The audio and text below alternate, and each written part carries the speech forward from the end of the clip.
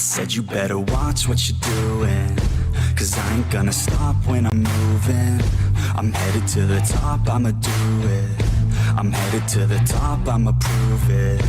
And I could go all night, I'm sick of being nothing. All right, I'm gonna be something. I'll fight with every breath, trust me. I'ma be the one at the top, you can't touch me. I bleed with every word coming. I would rather die than be someone who's nothing. I'm the type of dude who will not remain nameless. I'm the type of dude who is headed for greatness. I'm the type of dude who could really make changes, 'cause I'm the type of dude that's becoming contagious. I'm the type of dude that will always be ageless. I'm the type of dude that will always feel shameless. I'm the type of dude that they say is fucking heinous, 'cause I'm the type of dude that you know is fucking dangerous. You are absolutely right. The way he went about it was absolutely wrong. Like, so, like I said, I'm not of my Jewish hatred that actually goes. Other than the fact that why are y'all popping out of the sewers in New York City? Annunciation Catholic Church. You couldn't call it pronounced Catholic Church? Yeah, pronounce the Catholic. All right, so what's going on today? I was just about to back up, and I looked over, and there's a cart sitting right next to my door now, so I can't back up. I turn around, and I look around, and she's parked right next to me. Her car door is closing at that time, so I assume that she left her cart there. So I roll my window down, and I go, "Did you just leave your cart, like, right next to my car, so I can't back out?" She goes, "Yeah, I did." And I was like, "What's wrong with you?" I called her broke. I was like, "Move your cart, you're broke as hell. Like, what are you doing?" And she's like, "No, I'm not gonna move my cart." She started backing up, so I backed up as well, because I'm gonna go, you know, like. So you guys are like next to each other like this? We're literally right next to each other. So she starts backing up, I back up too, because I'm gonna go, get out of here. Well, at this point, she backs up, I back up in front of her, and then she gets out of her car, comes to my driver's side. She starts throwing her finger in my face, is pointing me, is actually touching my nose. So I knew she was about to get hands. She grabbed me by the hair after that and started punching me, and it's on video. You know, she's hanging on my car, hanging on me while I'm trying to drive forward, because we were right there. You said you got video? Yes. This is just from a bystander? Yep. So is this the cart you guys are talking about? Yes.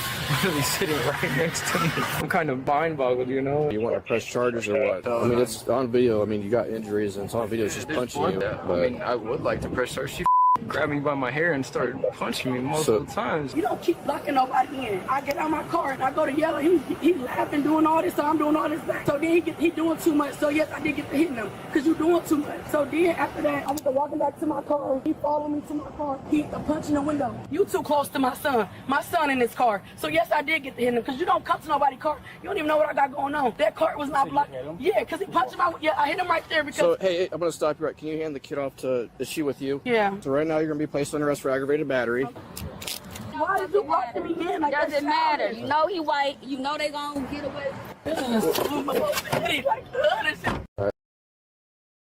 You know he's white. They gonna get away with you going to jail for assaulting somebody. What? I can't anymore. I can't. None of it makes any sense. It literally doesn't. Look, guys, we gonna be here for a long time tonight, all right? I got 3 for you.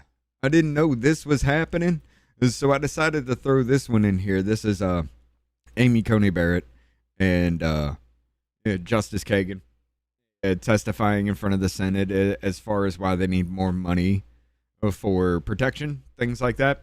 I didn't know this was going on, or I would have substituted one of the other ones, but I would have watched one of the other ones today. I didn't get that opportunity either. So we got 3 for you today. Buckle up. This is going to be a fun ride. And yes, I will be playing 7 days while I go through all this shit tonight, because this one's going to be rough. Let's get going.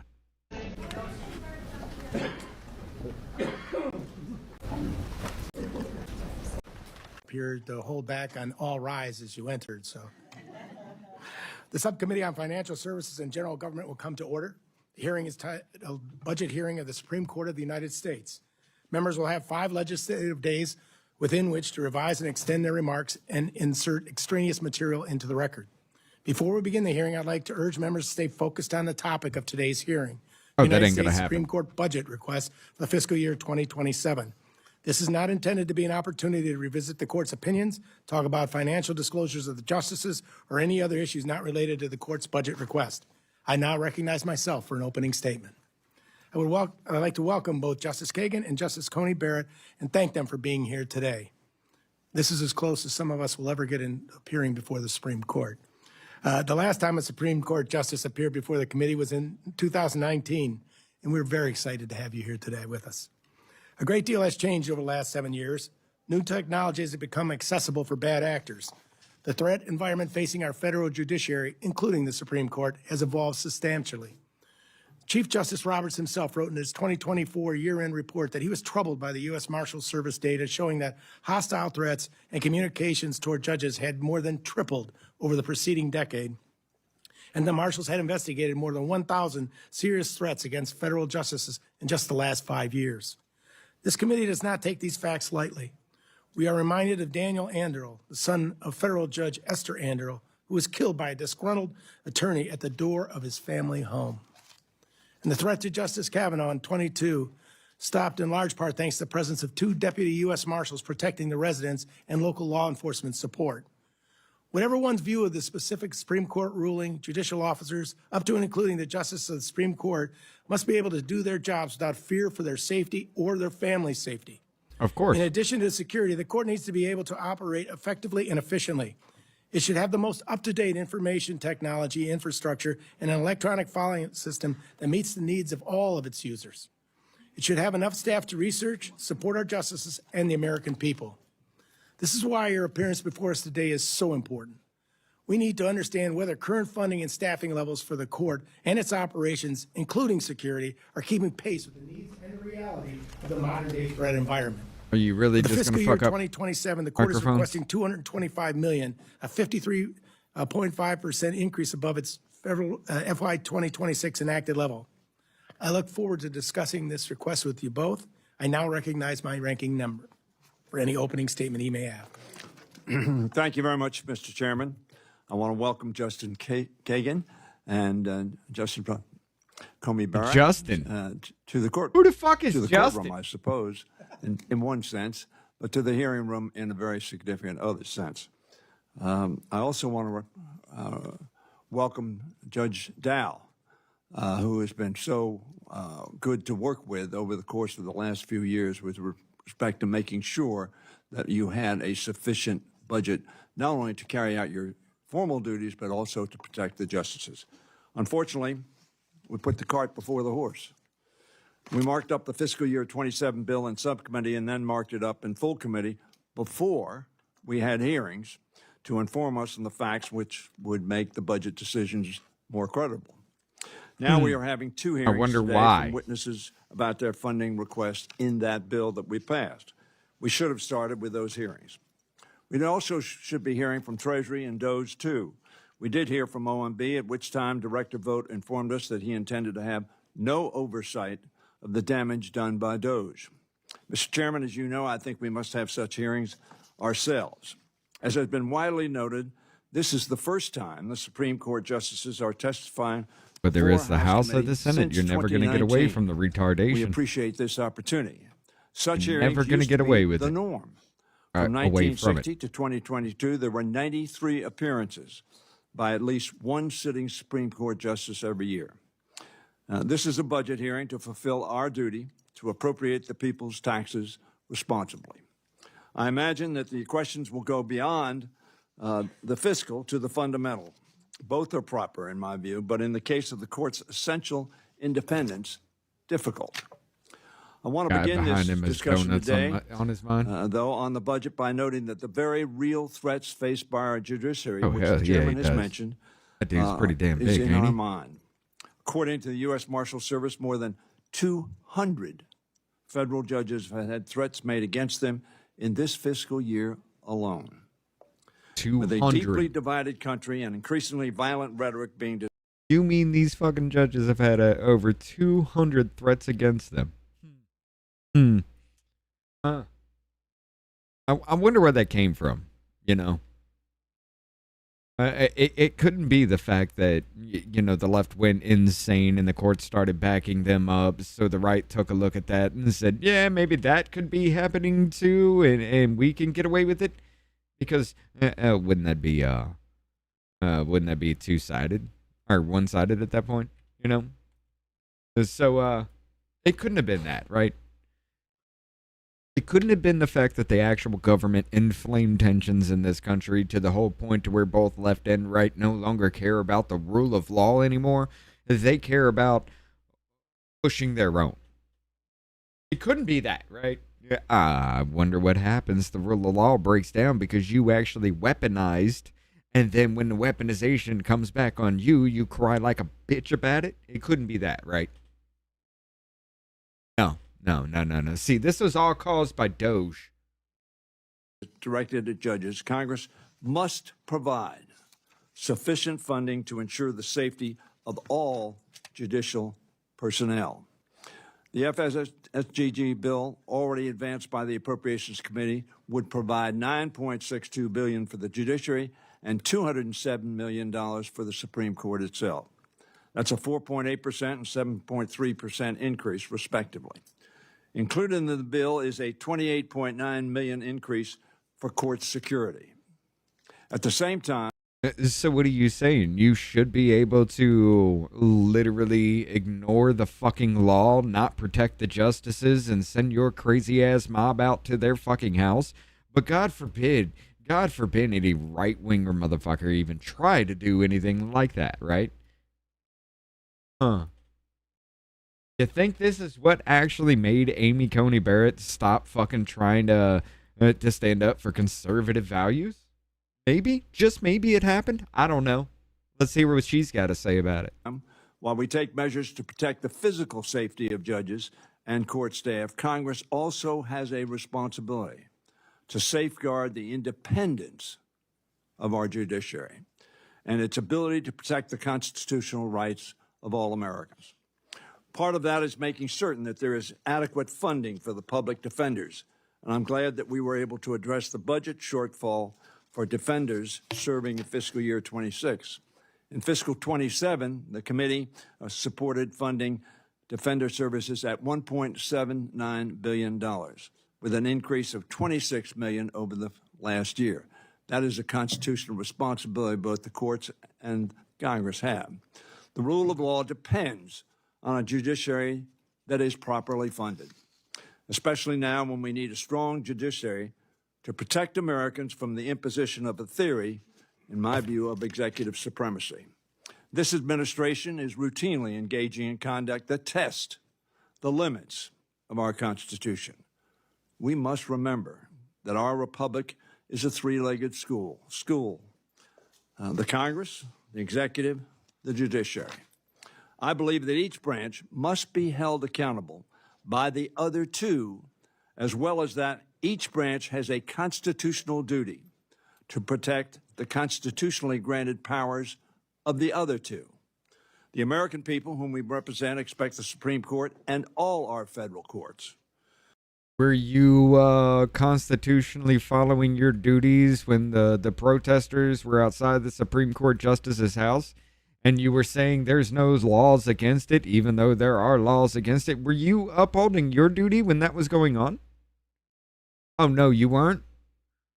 Okay, so why should everybody else be held to a standard that you yourself won't hold yourself to? I mean, it's kind of interesting, right? To play its constitutional role as a transparent and neutral arbiter of the law. Just as we in Congress must do our duty to hold the executive and judicial branches accountable, so too must the court carry out its responsibility to keep an overreaching executive or legislature in check without overreaching itself. Unless we overreach, then it's fine. I believe the court has a responsibility to guard against the executive subverting the Article I powers of the Congress from usurpation by the executive. That was the founder's genius of separation of powers and the assurance of checks and balances. That is how America's judiciary maintains the trust of the people and prevents constitutional crisis. As John Adams said, we are a nation of laws, not of men. Maintaining the checks and balances to ensure that precept prevails remains the difficult but necessary job of each of the branches. In doing so, each branch will earn the structural deference our founders intended, and they believed essential to perpetuate the democratic republic they so ably constructed. Justices, Dude, maybe you should read the speeches your staffers write for you before you come out here speaking, because this is horrible. And what you have to say today. Thank you, Mr. Chairman. You're fumbling on the basic fucking words. Member of our full committee, the gentle lady from Connecticut, Ranking Member DeLauro, for her opening remark. Oh, Thank God, you very this much, bitch. Mr. Chairman, and This bitch thank is you and insane. Ranking Member Hoyer. And maybe I'll start with Rosa may it please the DeLauro. court. May it please the Congress. Justice Kagan, Justice Coney, Barrett, welcome. Thank you so much for appearing before this committee today. The last time, as has been said, any sitting justice of the Supreme Court appeared before this committee was in 2019. And my hope is that this sets a precedent on the role of the United States House of Representatives. I fully appreciate the unique constitutional role of the court and the immense responsibilities each of you carries as members of our nation's highest tribunal. Judicial independence is fundamental to our constitutional system, and nothing about today's hearing should be understood as diminishing that principle. At the same time, independence does not preclude accountability. Cabinet secretaries, agency heads, and leaders of independent institutions routinely appear before Congress to explain how taxpayer dollars are being spent and to answer questions regarding their budget requests. And the Supreme Court should be no exception. Each year, Congress exercises one of its core constitutional responsibilities by appropriating funds for the federal judiciary.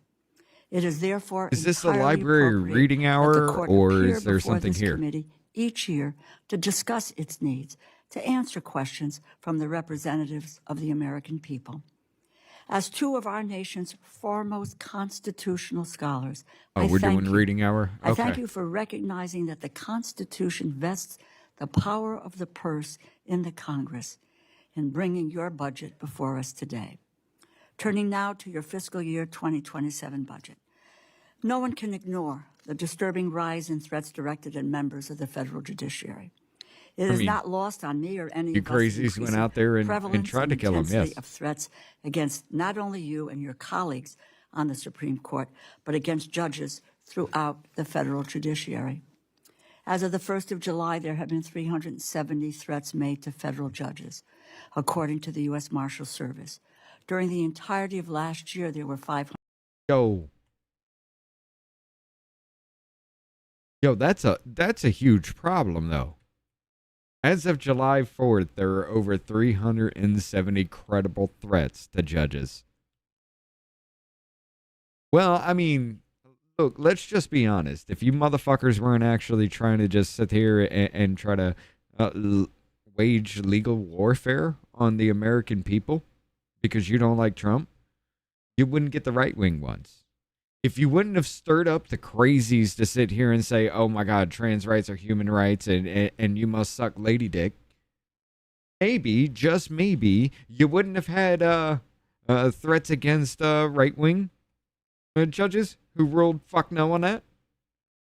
Maybe, just maybe, if you motherfuckers weren't insane, this wouldn't be happening right now. I mean, look at you. You were goddamn, what, 80-something fucking years old? Blue fucking purple hair. Every time you're on camera, you look fucking different. You look like the fucking witch from what is it, Snow White?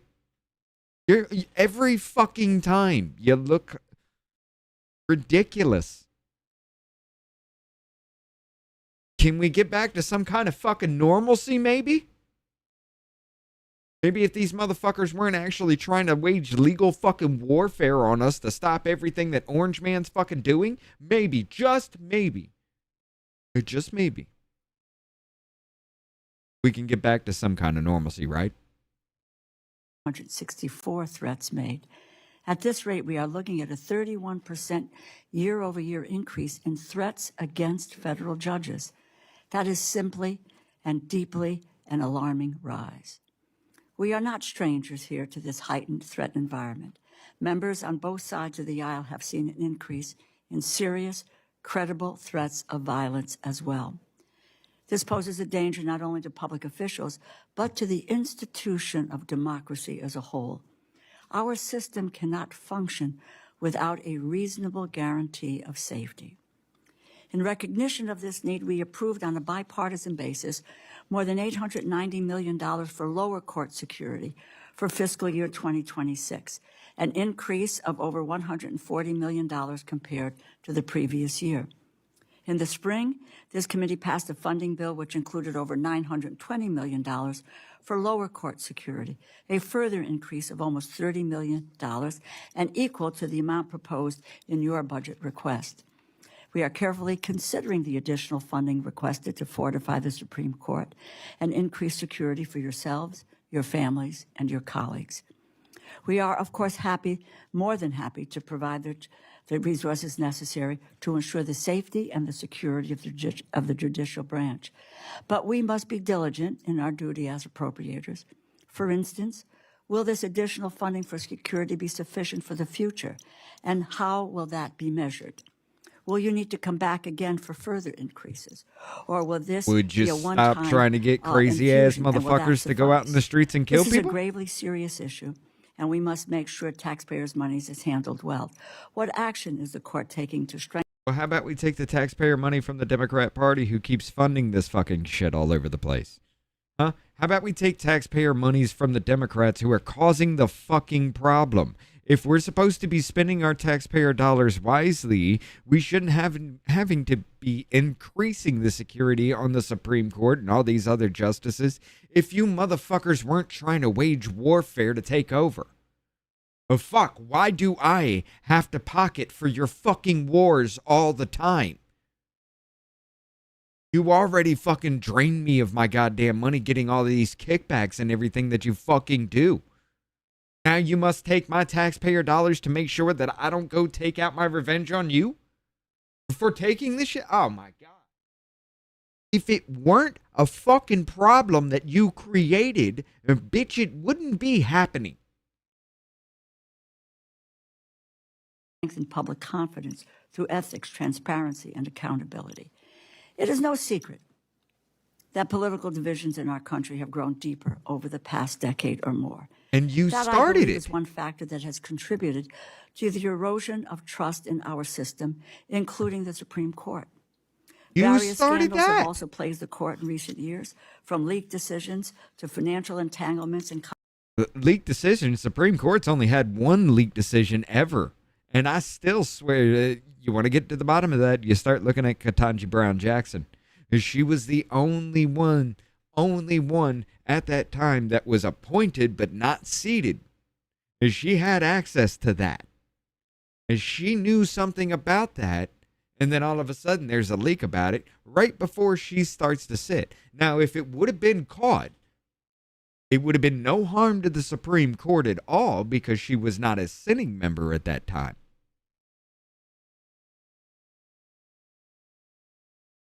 Makes sense, right? Let's start looking that direction. conflicts of interest, contributing to a growing sense among the public that our government exists to serve special interests and not the public good. The proportion of Americans who have confidence in our courts has declined from roughly 60% a decade ago to around 35% in 2024, according to Gallup. A democracy cannot sustain itself if the public has no faith in its institutions. We must all work to rebuild the trust of the American people that has been lost. To restore this trust, we must provide more transparency through increased financial disclosure requirements and a binding, enforceable code of ethics.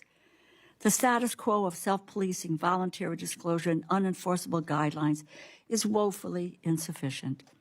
I say this to provide the public with the reassurance that they deserve that when a decision is handed down, it is the result of rigorous Constitution analysis, not private parochial interest.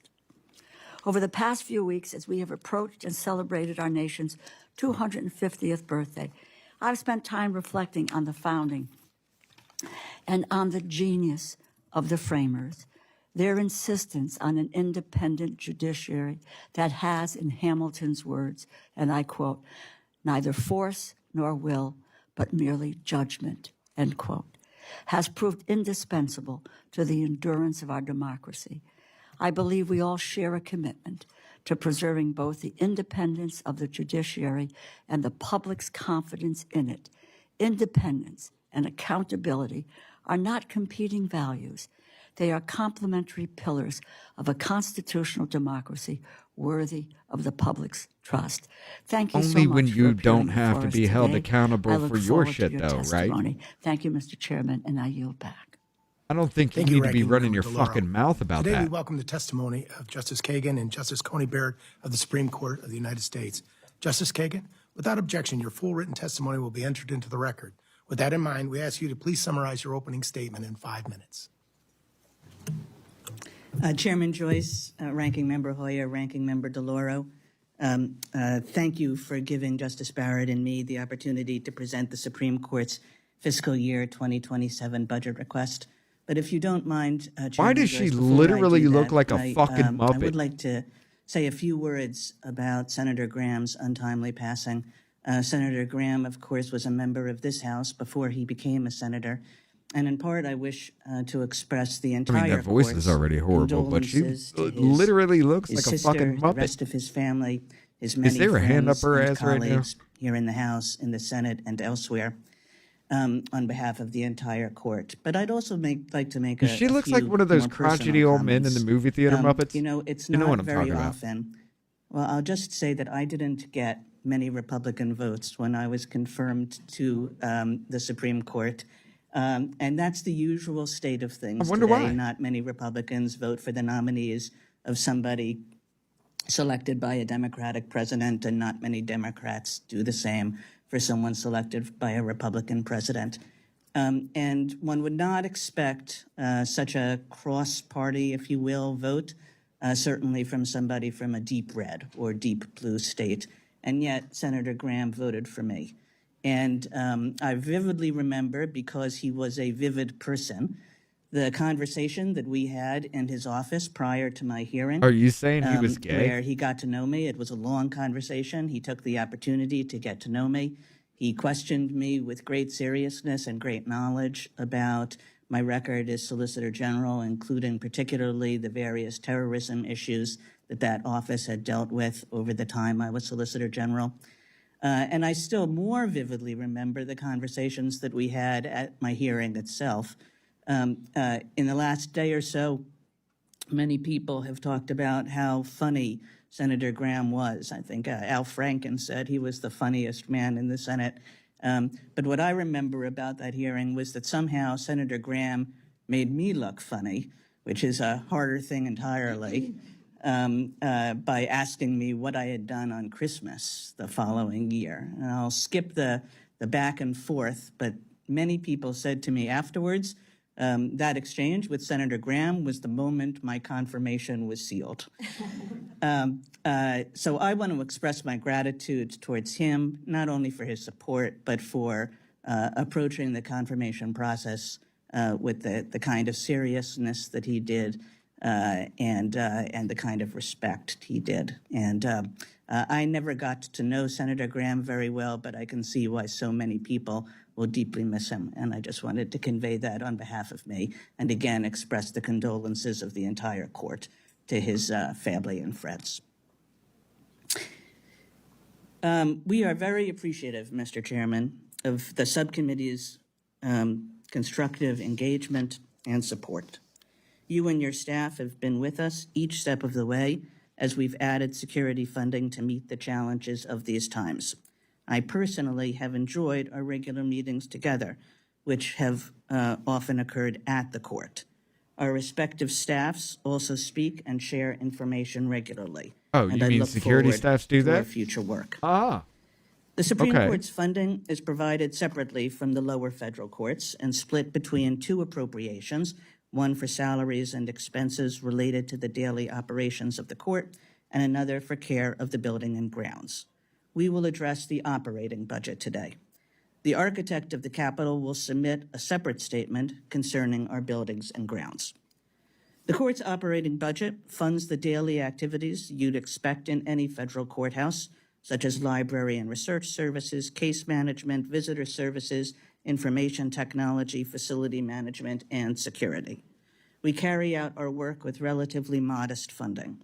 Our budget represents just 2% of the judiciary branch's total funding, which in turn represents 0.1% of the federal budget. Nonetheless, we take our responsibility as fiscal stewards very seriously. In fiscal year 2027, the court is requesting an additional $14 million, a 7% increase for salaries and expenses. Over the last 5 fiscal years, the Supreme Court's funding needs have grown on average 15% per year. Aside from annual inflationary increases, recent growth in the court's budget has been almost entirely for security expenses. The majority of last year's funding increase went to shifting the responsibility for residential security of the justices from the Marshal Service to the Supreme Court Police. I first joined the court in 2010. Our security was very different at the time. The Supreme Court Police focused almost exclusively on protecting the building, and our IT department focused on supporting the latest BlackBerry devices. I didn't have a security team of my own, and I was accompanied by security personnel only when I participated in work-related public events. We began expanding our security program in earnest in 2017, initially at the behest of members of Congress. We engaged government and private industry experts to evaluate our needs on an ongoing basis. We started by expanding personal security beyond the Chief Justice so that associate justices also received small security details, much too small as it turned out. As threat assessments called for larger details, and as overtime costs correspondingly rose, why did it turn out that way, though? For more officers, vehicles, and support staff. Come on, Kagan. As events at the Capitol and other federal courthouses revealed our building's vulnerabilities, we also added new physical security systems. When personal threats increased following the Dobbs leak, we expanded our residential security and threat assessment activities. Similarly, as online attacks grew in number and sophistication, we requested additional cybersecurity resources. Our strategy has been consistent across security functions, expand incrementally but effectively to meet evolving security challenges. We are not alone in this. Although orders of magnitude smaller, the Supreme Court's police department is modeled after your own Capitol Police Department. The two departments have matching pay tables and similar organizational charts. They work closely together on threats pertaining to the Capitol campus and beyond. They also face many of the same challenges, including officer recruitment and retention, and they have implemented many of the same solutions to address those challenges. Over the last 5 years, the Capitol Police Department's annual operating needs have increased 70%, a figure similar to the court's. For fiscal year 2027, Capitol Police requested a 16% increase. As neighbors, our two police departments will continue, I'm very sure, to work cooperatively together. Our respective departments' growing needs are obvious given current conditions. The Capitol Police Chief recently testified that threats against Congress are up 50% this year.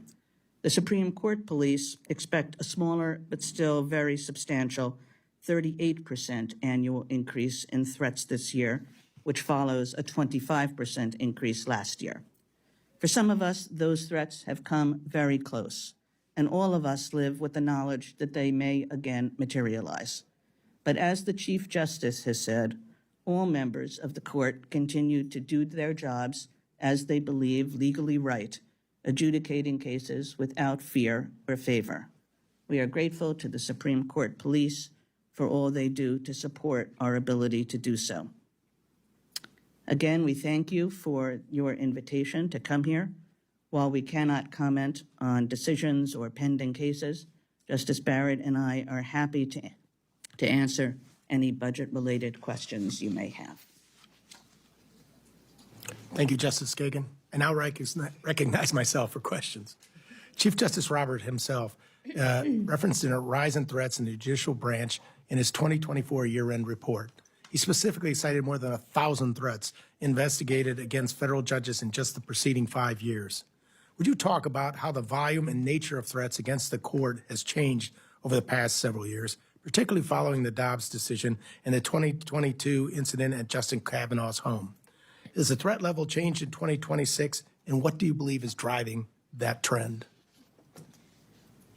The numbers, as you've mentioned, it was up 25% last year, on track for 38% this year, and those... Microphone, please. Good? Yes. And those statistics sound abstract, but being on the receiving end of them is not. So I thought I would just share a little bit about how the threats have affected me and my family personally. They have required me to, my children, to think about and see things that children should not have to see or think about. One example is when threats to my life were particularly intense a few years ago, around the time of the Dobbs leak. My security detail sent me home with a bulletproof vest, and I carried it into my house, put it into my bedroom, dropped it down on a table, turned around, and my 12-year-old son was standing in the doorway of my bedroom, and he wanted to know what it was and why I had it, and I didn't know how to respond because maybe I lack imagination, but I didn't expect that performing this service was going to put me in the position of explaining to my children what a bulletproof vest was and why I had to wear one.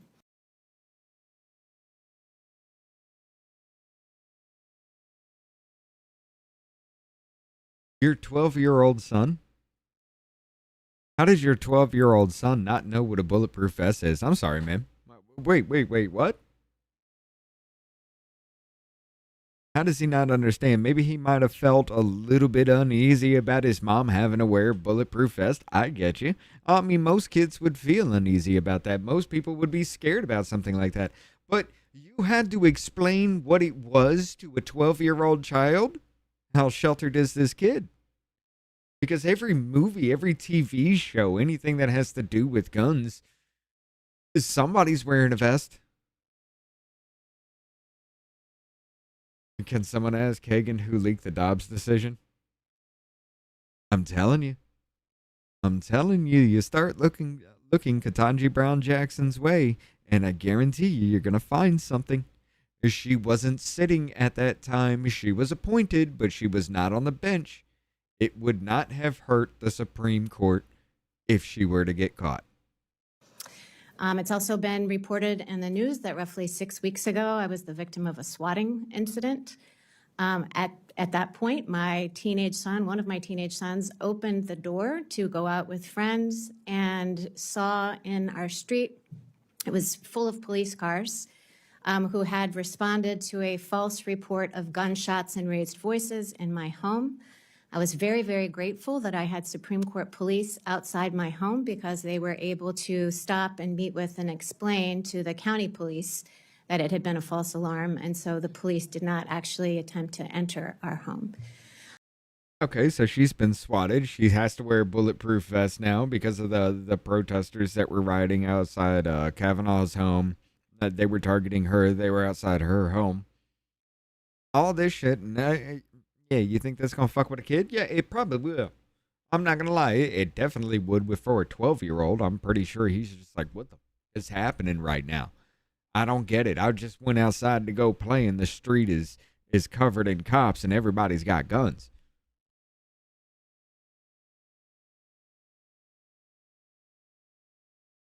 You think in any way this might have made Amy Coney Barrett biased in her decisions?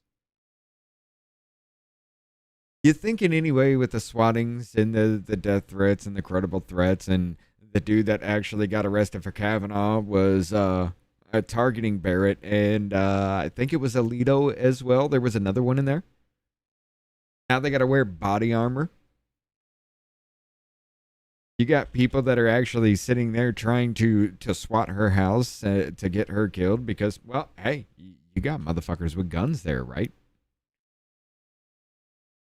You don't think this has any kind of bearing on anything she's been doing? Many of us, me included, have received threatening anonymous deliveries designed to intimidate and harass us. They are often sent in the name of Judge Salas's son, who I think, as you mentioned in the beginning, Mr. Chairman, is deceased because he was killed by a disgruntled lawyer who showed up at Judge Salas's home intending to kill her, but her son, 20 years old at the time, opened the door and took the bullet instead. Her husband, standing behind, was seriously injured. So I think the message on these deliveries being sent in his name is clear. As Justice Kagan said, federal judges across the country, throughout the judiciary, including the Supreme Court, continue to do their jobs without fear or favor, but the threat level is really high. Over the last few years, we've seen an increase in First Amendment-related activity around D.C., including the Supreme Court campus. The Supreme Court building itself has had perimeter fencing up at various points in recent years. What is the current state of permanent physical security upgrades to the building, and how much of this budget request is dedicated to capital improvements versus ongoing personnel costs? I think, go ahead. No, go ahead. No, feel free. Most of the money for this increase is personnel and not building arrangements. We have occasionally put up perimeter fences. We don't like that. We want to express a commitment to be open and transparent to the public, as I know other governmental institutions do as well.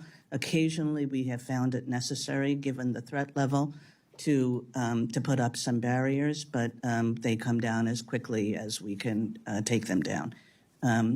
So some small part of the funding request is for building improvements, but mostly it's for security personnel. Protecting the court and justice involves coordination between the Supreme Court police, obviously, the U.S. Marshals Service, Secret Service, Capitol Police, and local law enforcement, depending on your location.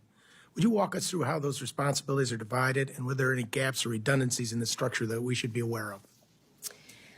We are primarily taken care of by the Supreme Court Police. When we needed additional residential security and the Supreme Court Police was unable to staff that, the Marshals Service did help us, and so our homes were protected by the Marshals Service. I might be wrong about this, 2 years or so.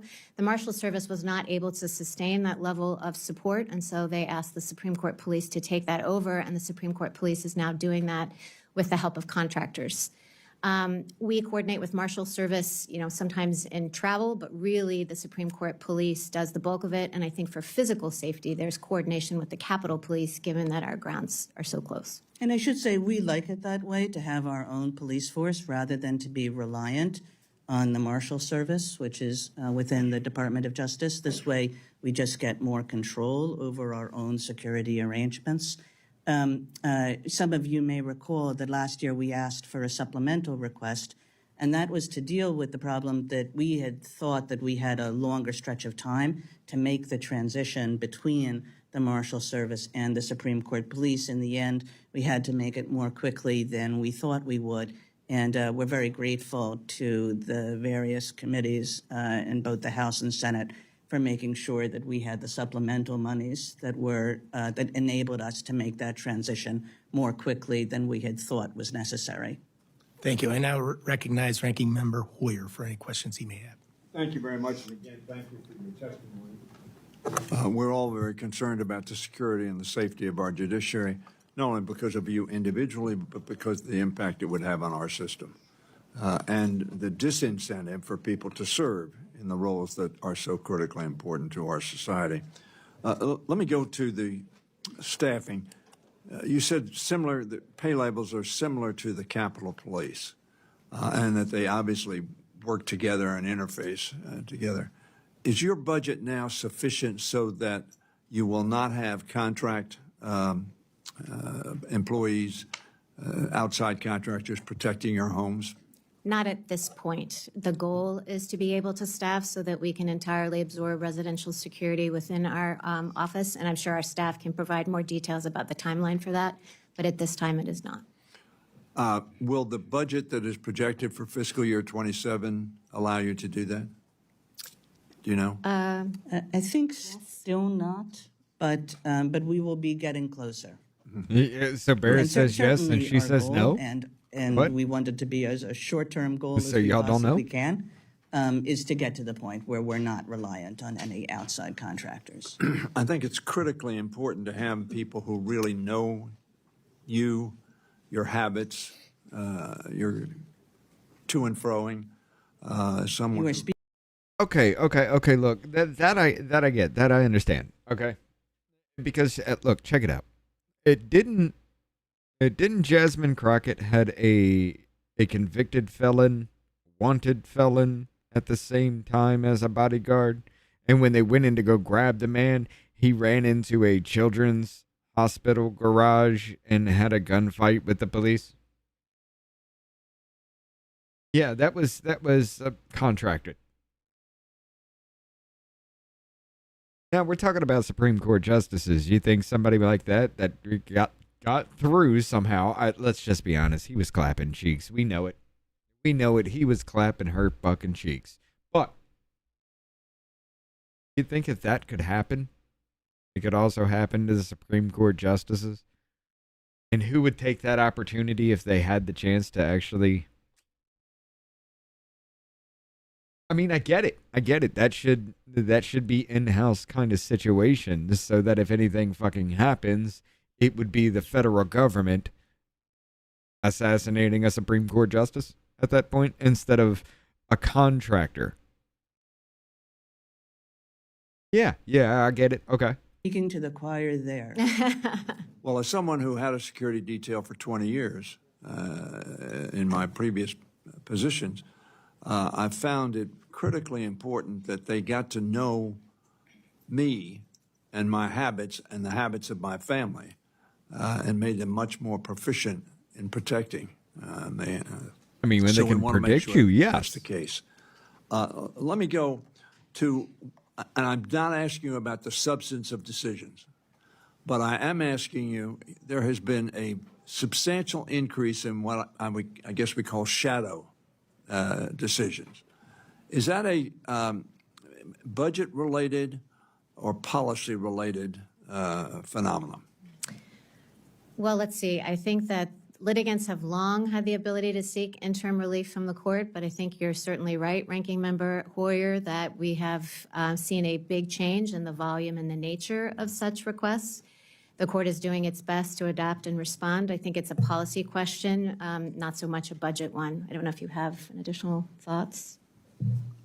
I'm sure there will be additional questions. Does that impact on the transparency which you referred to, not putting up fences so that people had access?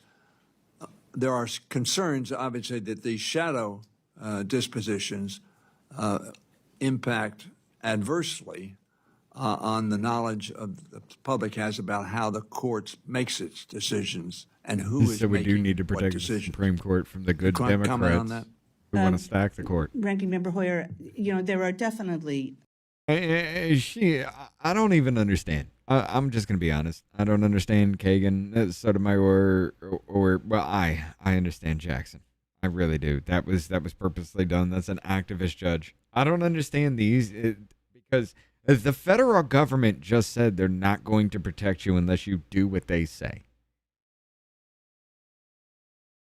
I don't understand why you are kowtowing when you literally are the head of the entire judicial branch. Judicial branch. I mean, you can literally set precedents for courts. You can set up or destroy court systems. You can do whatever you want to do with them. So why the fuck do you kowtow down to these people? I don't know. The Supreme Court is supposed to be the only thing that's not supposed to be interfered with politically. They're supposed to be apolitical, unfucking biased. So when you go up there and you protest outside their house and everybody tells you there's no law against it except for federal statutes that actually do say, yeah, this is illegal as fuck and you can't do it because they need to remain impartial. I mean, what happens when that crowd turns on you because you don't do their bidding? The same ones that went after Kavanaugh, the same ones that went after Barrett, the same ones that were going after Alito, the same ones that tried to get Clarence Thomas thrown off because he went out and had some fun with friends. But those same people, what happens when you don't do what they want? Well, they turn on you. And then you are their target. And the federal government said they're not going to protect you.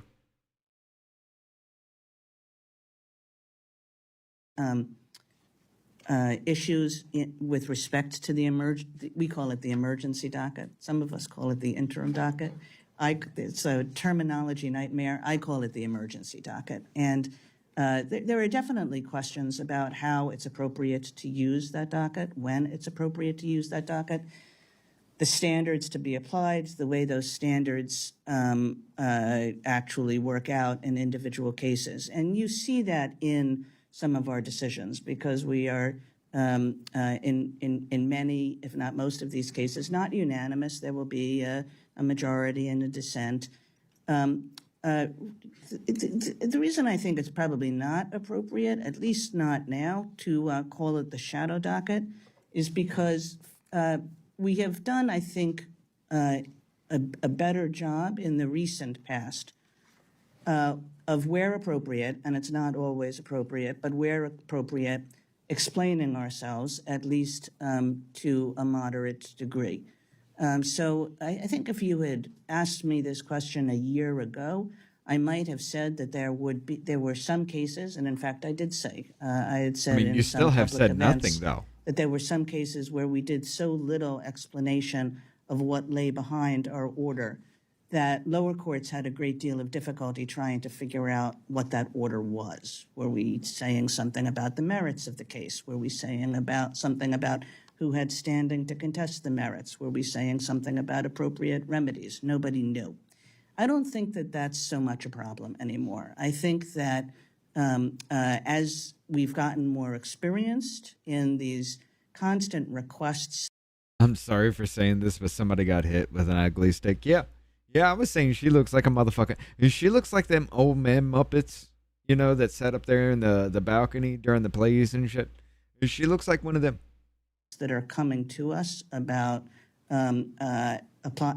requests for emergency relief, that we better recognize that at least sometimes there is a need for additional information. And we have issued opinions and Kagan was never a judge. She's always been in opinions accordingly. In academia. Thank you very much. Thank you. The chair now recognizes Mr. Amadei for Yeah, any questions he well, may have. she's a Supreme Court Thank justice. you, Mr. Chairman. To provide some context, obviously security is probably rightfully so at the top of the pyramid as we discuss the court and its budget. How's business? I mean, anybody know where you are? Anybody filing this, that? And you've kind of touched on it a little bit in response to Mr. Hoyer's questions, but to have an idea of how things are running in the machine of, well, we got 9 justices, and here's who comes to us, and here's what we're doing, here's what we're turning down, here's what we're accepting, just to have kind of a background context to this discussion about security. So however you want to address that, Sure. How's business going? Yeah, well, business as usual, or maybe not as usual.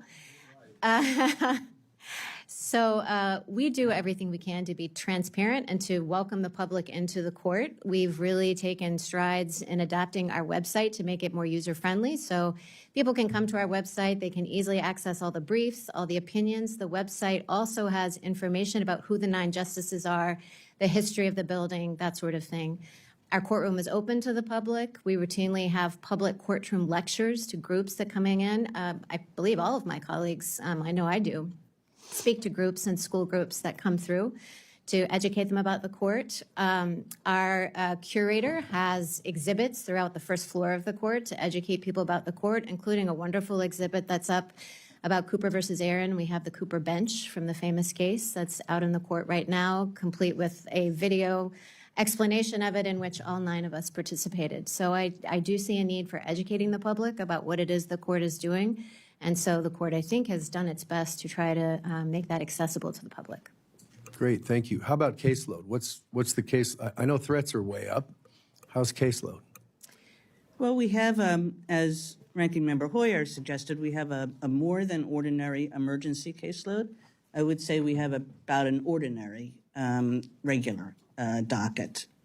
If you look back really a number of decades, our docket has gone down. You know, when I clerked at the court, so that was, I'm afraid to say how long ago, but in the late 1980s, the court handled about 140 cases a year. The court now handles, in terms of regular argument cases, maybe 70 cases a year, so a significant decrease.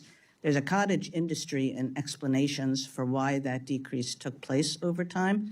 But for all the time that I've been on the court, we've been relatively stable. So the last 15 years or so, we're doing about, you know, maybe 1 year at 75, 1 year at 60, but something on that order. So we continue to hear cases every month and to always decide, always issue all our opinions before July 4th every year.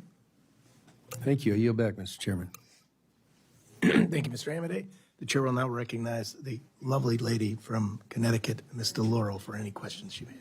Thank you very much, Mr. Chairman. And just a point before I get to my questions with regard to the exchange with Justice Kagan and Congressman Amade, it would appear that these are the court statistics. In 2006, there were 10,256 total cases. In term 2024, 45, almost 4,600 cases.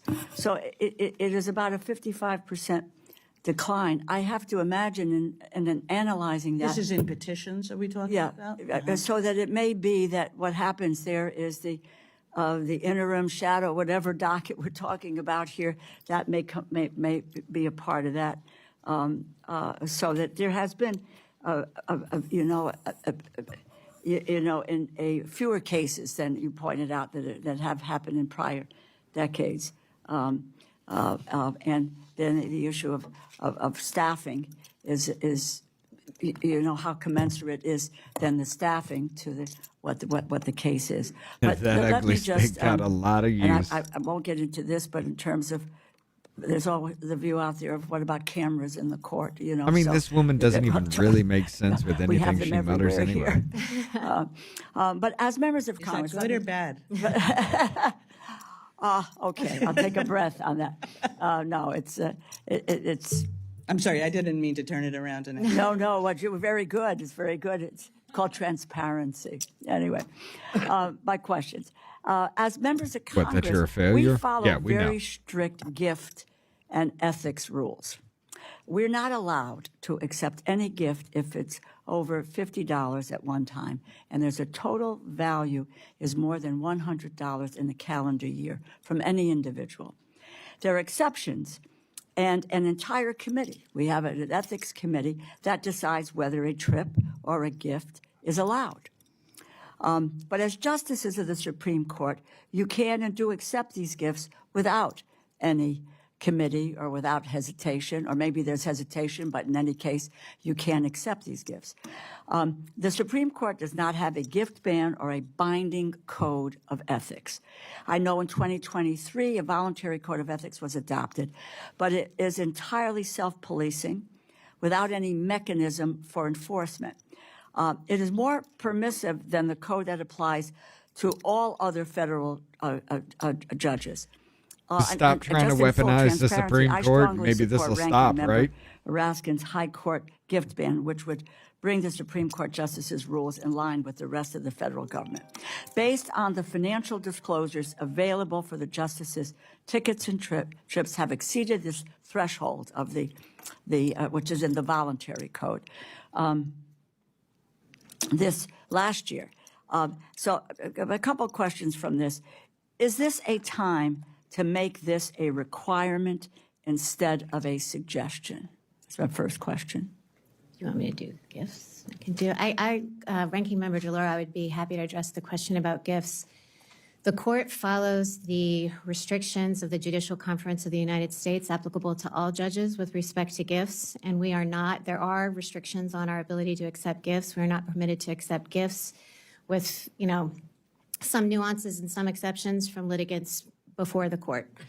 And any gifts that we do accept, this is by statute. There's a statutory limit on reporting that requires reporting of any gift. I think that the limit is about $500 right now.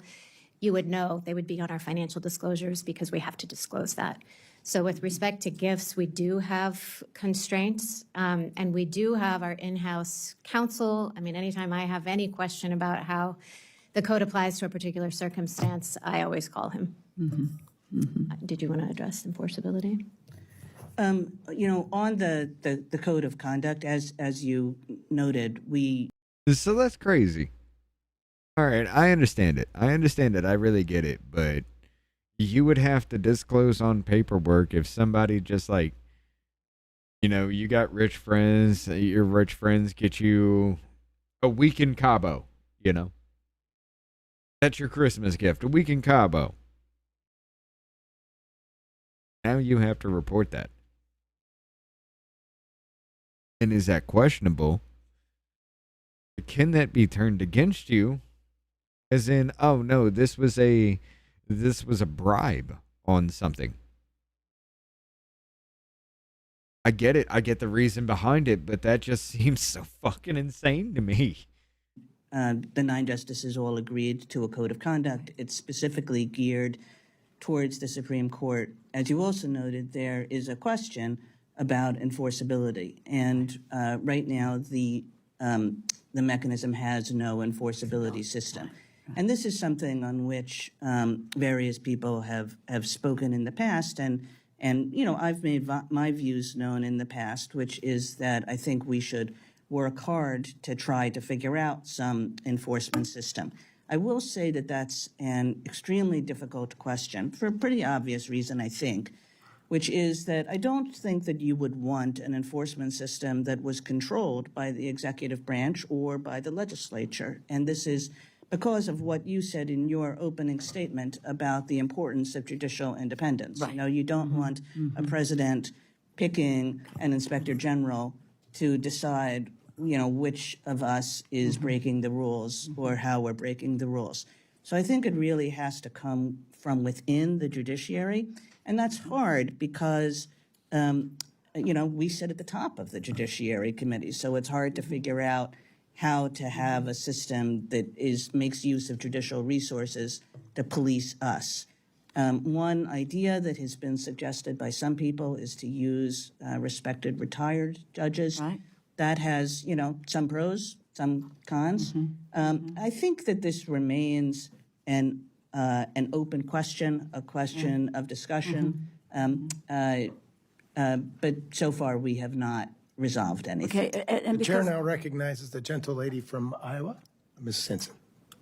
Oh, are you pissed because a man interrupted Good morning. you, ma'am? Thank you to both of you for coming before our committee today, and you were so welcoming to this full committee when we came over to visit with you a few years ago and to have some of these similar conversations about your security needs. And I'm so sorry you're having to deal with many of these same threats that members of Congress and our families also deal with. And Justice Barrett, you were sharing that story about your 12-year-old. My boys are 13 and 15, and so I've had to have some of those very similar uncomfortable conversations with them about our security posture, even in the middle of Iowa. So I am sorry you're having to deal with that. I think reasonable people can disagree and unreasonable people resort to violence. And unfortunately, that's where we are. And so I appreciate your comments on that. And no, you are not alone in dealing with those challenges, but it is unfortunate nonetheless.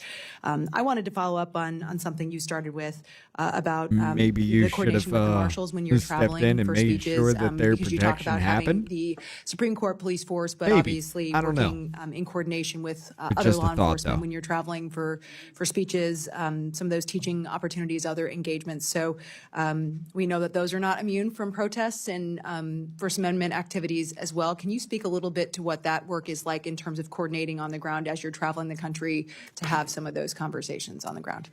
I think some of that coordination might be something we would have to say that if you wanted to talk in a skiff or with staff just about the operational details. But I think at a high level, I can say that when we are, appearing, say, at a university, there's a lot of coordination, obviously, between the university security staff and our security staff. The same is true whenever we're at an event with local police. There's coordination with local law enforcement authorities. And when we are interacting with other entities within the judiciary, lower courts or at circuit conferences, then there is a lot of coordination with the Marshals service. I think some of the specifics I'm probably probably don't know enough to speak, with specificity, but probably would have to say that would be like in a private meeting. No, absolutely. And I think happy to have a further conversation about that, because simply we just want to make sure that you feel safe as you're going out and exercising your duties to be open to the public, right? And have those conversations in a public setting. It's of utmost importance that you can do that and feel safe and that you're getting adequate law enforcement response on the ground, no matter where you're having those conversations. Speaking of recruitment, I just kind of wanted to talk about that as well, because you mentioned that you're on par with Capitol Police and many of the arrangements are similar to what Capitol Police are. We know that the court's currently offering a $60,000 hiring bonus for Supreme Court police. What up, Impal? Can you speak a little bit to the difficulties that you're having in recruiting top talent to take some of these open positions and where things currently stand with? Yeah, well, this is a tough time to hire police officers. It's a challenging Love recruitment Fest environment 2026. that maybe fewer people are. Well, I will say this, though. Throughout this entire thing, be the one. Usually we do. I'm bitching and complaining because every fucking hearing, it's all but Orange Man bad, Orange Man bad. Why are we not talking about what I want to talk about, that type of situation?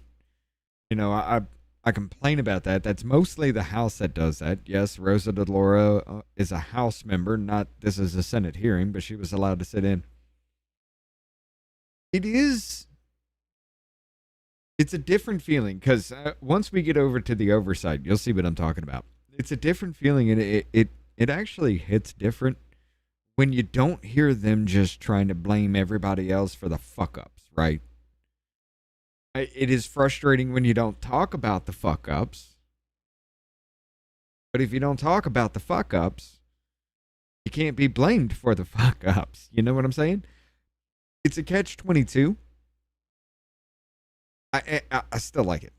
I still like it when it's just the facts, just the what needs to happen. None of the bloviating, none of the blame everybody else, none of the drama. Just, hey, what's really happening right now? I actually like this one.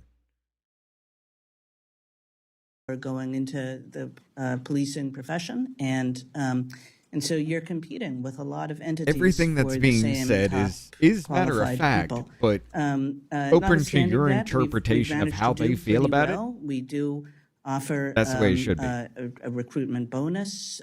We like to think we're a pretty good place to work, and we take great care to make that so. But it's a challenging time. Yeah. And how do you balance, obviously, that recruitment with some of the risks that, people very publicly see, right? And you're the face of that, obviously, in not only the decisions that are made, but obviously people come and see the court and people come and want to hear from you. How do you balance that recruitment with some of those risks in terms of getting people in the door? Yeah, well, people definitely come in the door. We are, we have many visitors to the court. We have a packed courtroom most of the time when Has anybody ever called you a Muppet? When we hear argued or cases. say you look like one? So I want to hear that story. Very hard not to let it interfere with the court's openness to the public, and we'll continue to try our best. See, this to is do why that. I don't need to be in and just office. to make I'd sure ask that that we question. have the security personnel, the security resources we need to ensure safety within an essentially public building. And just a question about, and maybe it's something that needs to be addressed in a SCIF as well, because you think about the limelight that's on you, and that may shift depending on a case that's being heard or a decision that's been offered. Do the number of officers or marshals assigned to you vary dependent on that limelight, or is the detail pretty consistent no matter who you are? We are each assigned between 4 and 8 members of a security detail, but in particular moments when the need arises, and especially if someone is under particular threat or if they're speaking more publicly, so they're more in the limelight in an event, that number increases and we're able to pull from other resources within the court. And over time, we'd like that detail number to increase. So if now it's 4 to 6, maybe 8 members of a security detail, we'd like to increase that over time when we get to our full staffing needs. And as Ranking Member Hoyer had spoken, and I know I'm out of time. I'm sorry, she does kind of remind me of Warwick Davis. I'm not going to lie. Looking at Kagan reminds me of Warwick Davis. WAR.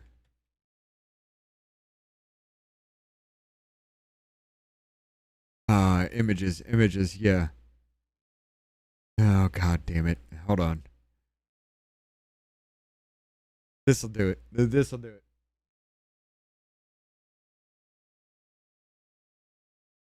Let me bring it full screen.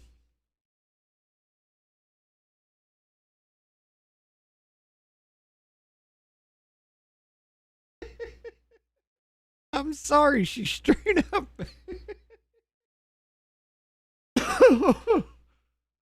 Oh. All right, let's go back. I'm being a dick now. Hi, Mr. Chairman. You know, these people get to know your routines, and making sure that you have people on your detail who are familiar with your activities is critical. So thank you, Mr. Chairman. I yield back. Thank you, Mrs. Hinson. Chair now recognizes Mr. Pocan. Are there any 5 minutes of questions? Thank you, Mr. Chairman, and thank you both for being here. I couldn't make our most recent informal conversation, but I remember a few years back, you both were very generous with your time, and I really appreciated that discussion. So thank you both for that. I think there's no question that any of us, there should be no partisan difference in wanting to make sure everyone's secure. We have our own challenges, as you've heard. I think holidays seem to bring it out for at least members of Congress, or in my area. At Christmas time, we had bomb-sniffing dogs. I was wondering if I was going to start having to have treats out there for them if they were going to be coming that often. My brother's a judge in Milwaukee County. He recently, there's a court trial over you someone sit there and laugh about that, but that's a fucking problem then, family right? court. So, you know, I'm glad you're here to talk about those security concerns, but I think hopefully you can tell we're like one party right now when it comes to this, and making sure that you have. You think they're starting to realize that we can actually get to him, though? Kagan and Delara are competing for who got hit with the ugly stick worse.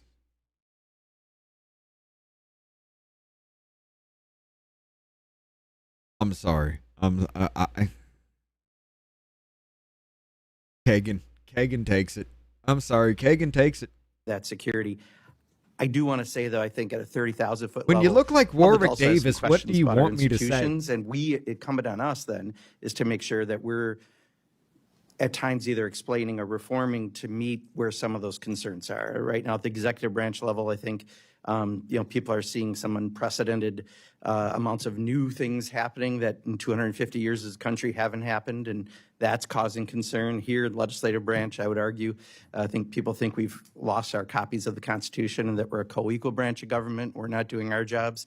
But I think when it comes to your branch, specifically, the two areas I hear the most, and I do a lot of town halls, are the shadow docket or emergency interim docket, and then the issue around code of conduct. But shadow docket's one I really like the explanation. I'm not a lawyer, my brother is, but the amount of cases that you took up last year were surpassed. This is 7 days. The last session were surpassed 63 on this so-called shadow docket versus 56 we're coming up on on the regular. In this and if you go back in history during and we're going to test out my base. Bush and Obama Solicitor General times, emergency relief was only done 18 times combined over 16 years, right? So this is a huge change in how this, and I'm going to use shadow docket because I'm a journalism major. I was taught to talk at 8th grade level, so everyone understands it. That's the vernacular I think people understand. But, these are. That's a damning admission.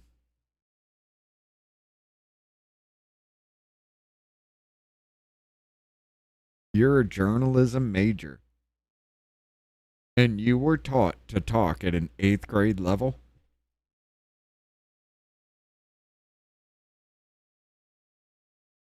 And no wonder we get people like Taylor Lorenz. I mean, they're the bottom of the slop barrel, right? So if you're taught to talk and write and think at an 8th grade fucking level, how the hell do you not get people like Taylor Lorenz and Abby Phillips and all these other people? Like, what the fuck? I dig. Yeah. It's diggy hole. I'm a dwarf. Anyway. They're not really fully briefed. They're not fully argued opinions in the same way I think that people are used to the tradition of the respected tradition of the court. They're unsigned, usually emergency orders, but that definition of what's an emergency certainly seems to have changed given the number of cases. It usually was elections or like someone was on death row when you dealt with this, and now It's about whether trans people can serve in the military, or cases that may not be seen by the public in. You know, the problem is, Impal, you're not wrong. You're not wrong. Look, check it out. Check it out. There were 30 schools in the Chicago area where not a single fucking child in those schools could read or write at grade level. You remember the school that Jamal Bowman was proud to be the vice principal of? He was always talking shit about it, and he's so great and everything, right? In that school, only 25% could read at grade level, and 32% could do math at grade level. You're not wrong, all right? I'm just... But it just goes to prove that our society is just full of mentally incompetent retards, so. The same way. Baltimore, so as I my recall, question was is just like help 0. me understand Yeah. this. Yeah, there's, I have a podcast, and we had a conversation on this with an expert one time, and they said a few suggestions they had. And let me run this by you, and if you just talk a little more about this so I can understand why the cases have gone up so much.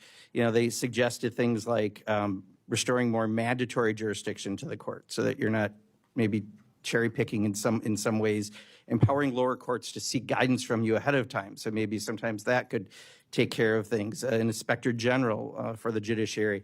Anything you want to talk about? Those are some things that came up, but I would like to be able to explain to people next time I have a town hall and people ask about this, why this rise has happened in areas that I don't think we really expected those cases. And while you said there might be a decline, I think just this Trump presidency alone, in 16 months, there's what, 34 of these? Maybe my number's off. If you're getting asked why, you're not paying attention at all. 41 in the first Trump full term. That seems like a rapid expansion of this. So I talked too long, but if you could address that, I'd appreciate it. Thank you, Congressman Pocan. I'll address something about the numbers. And I saw something about this in the news in the last couple of days. I'd have to sit down to figure out the numbers.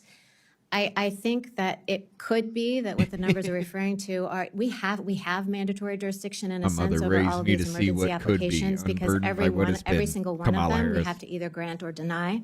So to the extent that we've disposed of, say, 67, I'm not exactly sure what the number is, some of those may be denies. It's not that there were 67 grants, but in every single case, we wind up doing something on the emergency docket because we've either denied relief or we've granted relief. So, you know, as long as we have that jurisdiction, we don't have the discretionary jurisdiction like we do on the merits docket where we have cert authority and we choose which cases to take. You were the one talking about on the emergency docket, it's like you just take all comers and you have to grant or deny these motions as they're filed. I didn't mean to suggest, Mr. Congressman Pocan, that the overall numbers had declined, just that there was a decline in the when we grant relief with no explanation, that we do that less frequently than we once did. But I think, you know, you've made some excellent points about the, there are downsides of using emergency it could be better, but hey, we don't get the kind of briefing that we ordinarily do. We don't get the argument that we ordinarily get, and we should consider those downsides when we decide how often to grant this relief. Now, I will say that the court, again, you know, as its question is like, why are all these people coming to us for this relief when they didn't in the past? I think partly it has to do with the fact that the court did grant some of these petitions, and then you encourage everybody else to bring them to you. And now it's become, you said, like, how's business? How's business? Is this the reasoning why you didn't take up Texas Texas versus Pennsylvania? Is that why? Or is it because you were scared of what would happen if you had to rule either way on that case? Because you knew it would light a powder keg both ways. Business is pretty good on this side because people see that there's at least a potential for us to grant relief, and so why not file a petition? And the court, I think, again, has and there are differences, so you won't there are learn from history. Among the nine of us, yes. We talk about this all the time. We got to make up history because it doesn't fit our needs. There's a dissent. But I think over time, we have at least tried to do better in important cases, ensuring that we have some degree of sort of regular-ish process, so that there are some emergency petitions. For example, the one that was just decided involving the Federal Reserve Bank, which we almost treat as though it were a regular case. In other words, we ask for argument, we make sure we get sufficient briefing to decide it. So occasionally we've done that, and that is something that I think we need to consider going forward as well. Thank you. Thank you, Mr. Spokane. The chair now recognizes the gentleman from Texas, Mr. Cloud, for 5 minutes. Thank you, Mr. Chairman, and thank you, Justices, for being here. It's great to see you again, and Senate, thank you for the opportunity. Cloud is we've house had again. to Okay, sitting speak in, with you about whatever. this over at your place a couple times over the last few years. Why the Most of fuck my ain't the questions have Senate been members here, addressed though? in those meetings regarding security. I did want to just point out that this is not just it's your personal security, but it's also the guess IT you systems remember that need to be reading it about updated. It's the cybersecurity that you're constantly attacked that's also being addressed in this as well. Correct? Correct. The cybersecurity attacks have been up, by magnitudes year after year. AI is, and the rapid advancement of AI is making that more and more possible. We haven't suffered the kind of paralyzing attacks that some of the lower courts have, but in seeing that has caused us to try to ramp up very quickly our cybersecurity protection. And so some of the funding that we're seeking is for additional cybersecurity experts who can. Let me ask you a question, though. Seriously. If we're really running off the shit from the 70s and 80s and shit like that, as far as like our infrastructure and our definitely cybersecurity, probably around the 90s and shit like that, where did all that money go that we pumped into that shit whenever they would ask for that shit? Where did that go? If you were never updating your shit, if you were never staying on top of shit, where did all that money go? And I'm talking about not just like, the Supreme Court. I'm talking about the whole of fucking government. I mean, you motherfuckers ask for $500 hammers when you're building shit for the military, but yet you're not going to sit here and upgrade your infrastructure, your cybersecurity infrastructure. That makes no fucking sense. Come in when we've tried to proceed very responsibly. We've consulted. We had an external review done by experts, and then we've assembled a tiger team inside the court to try to implement those suggestions, because it obviously impacts not only the independence of the judiciary, but their national security risks to having our systems be vulnerable. One of the big issues recently was the leak that happened, and the court was doing its best effort with the tools available at the time to track down the leak. I don't know if we've found the leaker yet. I don't think it's public. The Marshal issued a report at the conclusion of our internal investigation saying that we had not at that time. But right. yeah, she also said in that report that were additional evidence or leads to surface that they would be pursued. And there have been additional leaks over time, too, and this is something that all 9 justices take extremely seriously, because we can't do our business, we can't engage in confidential communications, which is the best way to operate, is to be fully open with one's colleagues about one's views. If you think that those views are going to appear on the front page of a newspaper, you pull back. You don't have the kinds of conversations that I think the court really depends on to I mean, do I great agree with work. her on that. And I really do. So, this is something that has frustrated all of us, and that we're continuing to make efforts to resolve. Is it your view? I agree with Justice Kagan on that, but the problem is you motherfuckers weaponized every bit of the fucking government. When you had control, House, Senate, presidency, you had Supreme Court fucking people in the Supreme Court going your fucking way too. When you had full control, everything was weaponized, and the only thing that held back was the actual the conservative justices until they were targeted. Like I said, you think all this shit didn't have any kind of effect on Amy Coney Barrett? The only one that doesn't seem to be fazed by this in any way, the only ones, are Alito and Clarence Thomas. Roberts, like I said to you guys before, Roberts was in that the hearing about birthright citizenship. He was actually sounding like he was just trying to argue against his own position. And I was just like, yeah, he's going to flip. he's going to flip. I know Amy's going to flip. Barrett will flip. That was made fucking completely obvious. But I knew Roberts would too, because it sounded like he was arguing against his own position. Like he didn't even know if this could be a real argument to make, instead of sounding as confident as he normally does when he argues for his position. If there was a police force that reported directly to the Supreme Court, that would include cybersecurity officials, I imagine, or any of the sort. Is it your view that they would be subject to congressional subpoena, or would that be a separation of powers issue? I don't think we are authorized to express a view on that. Okay. One issue I do think that Americans are concerned with, and it's Trump really was elected appreciative to have you there. I wish we could have more in an of these 8th grade because level. I mean, that is true. Of our that constitutional role, to be a check in a sense on, 12-year-old not necessarily on you all, your decisions certainly, but on the judiciary system. Is one thing that's really concerned me is what we've seen in nationwide injunctions. What we've Jonah, no, what I'm saying, okay, she said her son was 12. Okay. Yeah, he was 6 when she was seated, but she said he was 12 when she came home with a vest. And he asked, well, what is that? Ain't going to private school. Yeah, it's not going to come up often in class, but you're going to sit there and tell me you're never going to see a movie or a TV show or a music video where somebody's not wearing that? And then you see your mom wearing that, it's just going to be like, yeah, I know what that is. Come on. You're going to sit there and say your son, how sheltered is the child completely then? Because that's a concern in of itself, is it not? A 12-year-old doesn't know what the fuck a bulletproof vest is? I got a question. I mean, if that's true. Now, should he? No. But there ain't no damn way. Let's be completely honest. There ain't no damn way. You knew what a damn bulletproof vest was before, probably around that age. Well, before that age, I guarantee you. We had that shit running wild in the 70s, 80s, and 90s. Yeah.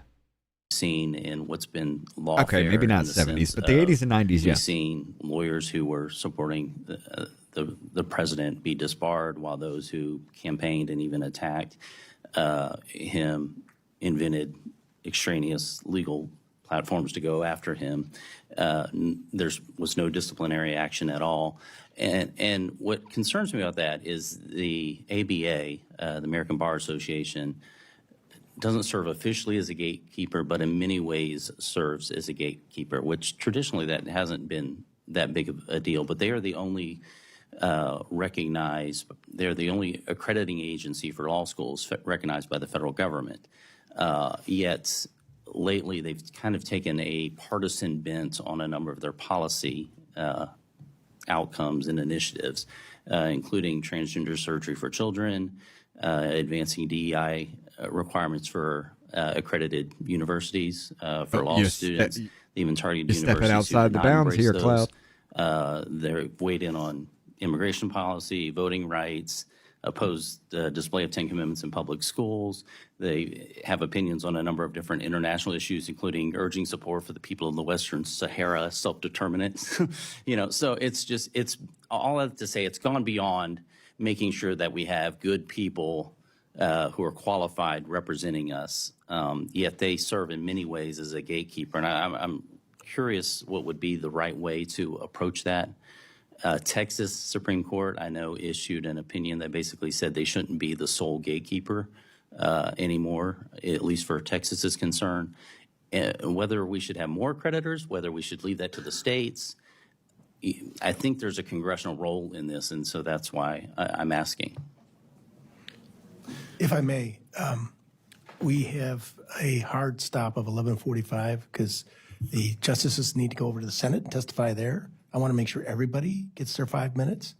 So, and if you can respond to that in very quick order, or we can move on to the next questioner. It's up to you. I'll say something very quickly. Each state is in charge of the admissions of bar requirements for lawyers, and so I think that lies with the states. Thank you. Now recognize the gentle lady from Washington. This is. Thank you, Mr. Chair, and thank you both so much for being here. One of my concerns with Congress's increase in the security. You know the weirdest thing, guys? I just realized something. This entire time, this has been on normal speed. I haven't sped this up. And it is a little bit slow, but it's normal pace.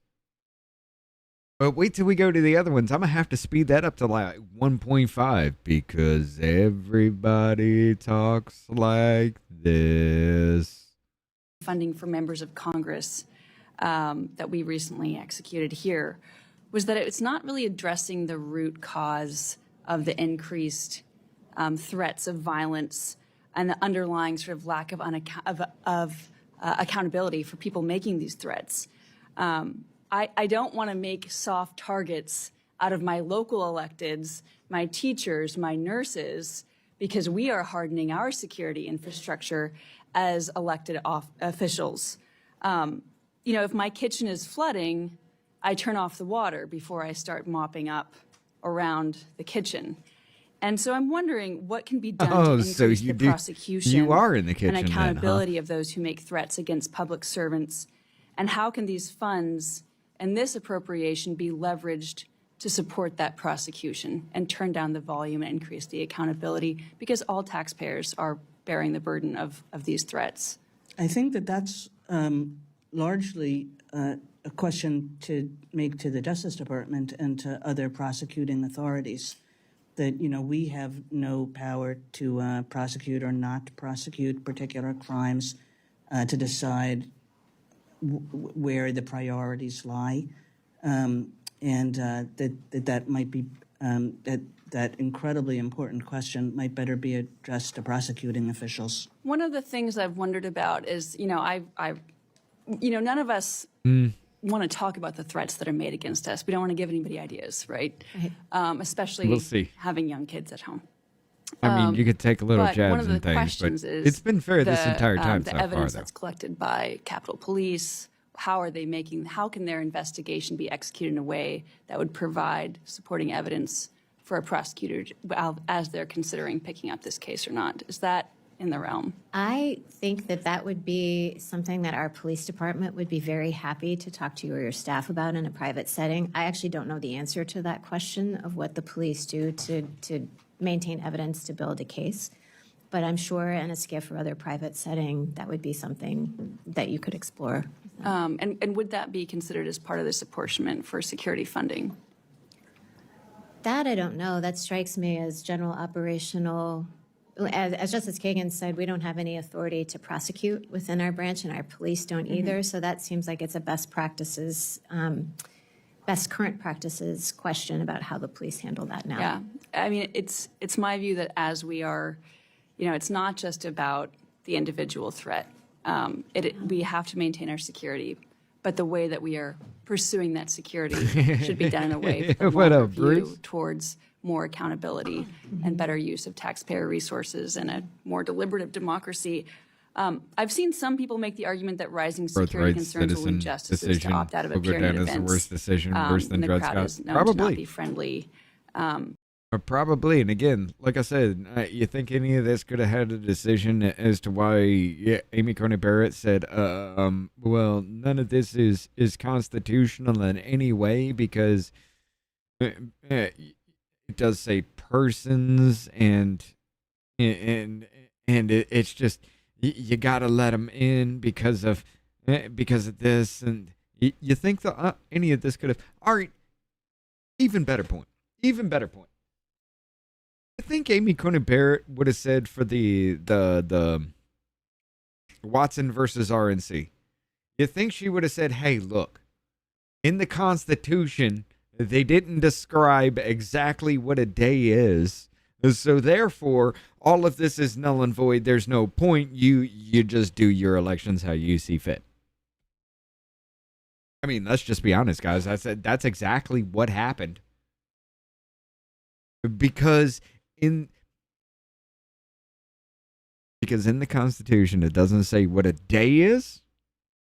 Therefore, a day could be indeterminate amount of time. And that was the fucking argument she made. Do you think there's any merit to that argument? And if so, how does I that guess they impact have the some credibility sympathy for of the situations institution, they all suffer with. as it continues to be viewed, rightly or wrongly, by many as increasingly partisan? I can say that personally myself, I've Dick Durbin, spoken we turn around at right many now events and ask that Cash I wouldn't Patel to describe open an as investigation. friendly. I like I've been beer. protested You a like lot beer. and spoken at events where I know protesters You're right. will I'm be. drinking beer. And that doesn't deter me from appearing, but if there were serious threats at You the know that ain't facility, gonna I've had happen though, to- Bruce. I've, Come on. I've encountered some of that before, then of course you can't remain out in the public place. And that's different. And I don't actually know, and again, this would be a question that perhaps could be discussed in a private meeting or a SCIF. I don't actually know how often that has happened, but I think when there are actually threats to life, then obviously the public event can't go forward. I think it's I'm presuming rare for a Supreme Court justice to have young children at home. I'm wondering, Justice Coney Barrett, if the allocation being made here for security is sufficient. It's not rare for them to have their provision of children at home. security services for your children. I'm very grateful for the residential security. I think that is the primary. I mean, that has just been huge for us. I think questions about the allocation of resources and the number of detail and that sort of thing, I think I would refer that to the SCIF as well. Great, thank you. Thank you. I yield back. Thank you for your questions. Yeah, I'd refer that to the SCIF. There ain't no way that should be out in the Thank you public. for being with us this morning. For any member of Congress, Close on time, I'm going to eliminate the niceties Supreme and Court get judge, straight to anybody. Questions. Hey, Does the that should not court's be IT public budget information. include funding for AI-assisted legal research or document review tools? And if so, what safeguards are in place to maintain confidentiality? I don't think that our review budget, that our budget includes a specific, appropriation for AI. I think that, this is a question that we're looking at very closely in terms of what our rules should be going forward, what the best practices in this area are in terms of how justices, how their clerks, how their assistants use AI, and make sure that it's used appropriately, but not used on where it's likely to create more dangers than anything else. Have you I don't identified know if my liver any can other take too much more of opportunities these to hearings. streamline administrative functions through It's technology, infuriating as or maybe fuck, even but it has shared been services? very eye-opening, especially The here court lately. is always seeking efficiency, and I think we operate on a pretty lean staff in terms of how our technology works. I mean, I do think that our IT staff works very hard to make things work efficiently on the inside. As Justice Kagan said, I mean, I know a lot of corporations and maybe Congress too are turning to AI to gain efficiencies, and we're not there yet because of the risks that AI could present, but it is something that we're studying. And, perhaps AI seems to be infiltrating everything, so I'm sure at some point in the future. it I will resist be at the court, using too. the letters AI. It's so abused. I'd rather just say new technology.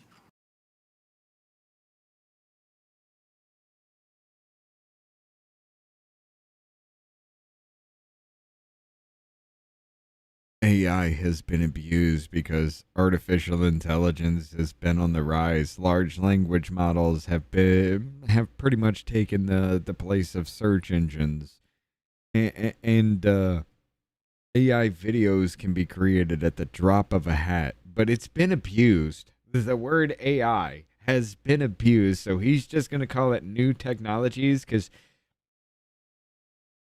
How much you want to bet this motherfucker doesn't even know what AI stands for?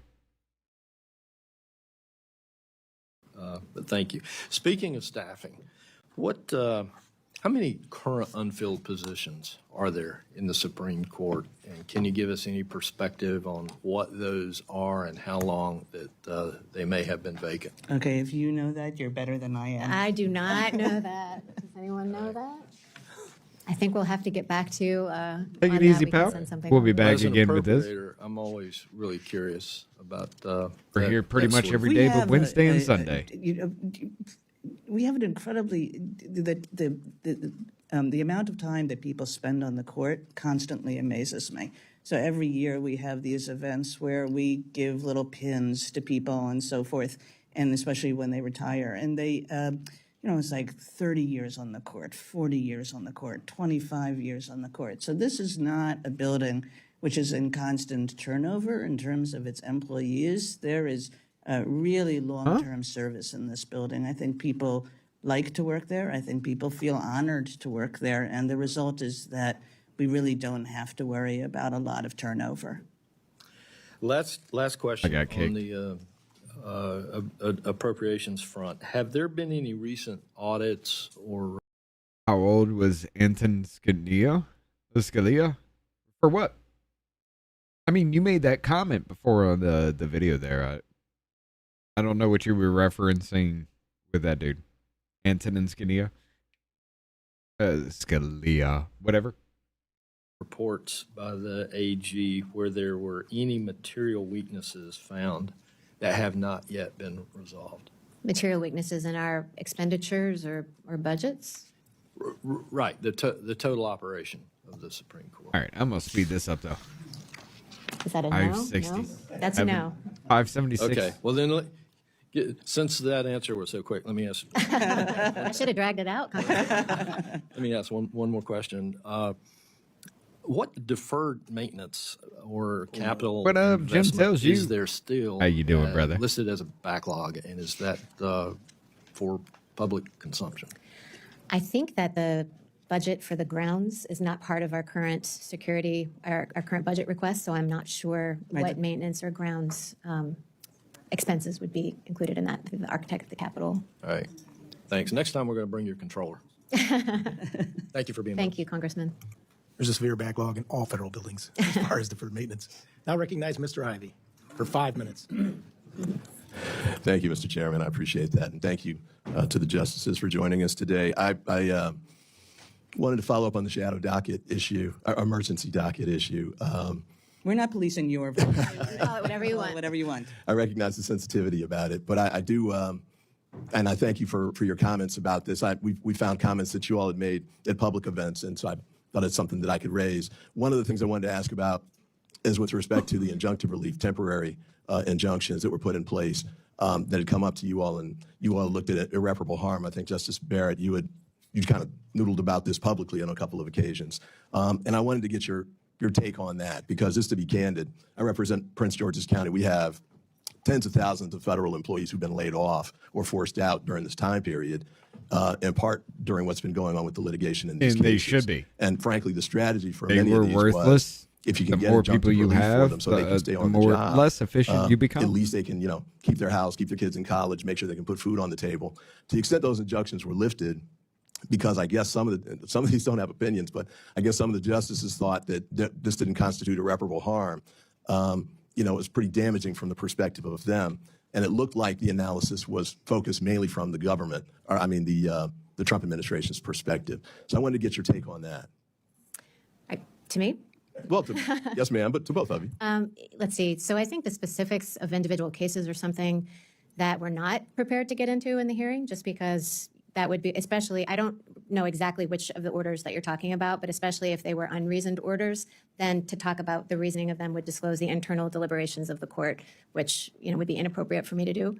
I would say that in our opinions, including in our emergency docket opinions, we lay out the factors that are considered. How old was Antonin Scalia when he was in murdered? Considering grants of emergency relief, and irreparable harm is one of those factors, as is likelihood of success on the merits, balancing of the equities. And so I think the factors are laid out quite plainly, how they apply in any individual case, or how we have applied them in individual cases. I wouldn't want to. That's fair, but I'm not asking specifically for. He died of natural causes on February 13th, 2016 at the age of 79. Official cause of death was a myocardial infraction, a heart attack. That is kind of common, though. Alleged foul play emerged due to several unusual circumstances. No autopsy was performed at the family's request. The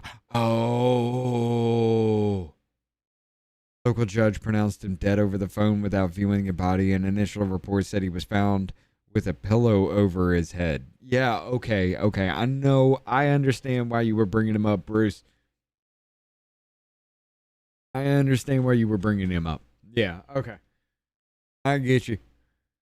Individual cases. Is there a general approach from your perspective? This has Because you been did lay going out on irreparable for a harm as fucking one. while. And I think you also mentioned in one of your September 9, 2025 speeches that you did look at it from the Trump administration's perspective. Go ahead. Please finish. I wanted to see if there's also a view from the perspective in this instance is the plaintiffs who, or the parties who were Pulling down government Barrett. employees or whoever who were on the opposite side of that. Okay, I now understand your question. Yes, those factors, they're from a case called NCAN. Those factors, it's built into the test itself that you Right. gauge irreparable It's harm, not that he's likelihood of just success, trying and the to merits rage about from the point of something view in- of the applicant. So in if it other were the employee, hearings, the favor of right? the applicant, it would be the irreparable harm to the employee of not receiving the relief that they seek. If the person who seeks emergency relief is, say, the government, then it would be evaluated from that perspective. That's just built into the test itself, which is in the opinions in the cases. I do think, though, that the test also has room for what we call the balance of the equities. And that allows you I to mean, if take these into people don't consideration die also old, I'm gonna what's start going to happen to questioning. the You know what I'm non-applicants saying? in any given case. Now, again, how that happens and, is I'm sorry, if somebody as young as Anna Paulina Luna drop fucking dead, then I got questions. I mean, you got Lindsey Graham who just passed the fuck away. The dude's, his whole family has a history of heart disease. He knew it was fucking coming, and everybody's like, oh, Russia did it. No, Russia didn't. No, in no way. Nuh-uh. This motherfucker knew he had a ticking time bomb genetically, just like I do. That motherfucker knew what was coming. That was natural in every way, and everybody's just freaking out. Oh, why did Russia send missiles over and bomb that factory and the hotel? Dude was already gone. He had already left Ukraine, which means those missiles that were fired over there weren't fired to kill Lindsey Graham. They were fired to send Ukraine a message saying, hey, you know that motherfucker that's publicly called for my execution? Yeah, don't put him on my fucking border again. It just so happens the dude comes back to the States and then drops dead. So roughly not too long after that, it does kind of look suspicious, but they're throwing caution to the wind here. I don't think Putin did it. Especially seeing as how all this shit with Iran has helped fucking Russia because they have benefited from the oil. We have a new trade route that's opening up in the Arctic. We are set, if we take Greenland, we are set to control that side, our side of it, and Russia's the only one on that side. I don't think they're going to sit here and do something that's literally an act of fucking war out in the open. I don't think they're willing to do that right now. Because they stand to make shit from this shit that's going on. No, I don't believe any of that. But I will say the timing is a little bit fucky though, right? It's a different question. True. Excellent. And just other quick point on that front. For example, NIH, I want to ask you to answer this about the particulars of it. But Look at it. Oh, this is fucking amazing. Bruce Rice with the 20 gifted subs over there on YouTube. He got himself. He got Jim Tells You, Data Junkie TX, Eric's Bright, 1742, Eric Bright, Mike -PR. I'll just call you Mike. The Ophesus Baker, Granny 07, Jimmy Edwards, Platinum Warthog, The Gaming Mason, in Eden, Jeremy Elliott.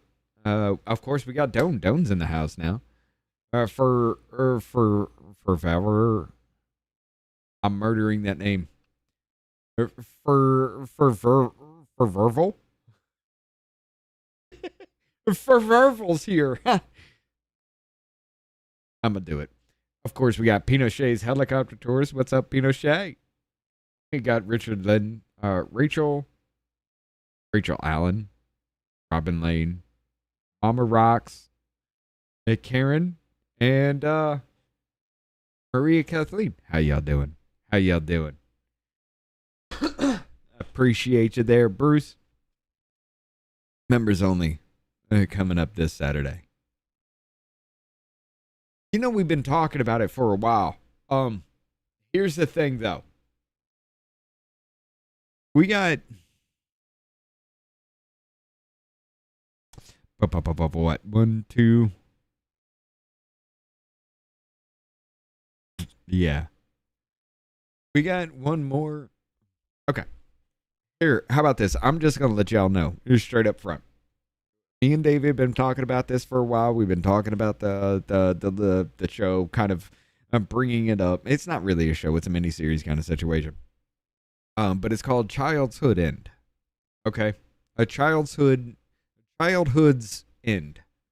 All right, what it is basically aliens come to Earth. They make everything for humanity better. Humanity doesn't have to suffer. They don't have to care about shit. They stop progressing. They stop doing everything. And people start catching on. They ask the aliens why. Turns out the aliens look just like Satan. And people still trust the aliens after the fact. And they capture one of every animal or two of every animal and then two of every children and then just took them the fuck up and sterilized humanity and let them die. It's a 3-part series. We're going to watch the entire thing. This Saturday is part 1. Next Saturday will be part 2. And June 1st will be part 3. So, yes. We got that going. We got that planned for you guys. Buckle up because this is actually going to be a good show. You all are going to have to want to watch that. But it will be on the Rumble side because YouTube's not going to like it.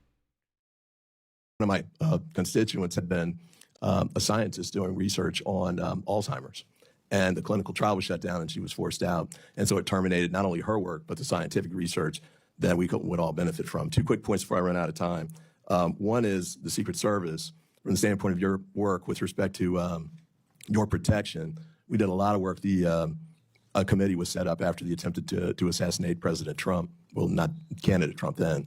And there were a lot of deficiencies found, frankly, by what the Secret Service had done. I think they've improved what their work is. I'd encourage you to have your police team do that. And then lastly, I know you answered with respect to Mr. Pocan, the ethics piece. 5 minutes are up, please. We'd love to hear about what's going recognize Mr. Alford, please.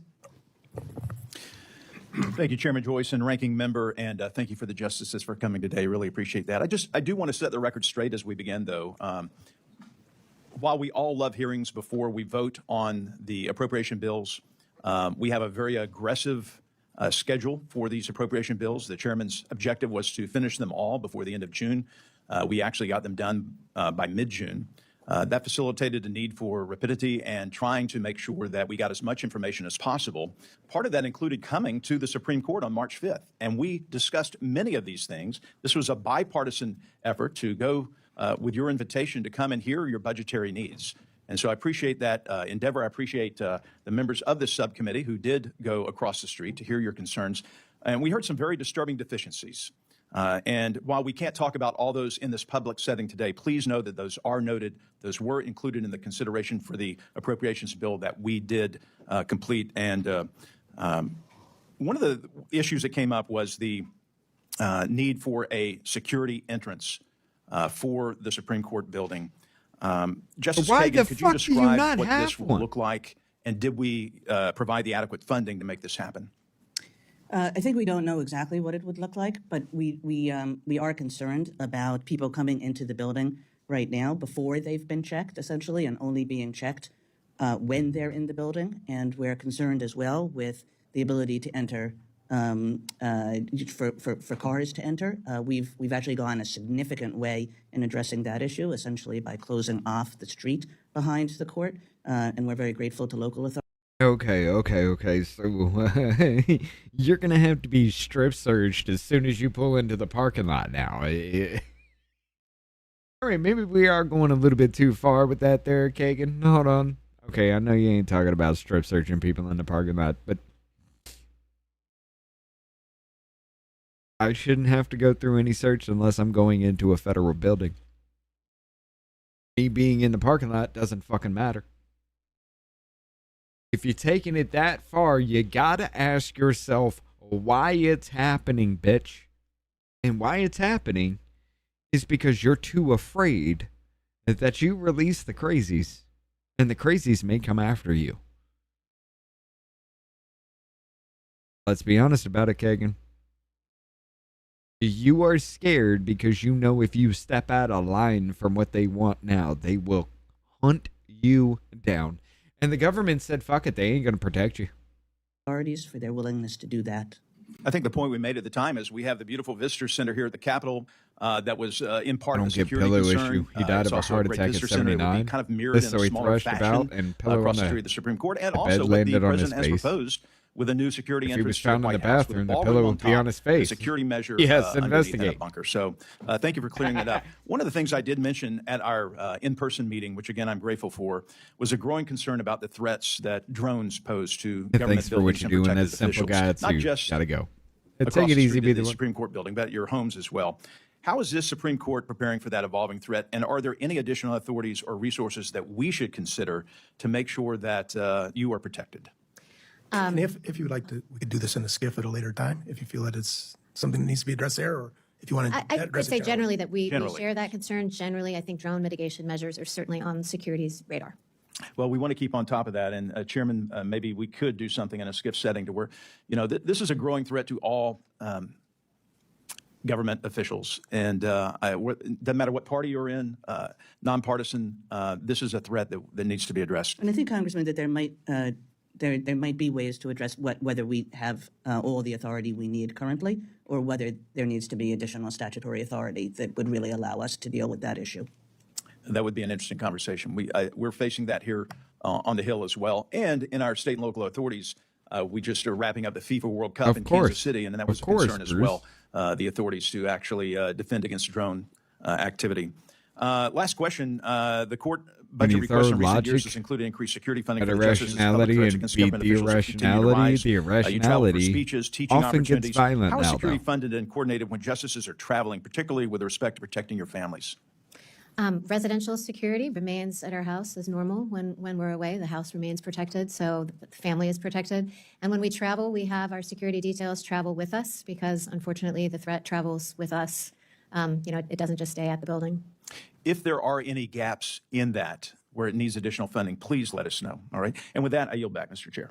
Thank you, Mr. Alford. The chair now recognizes the gentleman from Georgia, Mr. Bishop, for 5 minutes.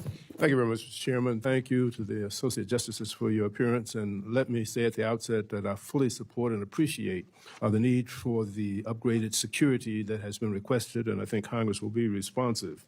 The Supreme Court contracts many of the security services, and for example, you contract with the Chertoff Group since 2018. The services it's provided include consultation on protecting your homes and review of the Dobbs leak investigation that was conducted by the Marshals office. In addition, the individuals who man the magnetometers at the court entrance are not members of the Supreme Court Police, but they work for an outside firm. And each of these contracts can run into the millions of dollars, yet the court does not have the same contracting obligations under federal law that other parts of the government do. In the interest of transparency, would the court consider publicly listing any contract that it has with an outside firm, security or otherwise, whose annual value is greater than $1 million? I think we have, Justice Barrett and I have not considered that question or addressed that question, so I think we would need to go back and take it to people who have thought about that issue more. Okay. All right, but let me switch to another more policy-driven concern. As of July 10th of this year, 75% of President Trump's appointees to the circuit and district court judgeships over the combined course of his first term and the current term have been men. Additionally, 84% of the appointees What the fuck's that got to do with their security, sir? And we're looking across all of the active circuit and district court judges as of July 10th, regardless of which president appointed them, nearly 60% are men. Additionally, 66% are white. Can you both speak to the importance of having a diverse...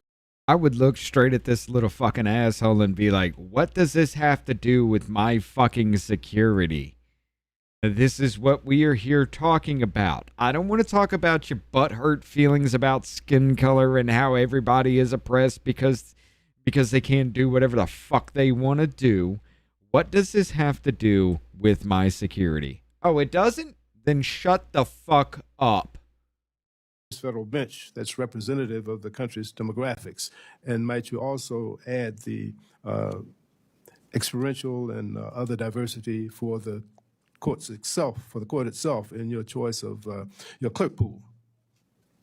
Well, I'll take the clerk pool, if that's okay. We all run our chambers differently, and each of us hires for himself or herself, and so I can really only speak for myself on this. I value diversity of all kinds. I value diversity along the lines that you mentioned. I value diversity in terms of backgrounds and views, and to make sure that I get all different kinds of backgrounds and experiences when I'm talking with my clerks, in particular. And I've found over the years that that's perfectly possible to do. The standards for a Supreme Court clerk are very high. It requires outstanding law school records. It requires 2 prior clerkships, usually maybe 1, and judges who think very highly There's of the your person. identity politics. Sometimes now we're Every time, looking at yes. people who have worked Every in other fucking jobs time. before They come can't here. help it. And we still have more qualified people, more exceptionally qualified people than any of us are able to take. And I find over time that that it's I call it's bullshit good to on have that, though. diversity of background and experience, and that is very possible to do given our applicant pool now. Thank you. Very quickly, I'm told that most of the justices and their clerks read your briefs electronically. So I just want to ask why the court requires the litigants to print and to file 40 copies of their briefs in most instances, which can sometimes cost them up to $10,000. Are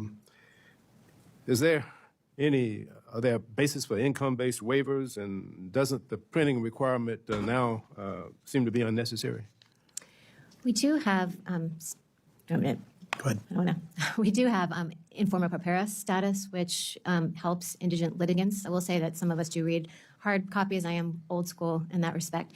But I think those questions are ones that the clerk's office works out to help those who cannot afford. Thank you. Now the chair recognizes the vice chair of this committee, Mr. Lalota, for his 5 minutes. Thank you, Chairman. Justice, it's good to see you. It was good to see you on March 5th at the court, and we appreciate you being here today. Justice Kagan, thank you for your warm comments on Senator Graham.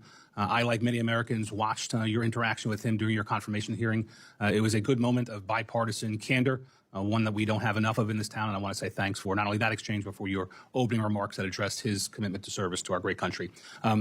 I want to discuss some of the budget requests, and you're asking for $89 million for security, including 24/7 protection, additional protective personnel, and cybersecurity enhancements.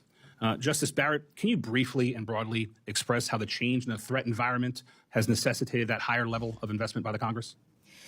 I think it's because, when I was a law clerk, Justice Scalia did not have protection all the time. Justice Kagan mentioned she didn't have it when she began, but now the threats are constant and they're always there. And so it's necessary now in daily activities. Unfortunately, I honestly feel like if for the sake of my privacy, I wish it weren't so. But it's necessary for protection in daily activities to have a security detail. And frankly, our detail, one reason for our longer-term plan to increase the size of our details to come closer to cabinet-level officials is burnout and exhaustion. A detail of 4 to 8 people, when they have to monitor around the clock, when they drop me off, I think I might have been mentioning this in our meeting on March 5th, when they drop me off at 11 o'clock at night, and then it's the same team that has to come back the next morning. I mean, it's just a lot of hours. Thank you. Your feedback then and now is very instructive for this. May I add just a bit? Of course. This began in part because of Congress, and began in about 2016, I think, was when Justice Scalia died. And he died in a place in Texas, and there were no security people in the immediate area. I think the nearest were a couple of hours away, the nearest Marshals. And we're very grateful because Congressman Issa and Congressman Cummings came to visit the court, and they were doing an investigation, you mentioned, of the Secret Service, and they were doing one at the time.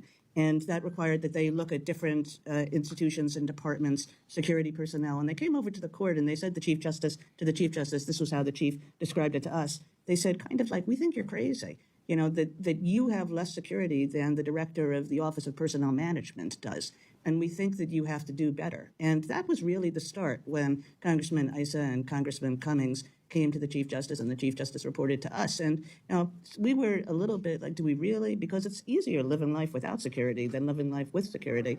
But we started, and we started slowly, incrementally, carefully, making sure that we balanced all the necessary factors. Then, of course, the Dobbs leak happened, and that really increased the urgency of the entire thing. I wonder we've why. been working on this now for about a decade, and actually, I think, are grateful to Congress for coming to us and saying you have to up your game in this area. And there's still more work to do in this area. I think that both sides of the aisle take your security seriously. Justice Kagan, you mentioned earlier in your testimony the wanting to decrease your reliance on the U.S. Marshals and increase your reliance on your own court police. Can you describe how the impetus behind that dichotomy? Yeah, nothing against the U.S. Marshals who do a terrific job, but I think this allows us to whenever we have to make a policy decision about how to use our security personnel, it's our policy decision. We don't have to convince anybody else. And what several members have suggested, I think, is absolutely true, that you want a completely stable workforce, so people who are providing you with security really know you. And to the extent that we're relying on the Marshal Service, they're coming, they're going, they have other responsibilities. They probably won't be committed to an individual justice or to the court full time. I think I agree with your point. You should have a separation of powers in your own autonomy and your own security, and we should want to empower you to do that. Very briefly, in the world of finite budgeting, as you do more of one thing, you by necessity often do less of one thing, and we're right to consider doing more with respect to your security. Are we missing something when we do that? Are we doing something less when we do more with security? Are you doing less work? Are you delivering less opinions? Are we somehow degrading your ability to deliver justice in other areas? I think we carefully steward our resources, and I think our budget reflects the needs that we have to continue fulfilling our constitutional mission. Thank you. Appreciate you being here. I yield back, Mr. Chairman. Thank you, sir. And now we recognize the wedding feast at Coney. We say the best for last in our Cardinal Womack, Thank you, Mr. Chairman. former head of this committee. And what a joy it is to have our justices in front of us this morning. I've been around these precincts for a while now. I remember back in the day when it was Justice Kennedy and Justice Breyer that were here. You two have done very well today, but not quite as entertaining as those two guys. I can promise you that. And let me also acknowledge a couple of familiar faces in the crowd, Judge Dow, George Everly, who is back at the court now, and the great work that they do. We've had terrific relationships down through the years, and that has not changed with the court. And so I commend you for that and for this front row of people who obviously are your support staff and help this court continue its important mission. I don't have any budget-related questions, but in my remaining time, I'm going to give you an opportunity to speak to the rest of the people in this room. When I came in, and I came in late this morning, there was a line of people outside this door, and I'm sure that line is probably still there. And I was taken aback by how young these people look. So if you look beyond the front row in this room this morning, you will see the faces of young people from all walks of life who all to me look like they're at least under 25 years of age. And they are driven here for different reasons. I'm going to give you both an opportunity in the remaining time I have, 3 minutes, to speak to the hearts and minds of these young people who one day could be sitting exactly where you're sitting today, and give them hope that what we do in this country is, and what you do in the court is part of our genius as a country. And Justice Kagan, I'm going to let you go first. You have these young people's complete attention. You're raising the bar here. Thank you so much, Congressman Womack, for that wonderful opportunity. I think I would say to the young people in this audience and the young people everywhere what is just true of our democracy, that it rests in their hands. And how we function as a country going forward is in large measure up to them, and that they should take all the opportunities that they can to learn about our country and to learn about its history and to learn about our governmental institutions, and then to figure out how they can do better and leave the world a better place than they found it. And I think that I am optimistic that this generation of people will do just that. Justice Barrett. Here. I agree with everything Justice Kagan said, and I would add that I am heartened that so many young people are here and waiting in the line to want to see this hearing, because I think it shows engagement in our democratic process, and I think what they have seen is a really constructive bipartisan effort in this hearing to address these issues, and I hope they see that in the court's work. We work hard to, disagree well when we disagree, and we agree a lot of the time. And I think that kind of constructive engagement and not just throwing your hands up and saying, I'm not going to deal with people with whom I disagree, is what we need to move forward. Great advice. Thank you for the great courtesies you've extended. Yes, I'll. Seems to me that's a 9-0 decision. Yeah, that's a 9-0, and that's pretty rare, but that's a 9-0 decision. Thank you for the many courtesies you and your teams have extended to my office and to this committee, and we respect the work of the court and continued best wishes. I yield back. I will admit that Judge Dow is getting off awfully easy today, but that's for another day. The ranking member of the full committee has asked for a moment to address something that she didn't get to in her statement. Thank you very much, Mr. Chairman. And I want to say to Mr. Womack, which is a very, the gravitas of what you've asked and the responses are really heartening and should be to all of us, and mostly including our young people. My question goes back to something I was talking about. And Justice Kagan, it was just a couple of years ago. This has to do with the, you said the Supreme Court should consider an independent enforcement mechanism for its ethics code involving a panel of respected federal judges. Do you still support that? You know, I personally do. I think that we would be better off with an enforcement mechanism. And I think, you know, that's not to say I think that my colleagues are taking this code incredibly seriously. I understand. We are all, you know, making every effort, and I think successful efforts, to live by it. But if nothing else, for public confidence's sake. Right, for the integrity and of also the court. an enforcement mechanism can, you know, also make clear that not every accusation, not every charge has anything to it, and can make clear this is off base, this is wrong, there's nothing here. But I think that it would be a good thing to do. As you say, I think it's really important that it come from the judiciary itself. There are real complexities about how that would be done, but I have not changed my mind. And Justice Barrett, do you support that effort? I'm less certain. I mean, I'm certainly fully committed to the code, as are all of our colleagues, but because of some of the complexities that Justice Kagan identified, I'm just not quite sure.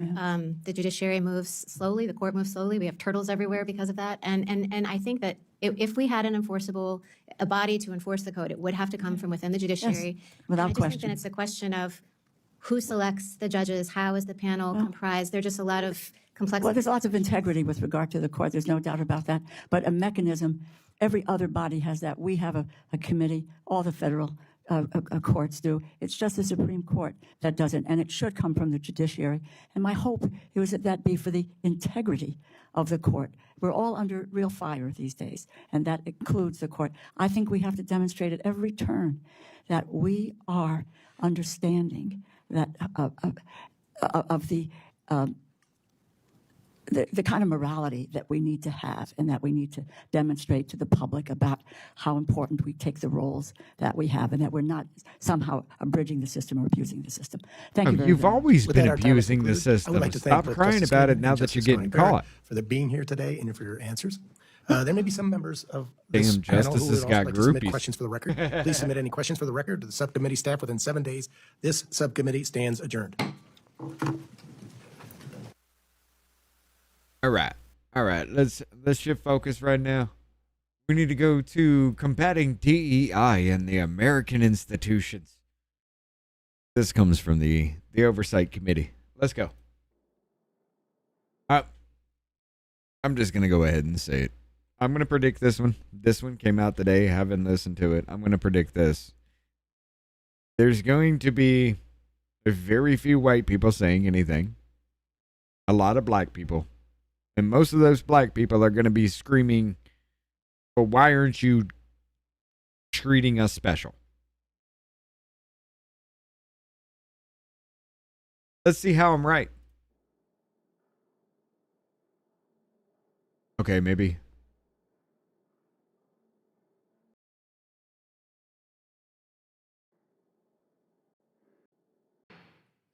There we go. This hearing of the Task Force on Defending Constitutional Rights and Exposing Institutional Abuses will come to order. Welcome, everybody. Thank you all for taking the time to be here. Without objection, the chair may declare recess at any time. I recognize myself. A few maybe left us waiting for the right moment to strike. Yeah. Good morning and welcome to today's hearing before the Task Force on Defending Constitutional Rights and Exposing Institutional Abuses on the discriminatory, harmful, and often illegal nature I'm of gonna take my so-called camera off for a second. diversity, equity, and inclusion, or DEI policies. DEI is, by its very nature, an affront to the principles and ideals that define our great nation and a rejection of the progress our predecessors made in ensuring civil rights protections for all Americans. Our forefathers fought and died to ensure that this country would be a place where every person has the opportunity to achieve great things as the fruit of his or her own talents and hard work. Civil rights leaders of the 1950s and 60s fought tirelessly in the pursuit of these same principles to ensure that America would not be judged by the color of their skin, but by the content of their character. Today, DEI has become a euphemism for a Marxist ideology which seeks to undo those very efforts by civil rights leaders like Martin Luther King and his contemporaries. DEI represents a conscious effort to specifically judge people by the color of their skin and other immutable characteristics. Not only is this an utterly disgusting and racist ideology, but it is also a clear violation of the Constitution and federal law. Title VII of the Civil Rights Act of 1964 clearly prohibits unlawful employment practices that discriminate against an individual because of such individual's race, color, religion, sex, or national origin. And the Supreme Court ruled in a 2023 case that the Equal Protection Clause of the 14th Amendment to the Constitution prohibits racial discrimination in college admissions practices. Meanwhile, DEI policies embody racist and stereotypical attitudes harbored by the left towards groups that these policies purport to benefit. Do Democrats believe that these people, people would categorize as diverse, do not possess the skills to succeed in our society without quotas or preferential treatment? Apparently, yes, we know this because the mask slips and they admit this explicitly. New York Governor and Democrat Kathy Hochul patronizingly claimed in 2024 that, quote, black kids growing up in the Bronx don't even know what the word computer is, end quote. I guess if you believe that nonsense, DEI makes a lot more sense. And as it isn't Sorry, just guys, my wife prominent is here, too. Democrat politicians, some of the largest American companies bought into this absurdity. For instance, companies such as Macy's, BlackRock, Starbucks, Disney, Google, Amazon, among others, in recent history instituted aggressive DEI policies. In higher education, institutions have, in open defiance of the Supreme Court, merely rebranded their racist DEI practices while continuing to seek out novel means to racially categorize and then discriminate against individuals. To combat this, the Trump administration has taken historic action to enforce federal civil rights law and ensure all Americans are protected from discrimination. Despite this bold stance against discriminatory practices, this committee is concerned that the DEI proponents in industry and academia are just biding their time. Oh, it 100% The is. behavior of the radical left indicates that DEI is not truly eradicated from our society, but merely lying dormant and licking its wounds until it has an opportunity to rise again. If the left does not abandon this obsession, where will that lead our country? I look forward to a discussion today on how we can work towards a society that has eradicated insidious discrimination under the guise of DEI. And with that, I yield to the ranking member, Ms. Simon, for her opening statement. Thank you, and If good they morning, get what Mr. the Laura Chairman. wants to Good have, morning to the wants them witnesses. to Thank you all have, for coming and the here Deminus today. foot is in the court Before store. I begin my opening Yep. statement, I would, in thinking about this hearing and thinking about the recent passing of All right. one of my core mentors. I'm just going to go ahead and say it. This bitch is new to Congress, but every time she's been on camera, she has always talked about black people and tried to spread division and fucking hate based on skin color. Again, why are they always fucking deformed? I'm sorry, I have to bring it up every damn time. It bothers me. It bothers me that so many people's eyes are just like offset from each other. It's like we're putting deformed people in there on purpose. Anyway. Dr. Clarence Jones, who was the attorney and speechwriter for Dr. Martin Luther King. Mr. Jones, for many folks who have followed the civil rights movement, has been a seminal and clear voice of what is in front of us as a nation. And I think of him, and I think of his words and his teachings as we move through today's conversation. So, it's with that And I'm so thankful that we are all here to have the conversation. And I do also think that it's extremely appropriate that we're meeting today, just weeks after the Supreme Court struck down Donald Trump's effort to redefine what it means to be an American. Because that's the real issue at stake today. That's what we're talking about today. Who counts, who belongs, and who deserves a seat at the table? The question before us is simple. Will we welcome Americans who look and pray and love or think differently, or will we turn our backs on the diversity that has always made this country stronger? Mr. Chairman, these questions When the we know diversity is are all not about new. your bullshit, no. Throughout our history, Absolutely in fucking this not. country, these arguments have been made by people convinced that they were defending America. When Strom Thurmond held the floor on this campus for 24 hours against the Civil Rights Bill, he insisted that he hated no one and that he was only defending the Constitution. George Wallace claimed he was preserving order when he said segregation now, segregation tomorrow, and segregation forever. In 1956, There's no reason for any of the 101 pageantry. members of this body stood and signed the Southern Manifesto, insisting that school desegregation was unconstitutional. Yes, school desegregation was unconstitutional. And let me just say that one more time. It was 100. So why are you trying to say school segregation must happen again, you retarded fucking cunt stain? When you sit there and talk about this as, oh, it's a bad point in society, you yourself are arguing to segregate schools again, like we still have with majority black universities, you know, historically black universities and colleges, HBCUs. Yeah, that's still a fucking thing. But when it comes to anything else, it must be a fucking stain until you get segregated to a point to where you get the upper hand.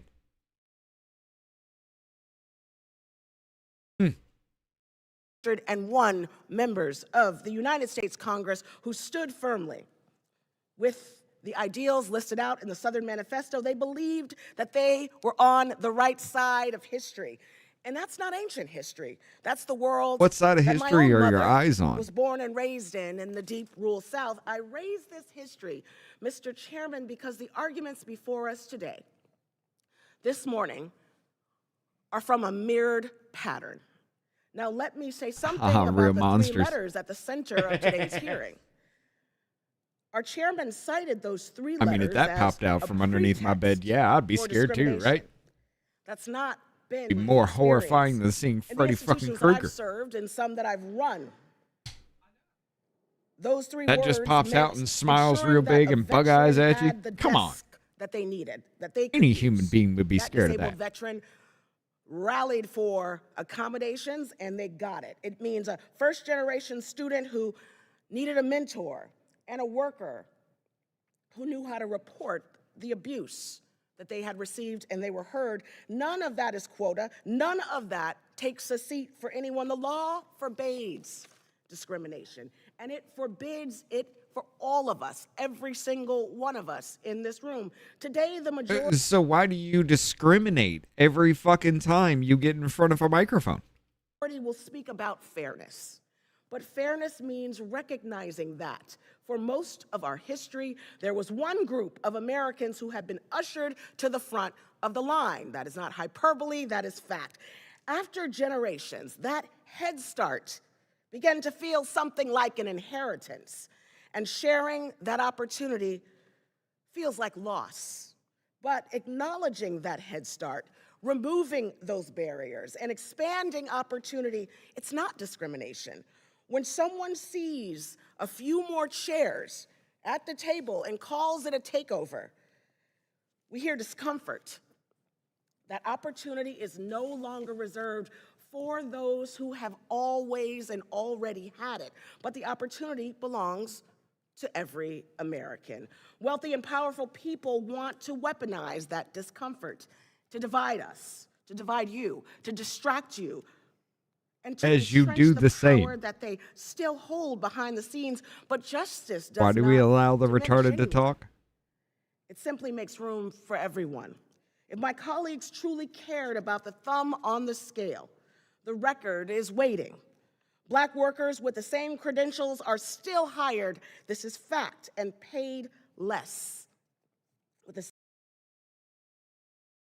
No, it is not fact. It is not fact at all. same credentials of their white counterparts, Hold on. students from the wealthiest 1% of families in this country are more than twice as likely to attend top colleges and than their middle class counterparts.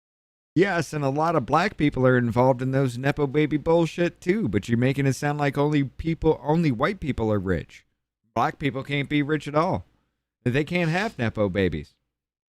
With similar test scores. That is fact. At Harvard, a study found that 3 out of 4 legacies, donors, staff, recruited athletes, those admittance would not have been admitted without those preferences. That's a thumb on the scale. The heavy thumb on that scale has always. So you're saying they would not have been admitted if not for their race? So they didn't stack up. They just needed to meet a quota? You just let them in. They just right there below the fucking cusp of being let in. But you had to do it because of skin color? So somebody that could have deserved a spot in college had to be pushed away because somebody who didn't got put forward because of their skin color. The discrimination of a person or person based on the color of skin with the belief that one's own race is superior. How the hell does that make any sense? Racism is racism, right? So putting a black student that doesn't qualify over a white student that does qualify just to meet some kind of quota is racist as fuck. Been pressed for folks who needed it the least. So I have a question as I close for every single witness that has come here today and the ones that will follow. If fairness is truly your principle, are you prepared to challenge every unfair advantage, or only the efforts designed to expand opportunity for those folks who have too often been left out? Now, I love this country enough No, you don't. to tell the truth about it. Yeah, Signers you never have of and the you never will. 1956 Southern Manifesto in defense of school desegregation, against school desegregation, were lawyers, and they were statesmen and electeds as well, sure of their footing. And the record kept their names. The record kept their names to place a count on what they chose. There will be a record of this morning as well, read one day by people who will never meet our faces. And they'll know exactly what side we chose to defend. I've chosen mine. Mr. Chairman, I would yield back.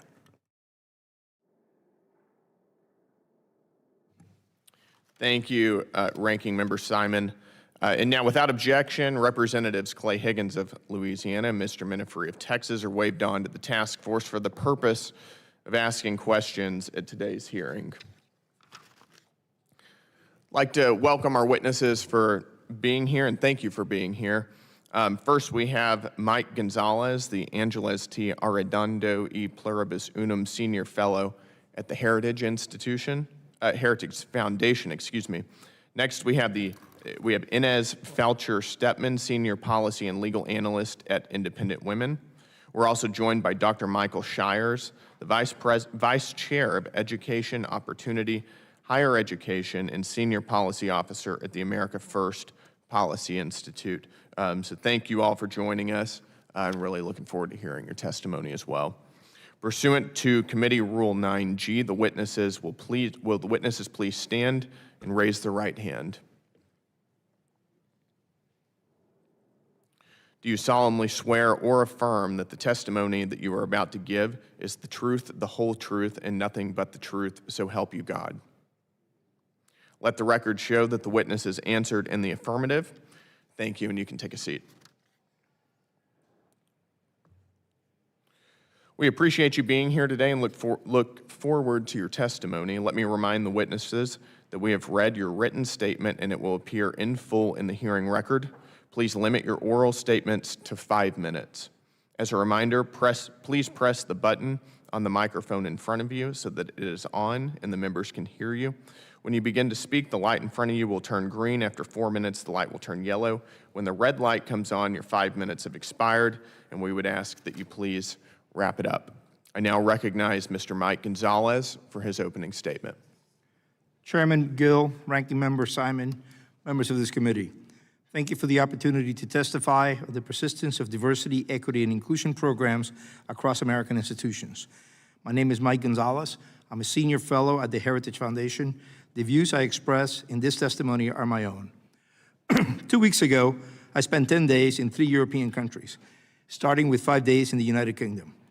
As I was able to witness, the country is still reeling from the recent stabbing death of a young man who died because police shackled him and allowed him to bleed to death after his attacker accused him of having been racist. The police have been trained in anti-racist practices, so they sided with the attacker and suppressed their natural instinct to save a person bleeding to death. That man was Henry Nowak, and his death was caused by DEI. But entire societies can become victims of DEI. On the 4th of July, the White House published a devastating report on the Smithsonian Institution, revealing how DEI and DEI-type thinking has spread deeply into all our cultural entities, including our museums.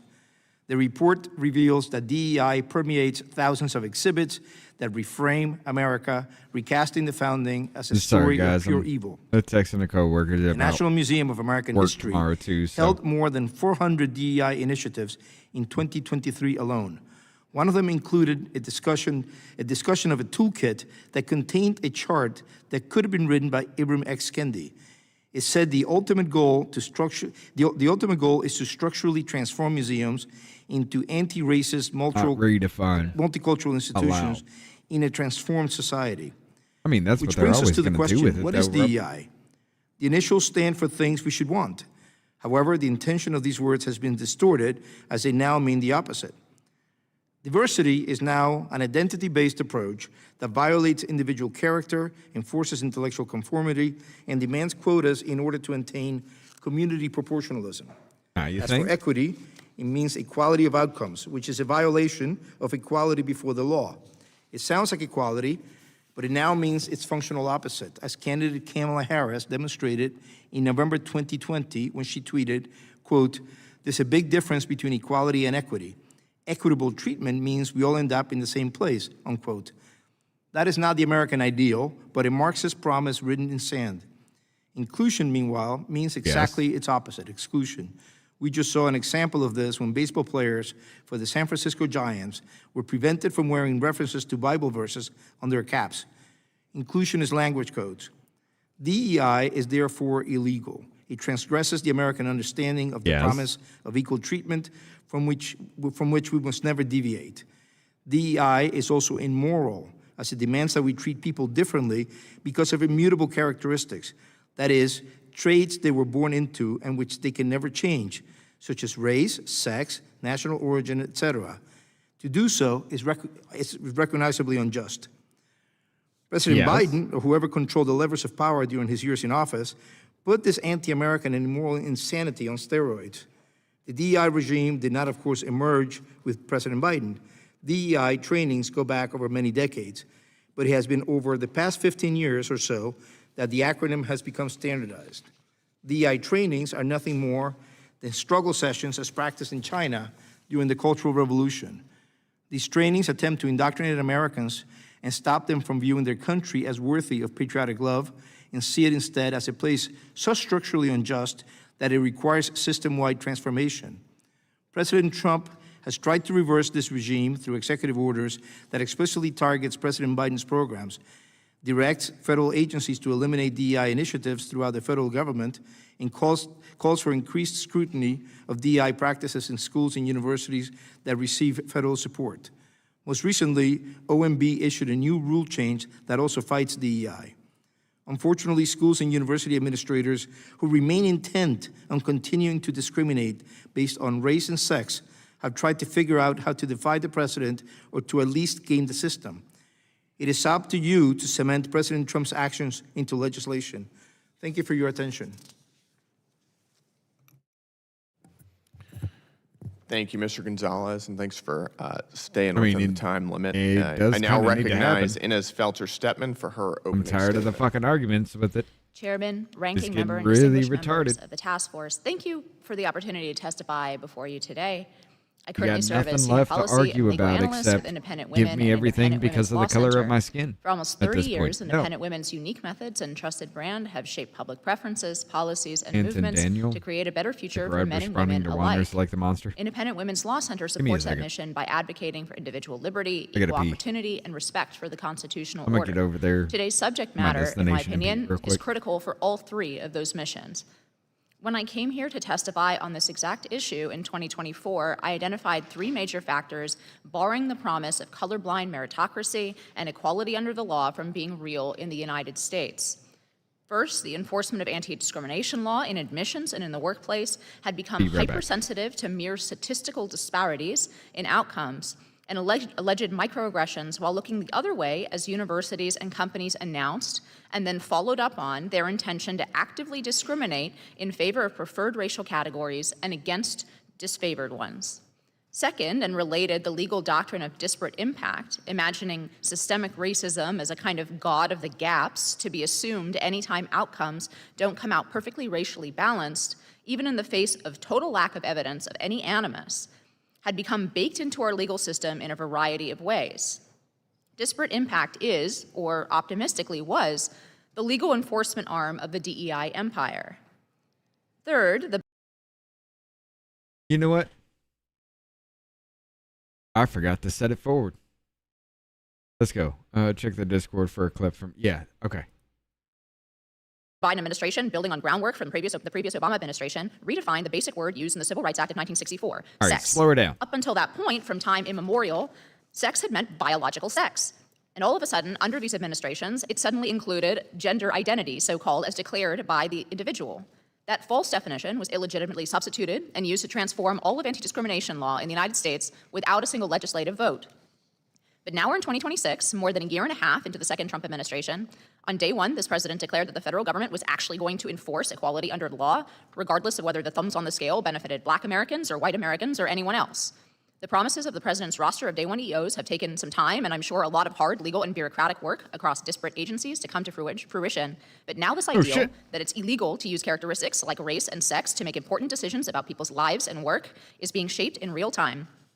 As I sit here before you today, I'm pleased to be able to say that enormous progress on each one of these fronts has been made. Scott Davies Although camera there? anti-white discrimination continues to exist in ideologically dedicated institutions, as Mike testified, they resist this kind of enforcement. In no era in my lifetime have more strides been made towards the American ideal of being judged by merit rather than immutable characteristics. It's a simple ideal, but rare, and one no less worth fighting for now, that discrimination is against whites and being laundered under the gauzy terms of diversity, equity, and inclusion than it was during the first wave of the civil rights movement, when racial discrimination was implemented against blacks. As Chief Justice Roberts memorably put it back in 2007, the way to stop discrimination on the basis of race is to stop discriminating on the basis of race. There is no diversity exception to this just colorblind principle of our law. No matter our race, Americans should expect to be judged fairly and on the merits, not on the basis of skin color, religion, or sex. Jonah. Is that?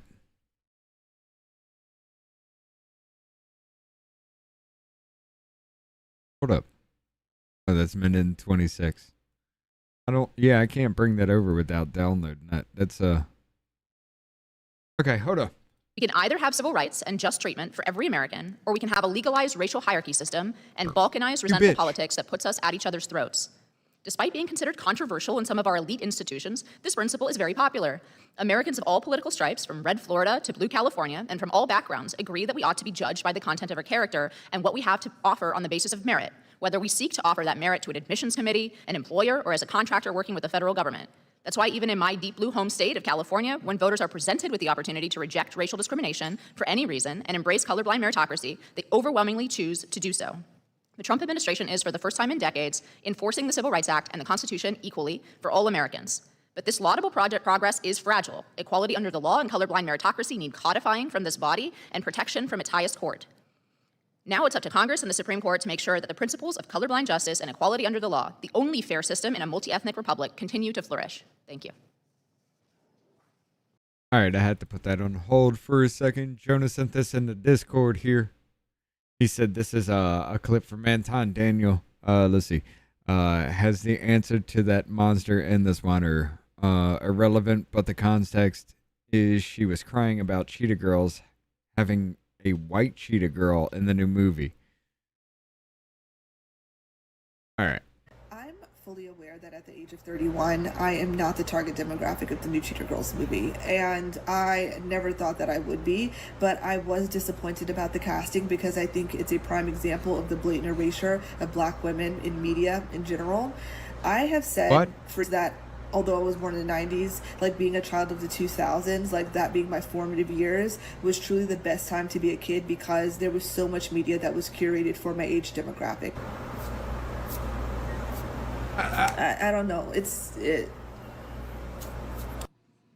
Grow the fuck up, honestly. And I hate to say that. I hate to even be in that space or whatever. Yeah. I don't even know how this woman is checking for what everybody else is doing. Grow up, bro. Like, seriously.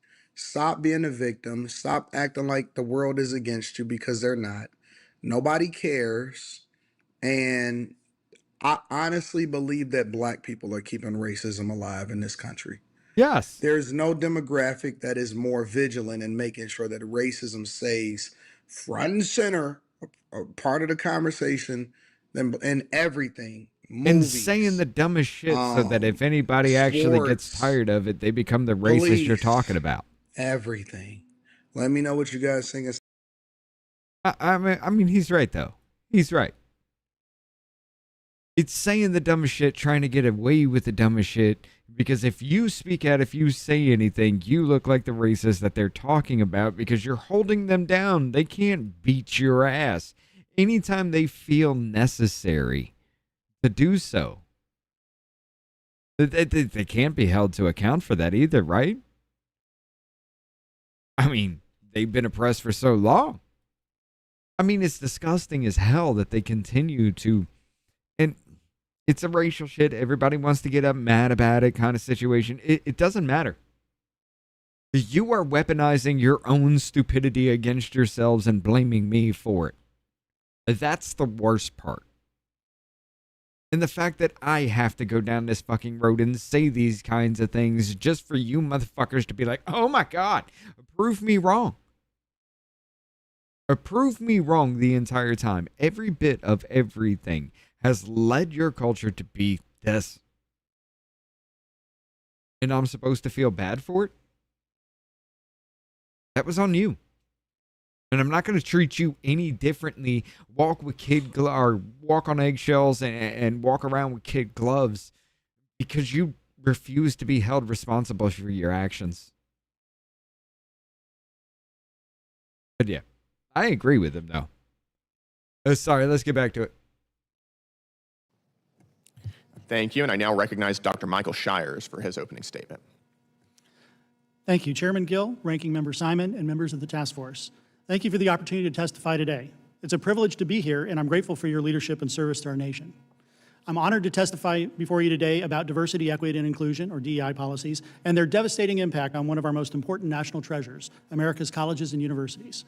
I'm speaking today in my capacity as the Vice Chair of Education Opportunity and Senior Policy Officer at the America First Policy Institute, a nonprofit research institute whose focus is putting the interests of the American people at the forefront of American public policy. I lead our extensive work in higher education, including our work that shows how DEI undermines the quality of the education provided to millions of Americans each day. I also speak as someone who spent nearly 40 years in higher education policy and leadership, including 25 years as an administrator and professor at Pepperdine University, and most recently 3 years as the founding chief of staff at the Free Speech University of Austin. A few days ago, we celebrated the 250th anniversary of the adoption of the Declaration of Independence, the proclamation that launched America on a path to freedom, opportunity, and prosperity unrivaled in human history. Okay. The central premise of that declaration is the notion we all know all men are created equal. And even though we haven't always lived up to that ideal, pursuing it has fueled American success for the past 250 years. Yet today, our leading institutions, including our colleges and universities, have set aside this principle, instead advancing a virulent DEI ideology rooted in the belief that the United States is systemically racist and a white supremacist project. DEI argues that certain disfavored groups, including whites, men, heterosexuals, even political conservatives, are oppressors who must give up their privilege in favor of those who are not. The woman is Today, this 31 insidious about a ideology infects cartoon nearly character every 25 dimension years of later. the academy, including hiring, promotions, tenure, admissions, and even academic publishing. Over the past 4 decades, I makes have no watched sense, this man. contagion metastasize on campuses. I've sat in university doesn't. diversity committee meetings where I was personally scolded by my peers for the color of my skin. I've been asked to draft loyalty statements to this ideology in order to apply for jobs and explicitly told to hire candidates because of their race or gender and not because of their ability to do the job. Right. I've seen it devastate careers, and I've seen it close the door of opportunity to some of our best and brightest students. This Right. leftist monoculture undermines the very purpose of the American investment in higher education, to equip the next generation of Americans to think, debate, and make the best decisions in a complex world based on evidence, not prejudice. Unfortunately, the conversation on most university campuses is more about indoctrination and advancing this leftism than promoting shared American values. The leftists who have co-opted America's institutions tolerate only one perspective on campus, theirs, undermining the very intellectual diversity needed for higher education to fulfill its primary public purpose. Unaligned speakers are canceled. Students who 100%. disagree are failed. Faculty are intimidated into silence or fired. Shout-downs, hecklers' vetoes, violence, and even murder are used to silence dissenting voices. The American people collectively rejected this anti-American discrimination and divisiveness when they elected President Trump. And he responded, taking bold steps to roll back the left's DEI stranglehold on higher education by revoking the previous executive orders that mandated it. He's aggressively enforced existing laws that ban discrimination in all forms, including those demanded by DEI. He limited the use of disparate impact in civil rights law and reformed accreditation to ensure institutions are transparent and accountable to the American people who fund them. As a result, DEI forces today appear to be in retreat. Do not be deceived. Many of these discriminatory processes are still at work, just reformulated or hidden for the moment. AFPI supports and applauds the administration's actions to reinstitute merit and opportunity for all Americans in higher education, regardless of race, gender, or other characteristics.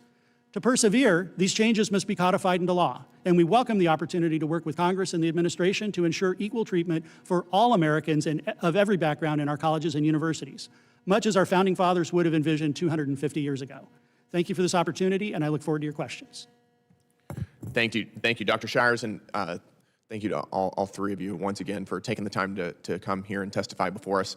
We're now going to move on to the question portion of this hearing, and we're going to kick it off with the great Governor Byron Donalds to begin. You're now recognized for 5 minutes. I appreciate the sentiment, Chairman. About 115 days to go. Dr. Shires, thanks so much for being here. I want to pick up where you left off. In your view, what is the current state of academia we with lost respect to one. DEI We lost a programs? good What's one with actually happening Donalds, in there though. today?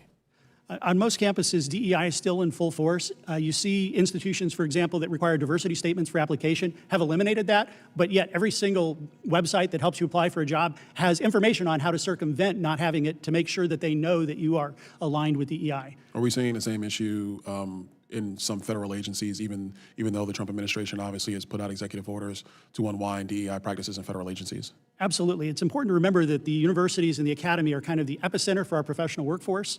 And so as students graduate and have been indoctrinated in this ideology, they carry it with them into the workplace. Like what in these agencies and even No in the universities, way, what are some really? of the ways that they are rebranding DEI to I try mean, they're taught basically to kind of think be in that the way. You shadows don't think away they from the take eyes it of into the American people? workplace? The most ought to common one think is if that you way? see an Office of Community Belonging, it's where all the people that were in the DEI office now are on campus. Well, I'm sorry? Point of clarification for me, what is community belonging?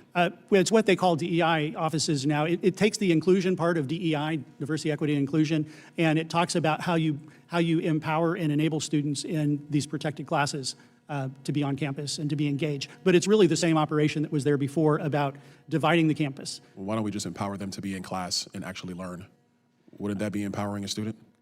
I believe it would be, yes. Let me answer this question, because I've never heard of this classification. Say that community belonging. Community belonging. Okay, I've never heard this term before, but that's okay. That's why we're having this hearing.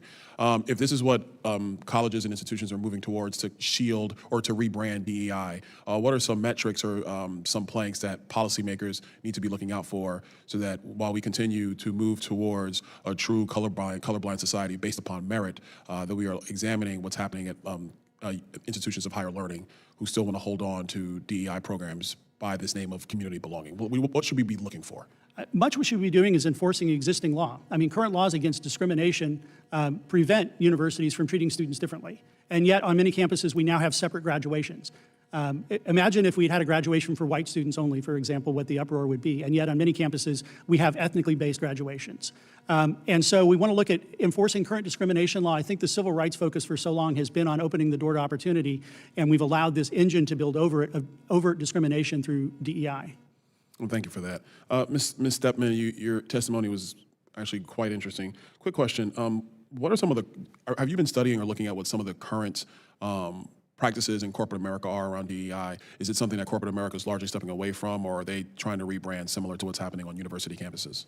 I think corporate America is, for better or worse, is a much less ideological environment than the university campuses. I would expect universities to fight this tooth and nail for ideological reasons. I've been much more encouraged. I think if you'd asked me that question just a couple years ago, I would have given you a more pessimistic answer. I've been pretty positively encouraged by the response of corporate America here, although they're definitely trying their best to hide and memory hole all of the things they said in 2020 and 2021. Fortunately, we have records of those statements, both external and internal, and those will be used for litigation. But I do think that they are backing off of some of these commitments.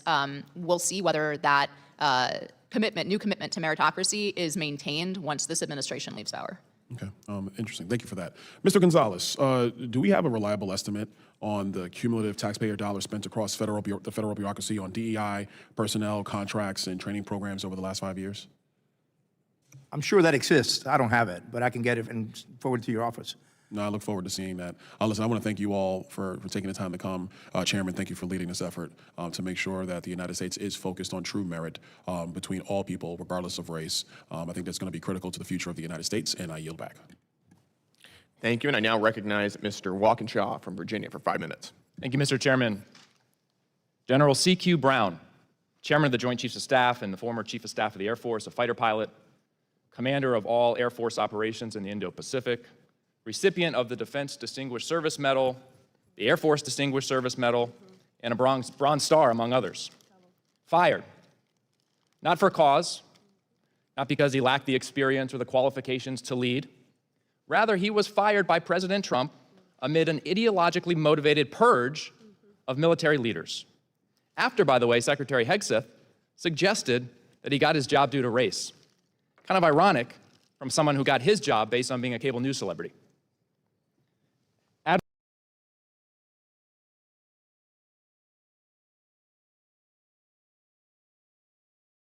I mean, Biden even chose his fucking vice president off the fact that she was a black woman. And that was the only qualification. And she wasn't even black. I'm done with the fucking stupid ass. Oh my God, the racism. Stop it. Stop. Just fucking stop. You're going to sit here and say Pete Hegseth's only qualification was he's a cable news host? You're not even... Oh. Military service doesn't fucking count, right? It's shit like this. Motherfucker should be ripped from fucking office. And forced out of office. No, it shouldn't be up to the fucking House to vote his goddamn ass out. If you're going to sit there and straight up lie and abuse the speech and debate clause, yeah, you need to be forcibly removed from office. But sorry, I don't give a fuck who you are, left, right, and goddamn center. I don't give a fuck. Remove them all. You abuse the speech and debate clause like that shit,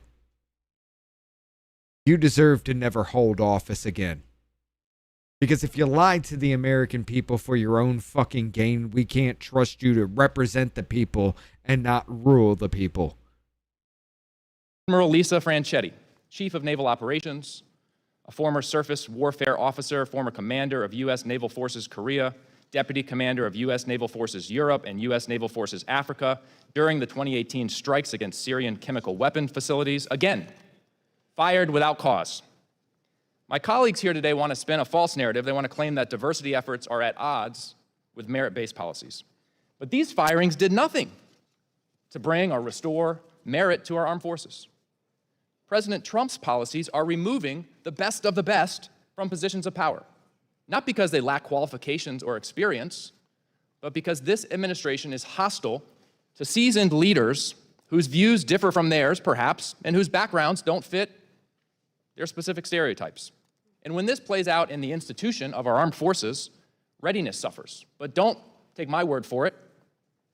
In the words of Admiral McRaven, the 4-star who oversaw the raid that killed bin Laden, there is, quote, no doubt that General Brown and Admiral Franchetti were war fighters, committed to the cause through and through. If President Trump and my Republican colleagues and our witnesses here today want to talk about advancement based on merit, they owe the American people an explanation for dismissing 2, and I'm just talking about 2 here today, exceptionally qualified military leaders while the president is starting wars of choice across the globe. In the words of General Stanley McChrystal, the 4-star who oversaw the Joint Special Operations Commander in the Iraq War, these efforts are a complete distraction, a waste of time, and in fact run counter to the concept of a meritocracy. What they're really about, as General McChrystal observes, is making the U.S. military an exclusive organization that only values service from people of a certain gender and of a certain race. Admiral McRaven goes on. The Tuskegee Airmen.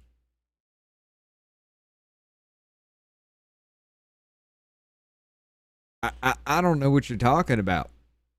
I fucking don't know what the hell you're talking about with that shit. A certain gender? You got an argument with it. Me is still on the fence about it because I know some badass fucking women that would be able to do that shit. And then again, like that woman there on screen, no. That bitch ain't pulling nobody out the fucking trenches.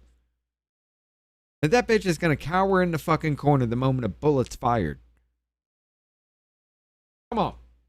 But when you're talking about race, there ain't nothing like that. The Tuskegee Airmen were the biggest fucking thing in our military. Once black people, they had an all-black fucking squad.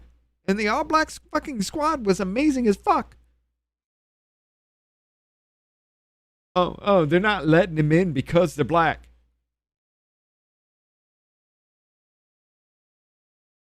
You do realize there is an actual minimum qualification for IQ in the military? I wonder why. These recent firings raise a risk that senior officers will be overly cautious about providing their best advice, and therefore the risk of military miscalculation, and wow, have we had some miscalculations lately, will grow dramatically. So let's call it what it is. Efforts to exclude qualified women and people of color from positions of power. They're not doing away. No, what it is the fact that you've actually tried to push women and people of color all the way down in society, kept them from actually succeeding in shit, and then at just the moment's notice when it's okay enough for you to bring it up so you can champion their reform, I guess? Because let's be honest, all through 2020, what do we hear, ladies and gentlemen? Black people don't know how to get IDs. They're too stupid. They can't, you'll disenfranchise them from voting because voter ID is racist. They don't even know how to go onto a computer because they don't know what a computer is. All the while everything burns around you, it was give me everything because I can't function. I'm too pathetic unless the white man gives me everything just because I exist. And this is what they championed. This is what the Democrat Party pushed forward on everybody. And now it's this. If you don't fucking comply, you're racist no matter what. It doesn't matter that the median age for black America at this point, or the median IQ for black America at this point is 87. The median, that means half of them are dumber than that. And guess what? The cutoff for the military is what, 87 now or something like that? So if half of black America is too dumb to enter the military, then they can't go into the military because of the color of skin. Like, dude, how the fuck hard is that? Oh, it looks racist? Why does it look racist? Why did you let the black communities fail? Why are black schools unabashedly fucking retarded? Why in the fuck did not a single goddamn kid in 30 schools in the Chicago fucking area be able to read and write? The 30 schools, not a single motherfucker could read or write at grade level. Why is that? The Chicago schools are predominantly black. Why are you letting them fail and then trying to say they're dumb pieces of fucking shit because we created those dumb pieces of shit, so we need to give them everything? It's racist as fuck for you to even do that, yet put it on me to sit there and, oh, just because I called that out, somehow I'm racist? You shut the fuck up.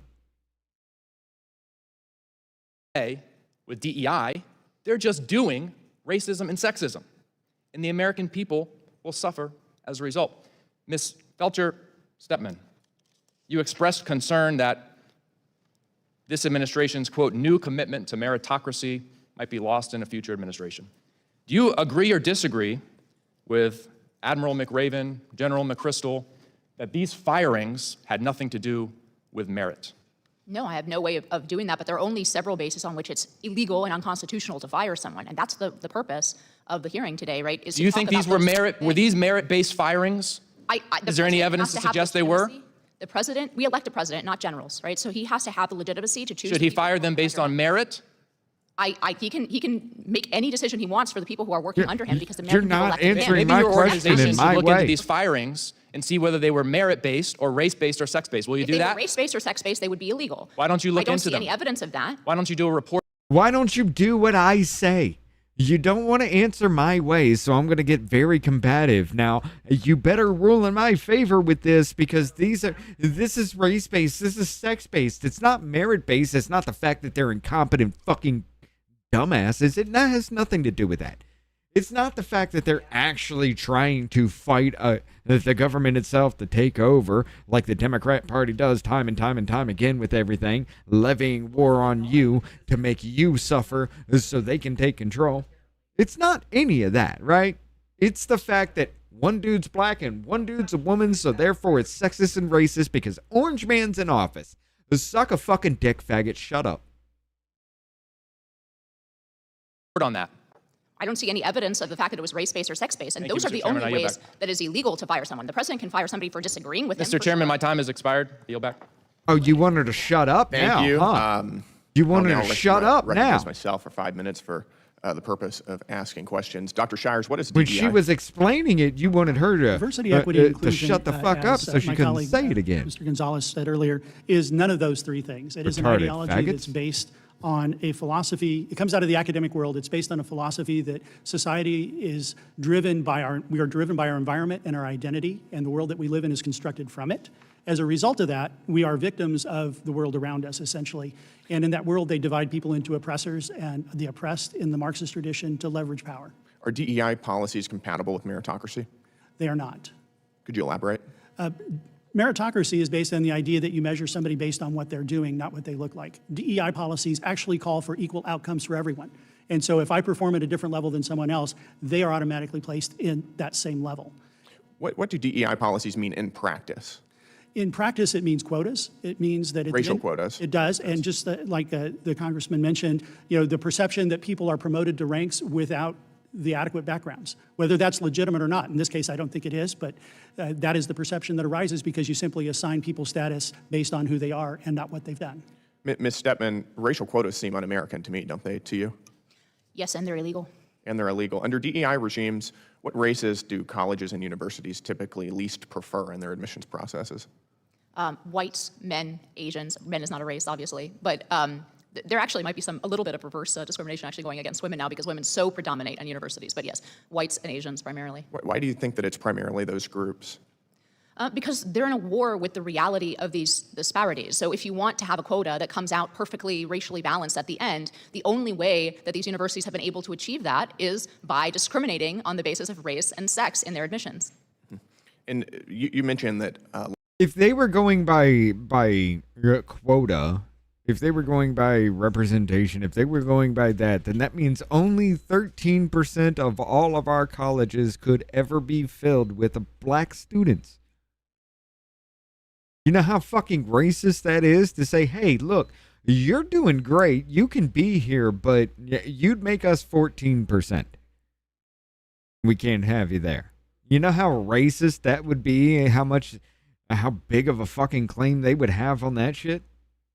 But yet when it's the exact opposite, somehow it's fucking allowed. No, they can be 50-60% of the college. That's fine. Whites can't be more than 13%. Come the fuck on. Stop the retardation. Stop acting like this is such a big deal and you can't understand why people are pissed about this. This is the dumbest fucking shit I have ever heard from our congresspeople yet. A lot of colleges and universities you expect to fight DEI restrictions. Why is that? You said that there was an ideological component there. Right. I think my fellow witness correctly referenced the idea of the oppressor and the oppressed. There's this idea that all differences in culture, disparities, outcomes, all of these are somehow immediately evidence of discrimination and some kind of unjust system. And so if there's an ideological commitment to make sure that they kind of force the world to look the way that they think it ought to. And unfortunately, that's both immoral, discriminatory, and fortunately for us, it's illegal under the law of the United States. Could you walk us through, practically speaking, what a DEI policy would mean for a college admissions process? It means that in practice, they place a thumb on the scale for applications that may have no more or, in fact, lesser qualifications than other applications purely on the basis of race. And by the way, we saw this in the data of Students for Fair Admissions. Harvard was absolutely discriminating against Asian and white applicants who are comparably situated to other applicants. And we know that universities have been doing this for decades. Mr. Gonzalez, BlackRock has a scholarship exclusively for diverse students. That's their word. What do you think diverse means in that context? Non-white. Yeah, that is actually diversity should mean that you have people of diverse backgrounds.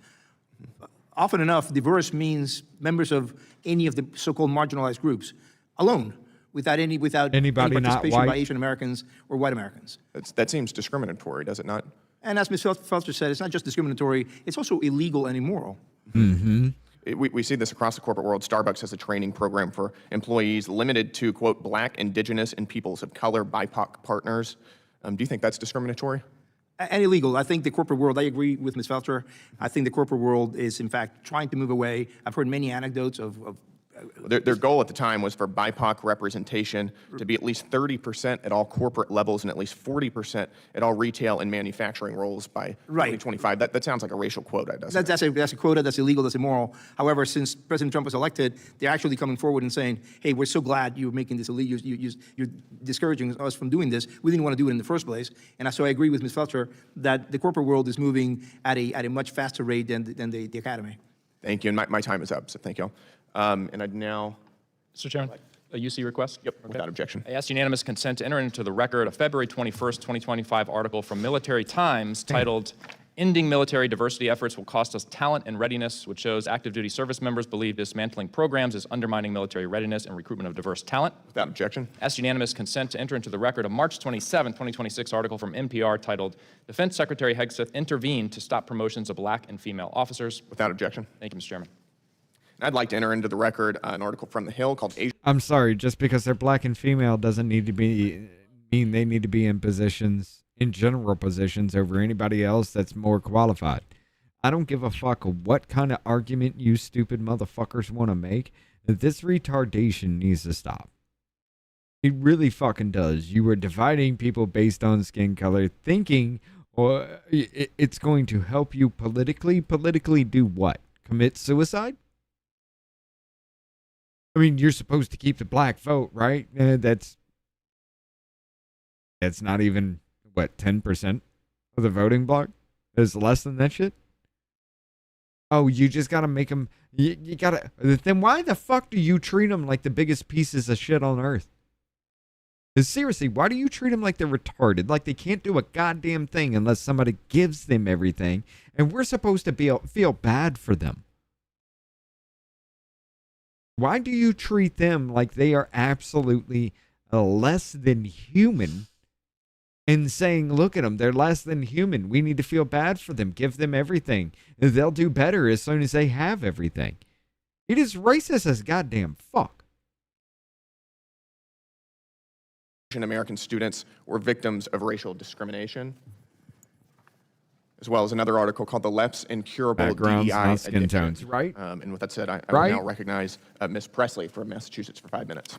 Amazon is huge on DEI. Thank you. Yes, they Today's are. hearing Spider Fairy. is What's going on? irrational.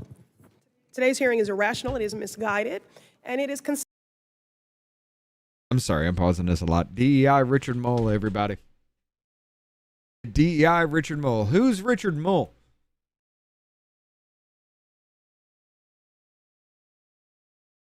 Okay. Or for the older generation, Richard Mole was a cop from Night Court. Oh, wrong one.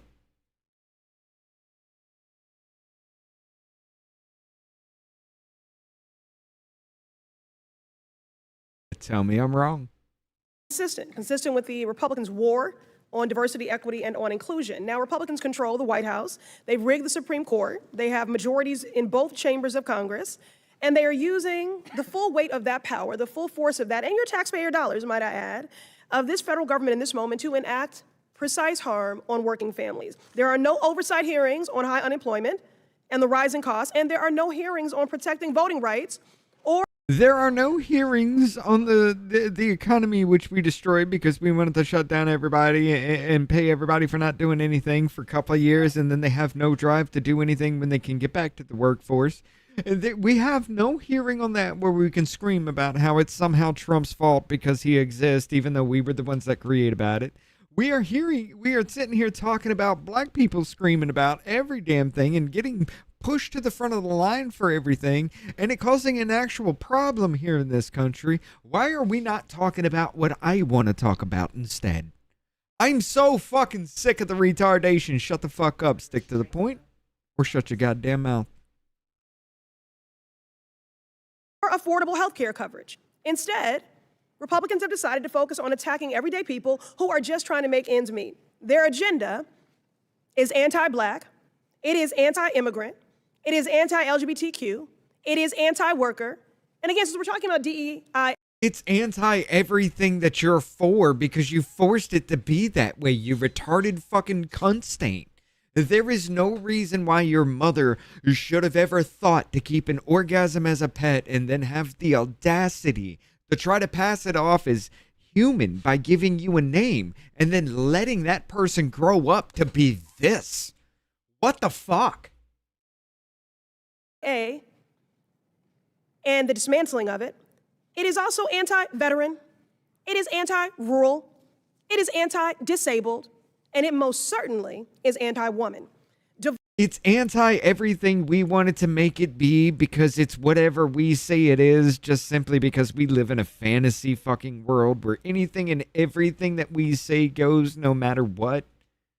I mean, reality be damned, right? You don't want to live in that. You just want to live in a fantasy fucking world where everything that we cry about our pussies fucking hurting about that day are fixed and immediately just extreme to the other side to where everything is just immediately just reversed and it should be okay, right, America?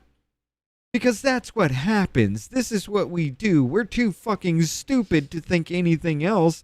You must do this right the fuck away. Either that or go to jail or die. Either one. Diversity, equity, and inclusion initiatives were created to promote fairness because there are real biases in America that disadvantage specific groups of people. That is a fact backed by mountains of data. While there has been progress, the work is unfinished. Actually, the work is piling up due to Republicans emboldening greater discrimination while simultaneously dismantling civil rights protections. For example, women... I'm sorry, bitch. It's not the fucking Republicans sitting here saying you were too goddamn stupid to be called a human being. It's not. It was the Democrats saying you're so fucking pathetic you can't do a goddamn thing unless everybody gives you everything. I don't know what the fuck you're talking about. I sat here and listened to the whole goddamn arguments from both left and right, and the only thing you gotta say is my pussy hurts because I'm black. You got nothing. You stand on nothing other than to say people hate me because of the color of my skin, which is nowhere in any indication true. People hate you because you're too fucking stupid to understand that the shit you're complaining about right now it's fucking moot. It's untrue. There's no truth behind it other than the fact that you want to will it into existence. And when you try to will it into existence by creating more racism than the demand actually calls for, you start creating the fucking racists. Because people get tired of it. Black fatigue is a fucking thing, and this is the reason why. Once you go past that, what happens? It's no longer, yeah, it's not all. So, yeah, it's every single fucking one of you now. You create it by doing this shit. And you're still too goddamn retarded to understand that. And that's the offensive part.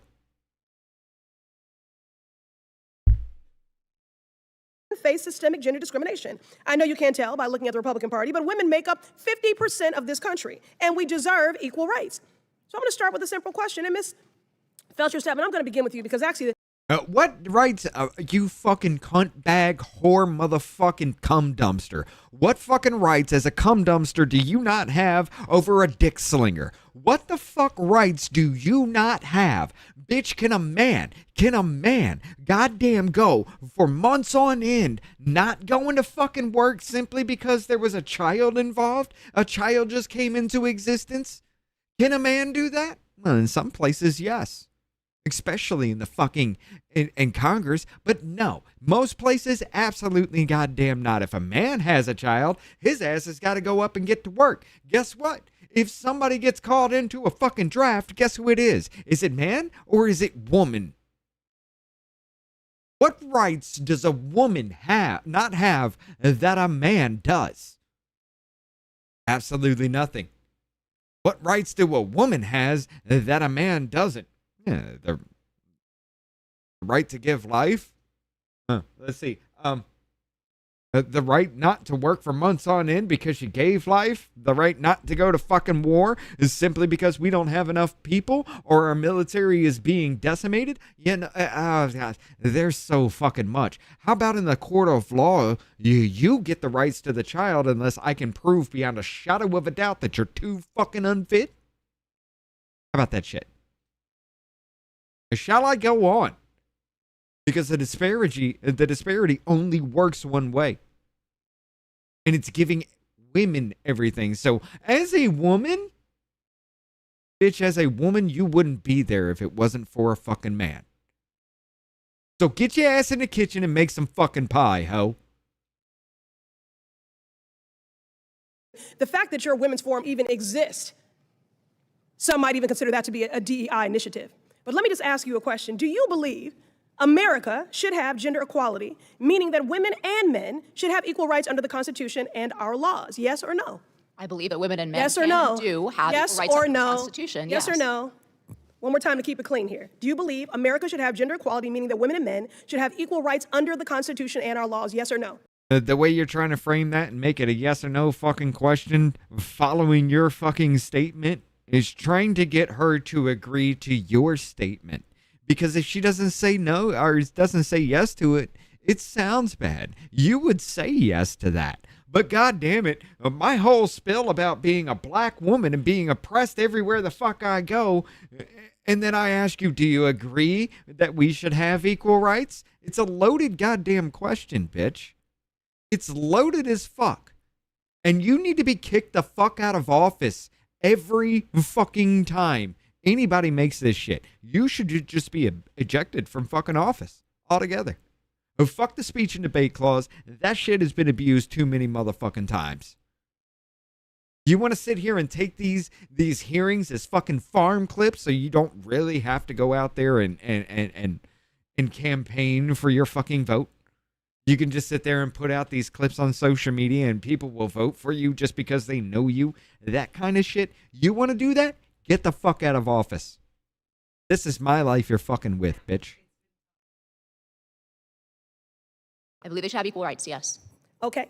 And Dr. Shire, yes or no? Yes. Mr. Gonzalez, yes or no? All right. Well, unfortunately, the Constitution is silent on this topic. And that is why I've introduced legislation to add the Equal Rights Amendment as the 28th Amendment, enshrining it as the law of this land. Now, look, y'all, every Democrat in the House has signed on to my bill, but I'm still waiting on my Republican colleagues to join. So until we are able to codify gender equality in the Constitution. Oh my God. Oh my God. Ladies and gentlemen, there needs to be a constitutional amendment in the United States that women get more rights than men do. Okay, cool. You want it? You must sign up for the draft. It is automatic. You must do everything that a man has to do for his fucking country. Bitch, make it fucking mandatory for women that they must join. I guarantee you that this whore wouldn't open her fucking mouth again. Constitution, diversity, equity, and inclusion policies have supported women in every aspect of their lives. For example, women have served in the military for more than 200 years, yet Republicans in your anti-diversity campaign have denied multiple women promotions just because they are women. Not to mention those that have just been fired. Women get paid less money for... Bitch, it ain't just because they are women. Your fucking lies are so goddamn apparently abhorrent. Holy fuck, I don't understand why anybody would vote for a fucking cum rag like this. This is retardedly fucking stupid. I don't care if you're a sexual assault victim. I shouldn't be talking to you. Bitch, you fuck with my life. I will call you whatever the fuck I feel like. You make the laws to tell me how to live my life. I can call you whatever the fuck I feel like. And if you got a problem with it, get the fuck out the country, whorebag. Doing the same work as men, but since Republicans are anti-equity, the EEOC, Equal Employment Opportunity Commission, has weakened enforcement of pay discrimination laws, maintaining and widening our gender wage gap by the day. Y'all have any daughters? Y'all have any daughters? They're gonna get paid less. And bitch, they can stay out for months when they have kids. Bitch, they get a hall pass every goddamn month for being a bitch. What the fuck are you talking about? I act up like you motherfuckers do at work. My ass is fucking fired. You act up, it's that time of the month. What the fuck are you talking about? Like women ain't fucking pampered. A man loses everything to a woman every goddamn time a woman spreads her legs to another fucking man. What the fuck are you talking about, whore? Oh, it's women's things. I'll admit, you dropped the Black Act because that was fucking dumb. That was straight up dumb. Now you're just going after women. Women need everything. Women need to be given everything. Okay, when you can do what a man does, then you can get the same shit a man does. Okay, how about that? Let's conscript your motherfucking asses out there. Hell, let's put women on the front line. Let's see how they do. Oh, that wouldn't work, right? They'd be slaughtered. But we can put them on the front lines in our fucking sports and it's somehow fine, right? I'm so fucking tired of the goddamn retardation. Enough is enough. If you really want to fucking talk about it, we can really fucking talk about it. But don't come crying with your pussy bleeding all over the place simply because you don't get your fucking way. When your ass can be called up for a fucking draft like me, then you can have an argument. Until then, sit the fuck down, bitch, because you still have more rights than I do. Not to mention, black women making 65 cents on the dollar to white men. And finally, women are underrepresented in medical trials to find cures for diseases that affect us. But because Republicans are attacking inclusion, they cut funding for women's health research projects. So let me sum it up. Anti-DEI is anti-woman. And those harms are compounded by attacks on voting rights, like the so-called Save America Act that Republicans are fixated on passing. Anti-DEI is anti-retards like this. Let's just put it this way, and it has nothing to do with skin color. It has everything to do with you always fucking crying about how you don't get treated fucking special. And that's what DEI is. I don't get treated special because I'm different. I don't get treated special because I'm my skin color. I don't get treated special because of the fucking genitals between my legs. That's what it is. And it's fucking disgusting. Absolutely goddamn disgusting. There was a point for affirmative action at one point in time, but to do it now, to keep up with it now, yeah, it should have been taken off the fucking books at that point in time, but to keep it up now, it is absolutely 100% racist as fuck. And to say otherwise is trying to make more racist people. You're trying to make these people fucking racist now. It's blatantly fucking obvious. You're too goddamn stupid to be called a human being in any other case. If you really believe what you believe, there's no way you can be called human. You don't have the forethought. You don't have the ability for abstract thought. You have no reasoning whatsoever in your brain other than to look at the color of somebody's skin and to say it's all somebody else's fault because they're darker. That's fucking retarded. Just straight up goddamn retarded. Which could disenfranchise nearly 70 million women simply because their last names on their ID no longer match their birth certificates after being married, which pro-family people seem to care about. Not to mention the attacks on bodily autonomy. As women, our bodies are treated as a debate, and Republicans are passing laws that restrict what we do and when we do it, something men have never had to struggle with. So when it comes to Republicans on this committee who are all men, enacting more harm on women through anti-DEI hearings like this one, we need to call it out and fight back. Mr. Chair, I ask unanimous consent to enter into the record this June 2026 article from Afrotech. When black people don't get what they want in special treatment, we need to call it out as from the Trump racism. administration regarding DEIA ban. Without objection. So y'all, since Donald Trump is so loud and proud about these efforts to dismantle and defund DEIA, why do you think the Trump administration is hiding all the data on their firings? Okay, I guess that's my time. All right then, thank you. Thank you. The gentlewoman's time has expired. Thank you, Congresswoman. And I'd be happy to look at your Equal Rights Amendment and read through it. I guess my biggest question was, does it define what a woman is? I look forward to your signing on. We'll take a look at it. I just was hoping for some analytical clarity, but thank you. We'll take a look at it. And I've got some UCs as well. Hold on. DEI. Hold on. Oh my God, let me kill this thing real quick. I couldn't hear exactly what she said. I want to go back to it as soon as I stop getting attacked here. Bad timing, huh?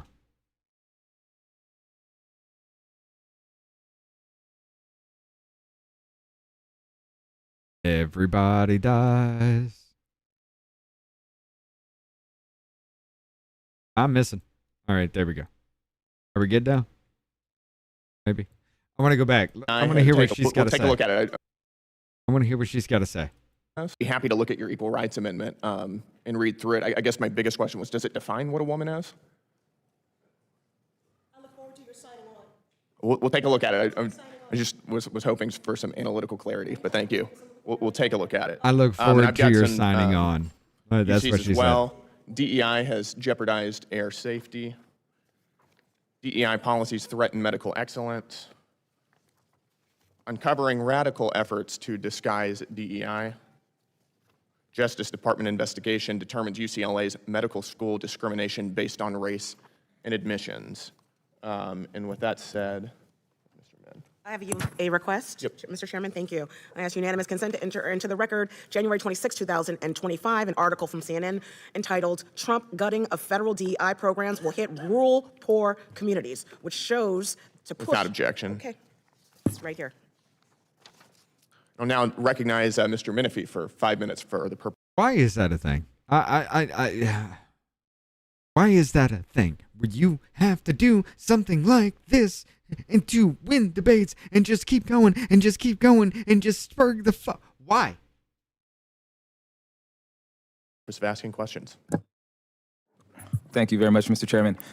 Good morning. We've heard a lot today about y'all's views on diversity, equity, and inclusion programs. My take is these are about leveling out a playing field that has historically not been level, where there are folks in this country who are all running the same race, but for some people, their lane has obstacles in it. It has hurdles, it has water pits, and that is because of discrimination that was pushed, instituted, and facilitated by government at every single level. So I'm start with you, Dr. Shires. You've written much about how DEI programs fuel racial stereotypes. You've talked here a little bit today about your opposition to these programs, and I think that's consistent with what we've heard from our Republican colleagues, as well as Vice President Vance, who I believe called them a deliberate program of discrimination against white men. So let me ask you this. Take a random white person in America today and a random black person.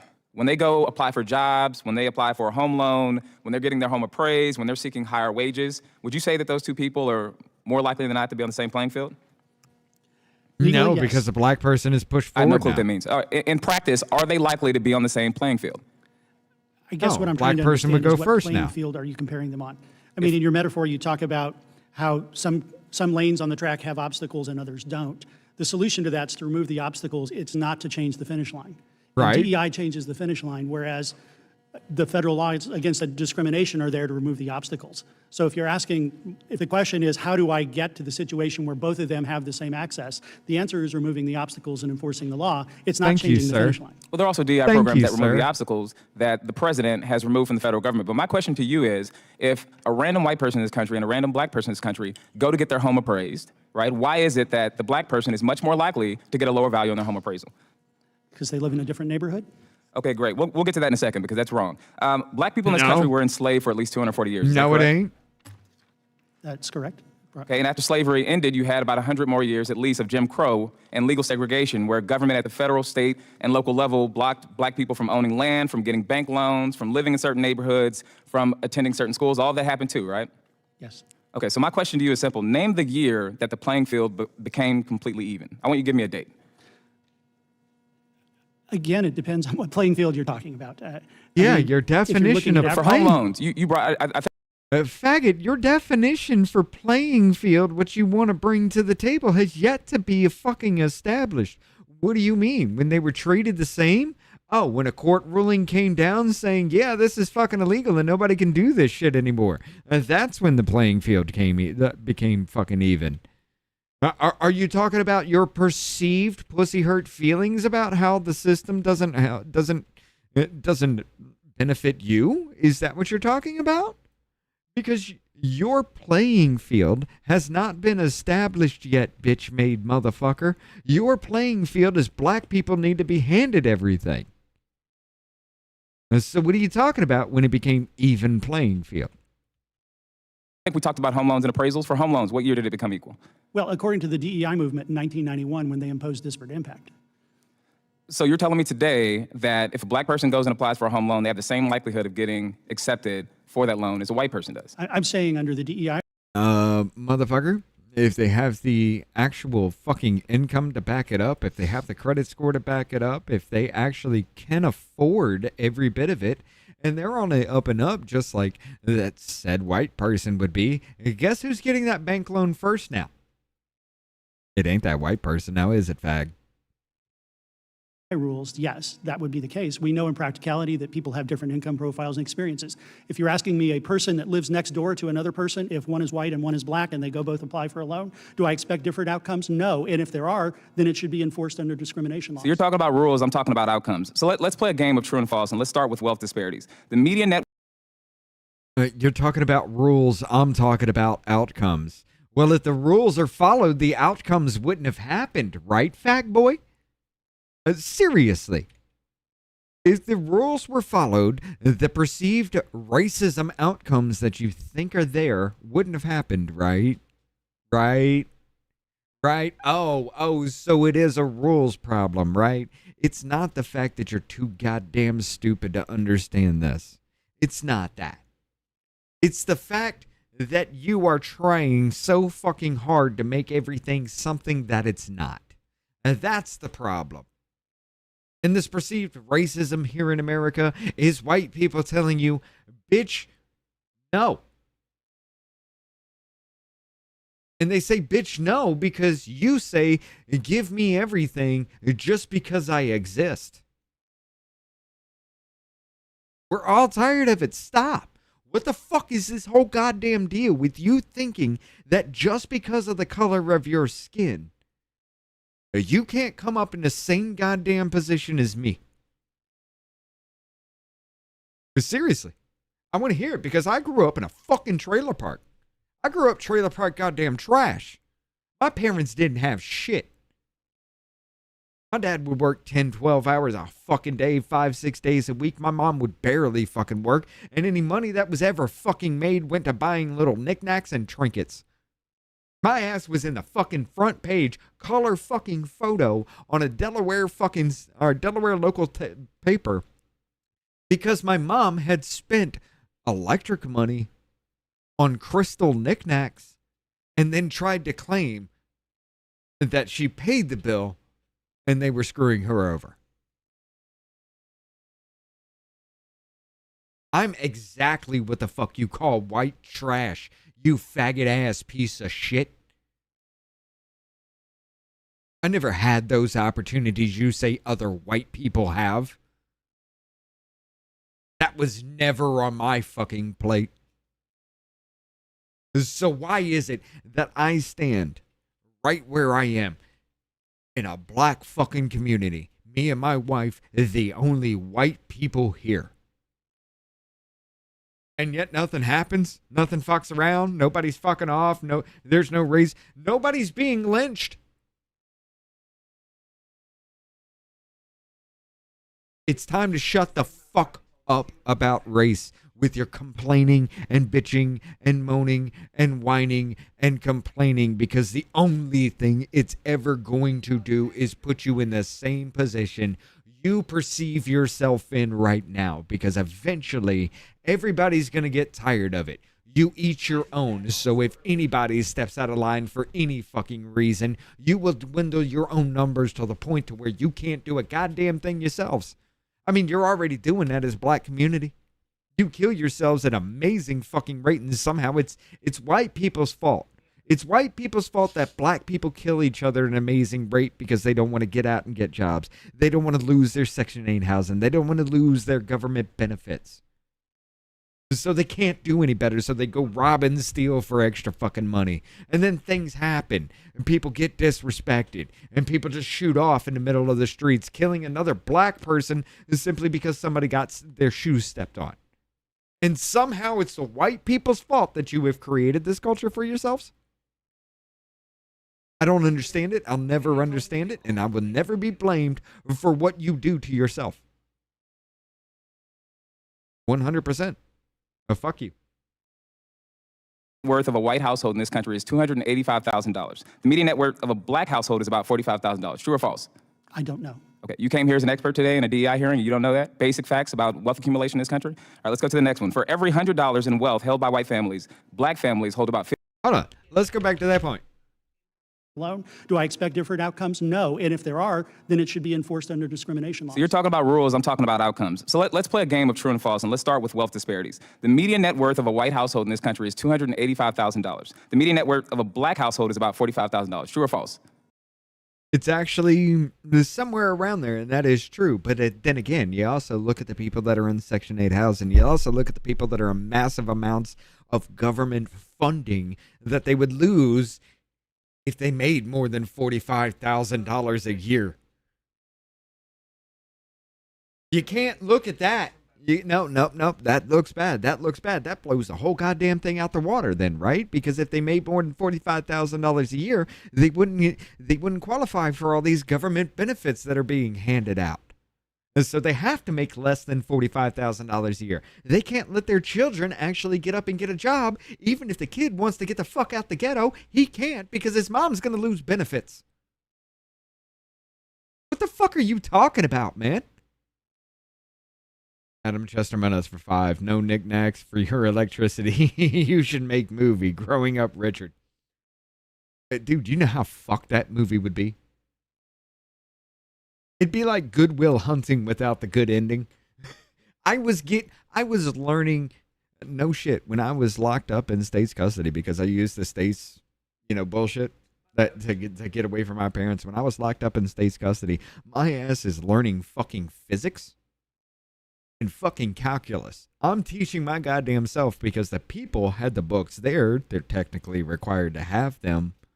And everything I was doing up until that point, any other thing they would throw at me, I'd ace no fucking problem. But yet, by their rules, I had to go to school. So what are you going to do? You keep a problem child? Just bored as fuck, making him wake up in the middle of the day for absolutely no goddamn reason to send them off to school where they're going to do nothing but do their work in the first 5 minutes and then fuck off? No. Well, we have this. We have this. Do you know anything about... I kind of want to look at that. I kind of want to learn that. Yeah, that's cool. Hey, what's this word right here? I don't fucking know. Look it up. I was teaching myself physics. I was teaching myself calculus while I was locked up in state's custody. I come back, and because I'm a problem child kid at home, I come back, I'm putting remedial classes where I'm learning to add, subtract, multiply, and divide whole numbers yet the fuck again in 10th grade for the first month. Huh. Interesting how that works, right? Interesting how that works. But yet, out of all the people that I could say, all the different races of people that I could say have a story similar to mine, very few I can go from to this. And I don't mean it to make it sound bad.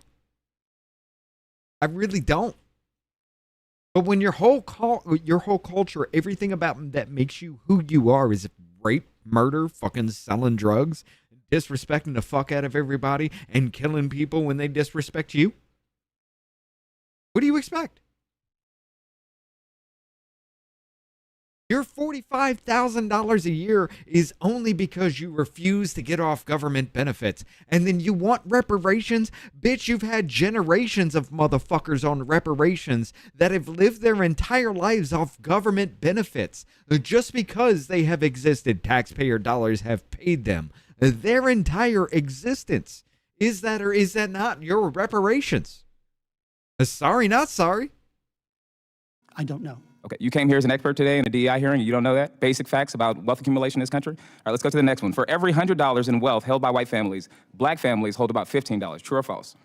Again, I don't know the those same specific reason numbers. why. Okay, well, I have data here. It's true. So we know that the answer here isn't just that black people believe in saving less than white people do, right? It's that government in this country has put one set of folks in a better position to succeed than other people. And it was the law for a very, very long time. And it became ingrained in our institutions. Government was part of the problem. And so it has to now be part of the solution. So let's. Oh, wait.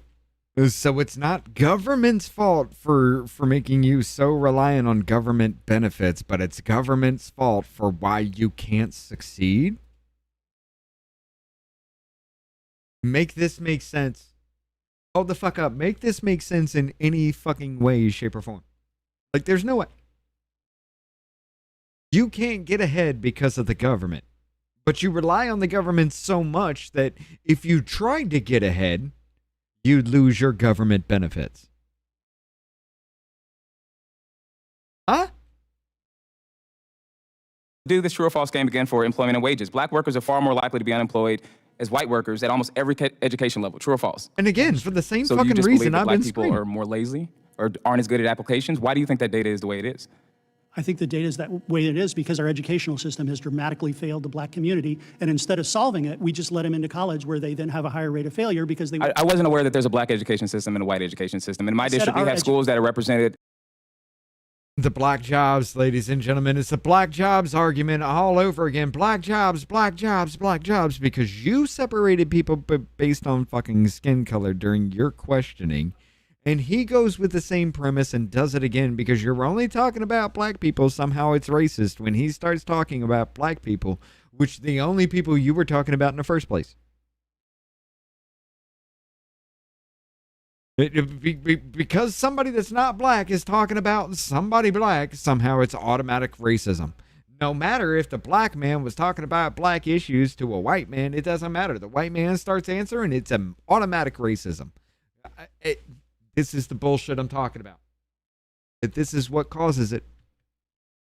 All races in there in the same outcomes.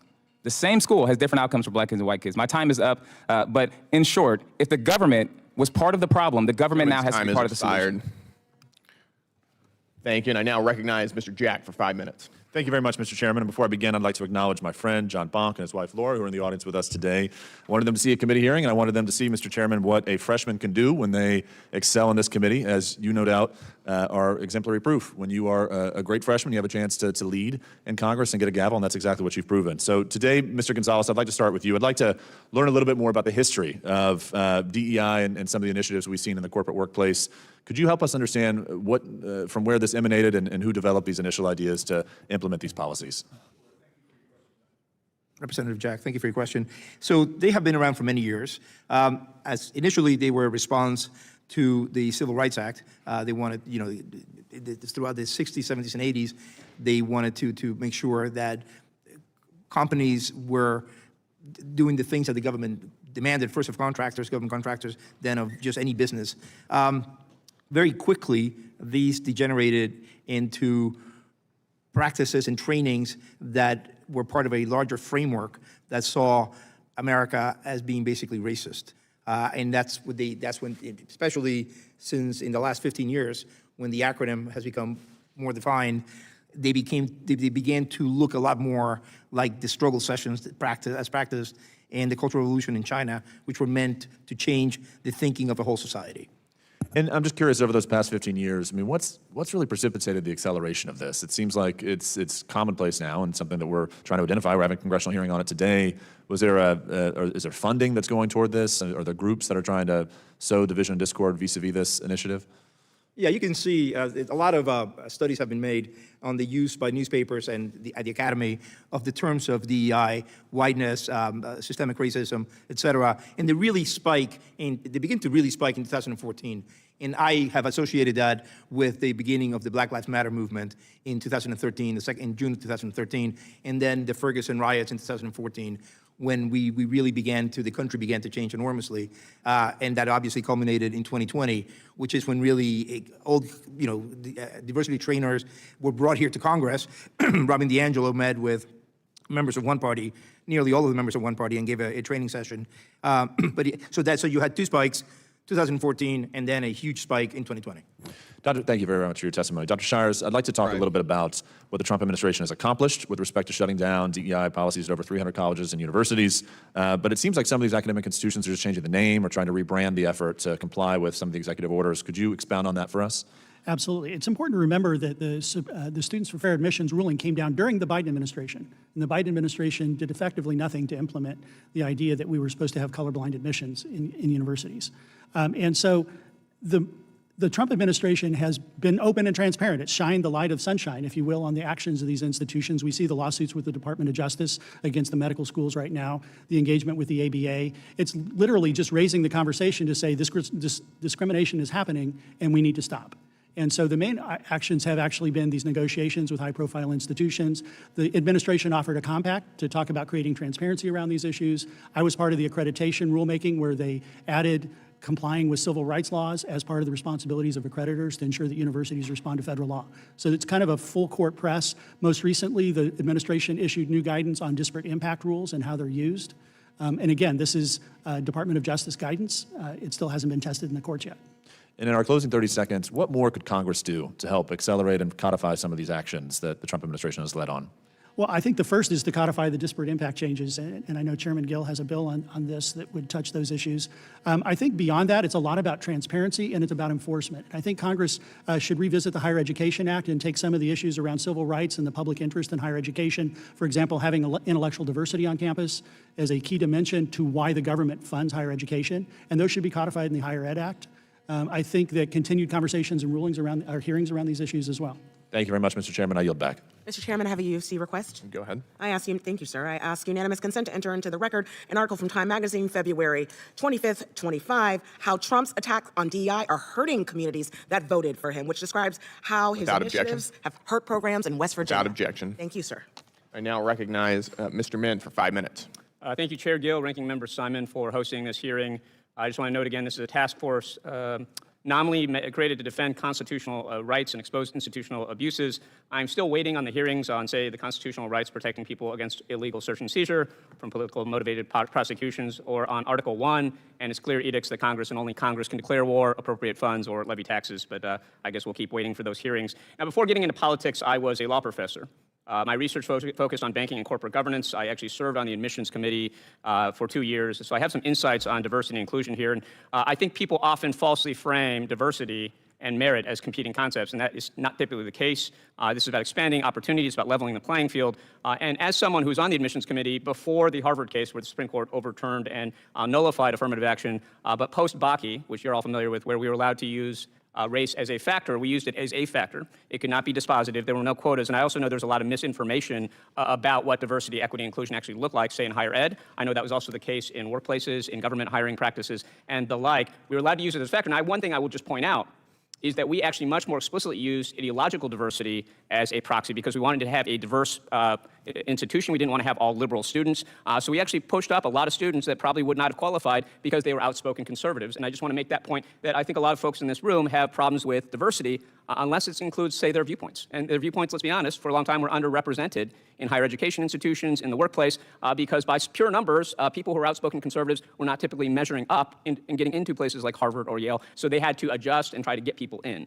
I will also note that the research is pretty clear that diversity is associated with better outcomes, whether it's in the workplace, whether that's in decision-making in academic institutions, whether that's in research, and certainly in the boardroom, which is what I'm familiar with. And you're probably all familiar with the litany of research out there that not just suggests, but very clearly shows a correlation between diversity in boards, corporate boards, and ROI.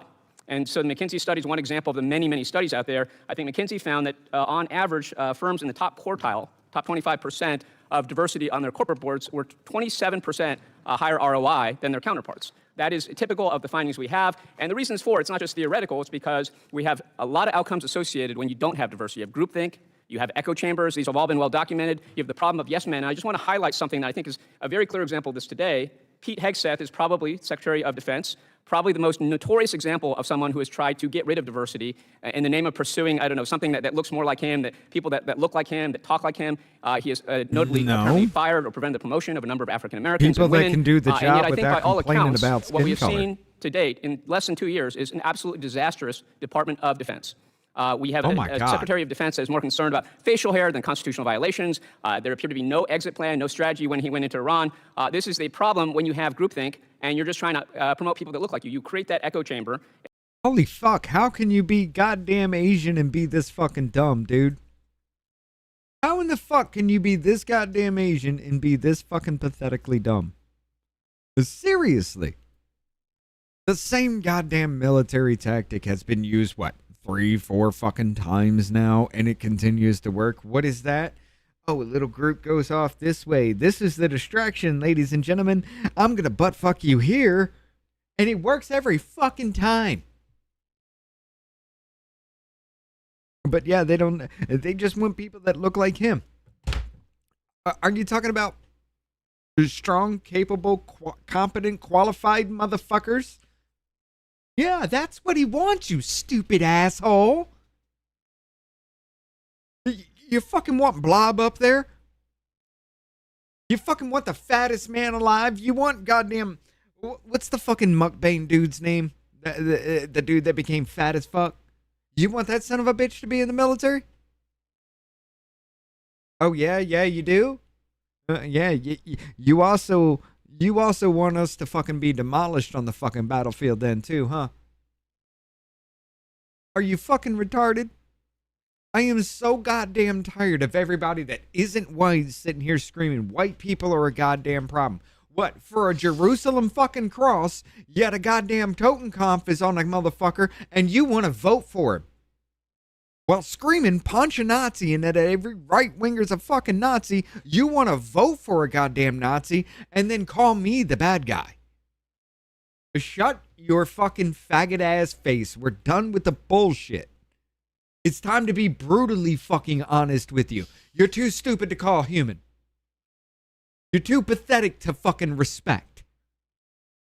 When you are this fucking pathetically dumb, there is no reason on God's green earth where I should engage with you with any kind of good faith. Because there's nothing good faith about you. Just like there's nothing good faith about that free fuck, whatever the fuck his name was. The dude before him. Oh, white people make $200,000 a year. Black people make only 45. Why is that? Because they lose their fucking benefits. Next question, faggot. It's the same goddamn argument over and over and over again. And I'm so goddamn done with the retardation. And I think this is a very clear example. I will also just note that across the board in my district in Orange County, which is one of the most diverse places in the country, where we have one of the most booming economies in the country. I invite you all to come visit. You can see it's really great when you can go get boba Class or an 4 In-N-Out Orange burger in the County. same day, like across the street from each other. A lot of great outcomes associated with the diversity that is being so vilified here. And Orange County, I think, benefits from that diversity in our institutions, among our entrepreneurs, among our elected officials. And the problem right now that we're seeing is as diversity is being stripped out of so many agencies across the board at the federal level, I have heard from just so many of my different stakeholders, whether it's pharmaceutical companies, whether it's construction companies, that they have difficulty now because the expertise that was in place at agencies like the FDA, USDA, whatever else they're dealing with, no longer there because in an effort to strip out diversity, the Trump administration has stripped out expertise. Now, with that, I don't really have any questions for you because I think we've heard your comments. I just want to close by saying diversity matters. It is the heart of this country. It is what has made America so great to begin with. As a son of immigrants, I will say that proudly. I believe that the reason our military, our institutions are so much more powerful and effective and lethal than any other countries in the world that don't have that diversity. Where do is I because get that one of those diversity white gives us people strength. And jobs with that, for I yield back. 200,000. Mr. Chairman. You tell me, bro. I have a unanimous consent request. With that. You tell me, because I'm making just as much as that black fucking family that they're talking about that can't fucking succeed. I'm making just as much. Actually, fucking less. You tell me, where do I get those $200,000 jobs at?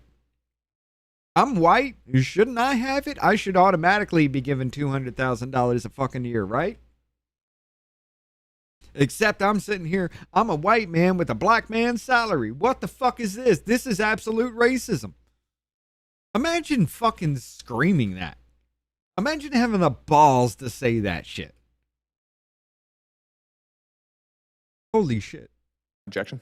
Mr. Chairman, I would like to enter into the record 3 items. First, I'd like to enter into the record from the U.S. Department of Education, a press release entitled U.S. Department of Education's Office for Civil Rights launches Title 6 investigation If of the you Fairfax did County have the Public balls Schools. to say it, you'd be in. I'd like to enter you'd be into the in court record like fucking an Shut article the from Builder. Fox News. Watchdog urges DOJ probe of top research university over alleged illegal DEI practices defies common sense. Without objection.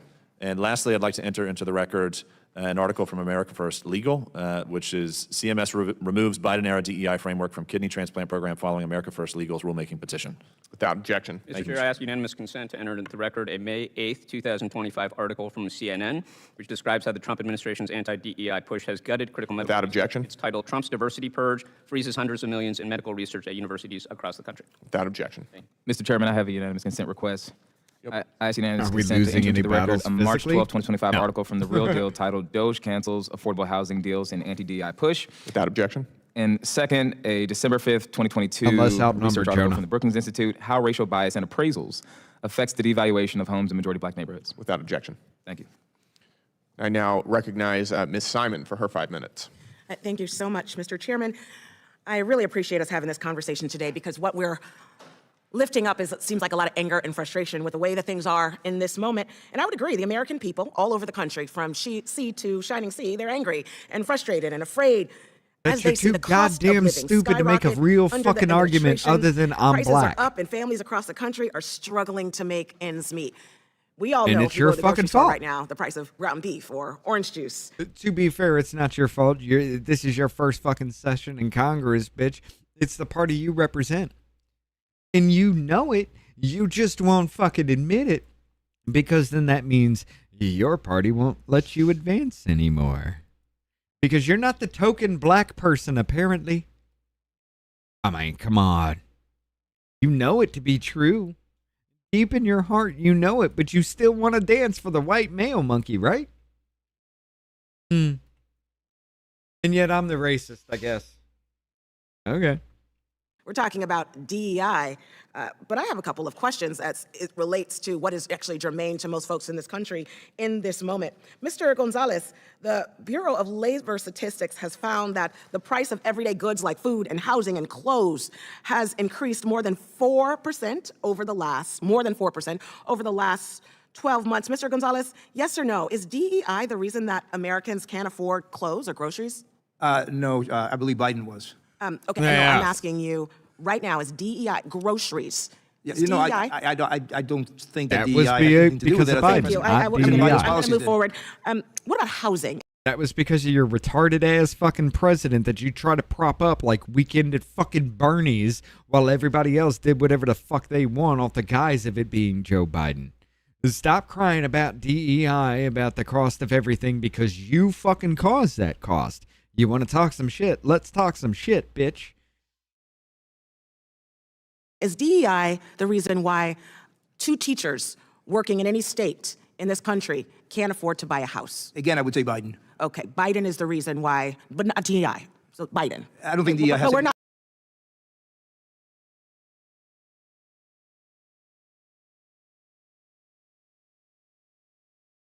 Are you trying to mock that shit, bitch? Inflation rose to an all-time fucking record under Biden because he was spending money left and fucking right because it was weekend at Bernie's in the fucking White House. Yes, all your complaints are because of Biden. Now shut the fuck up. That would have been my answer. Biden is not the president right now, but we'll move forward. Ms. Stepman?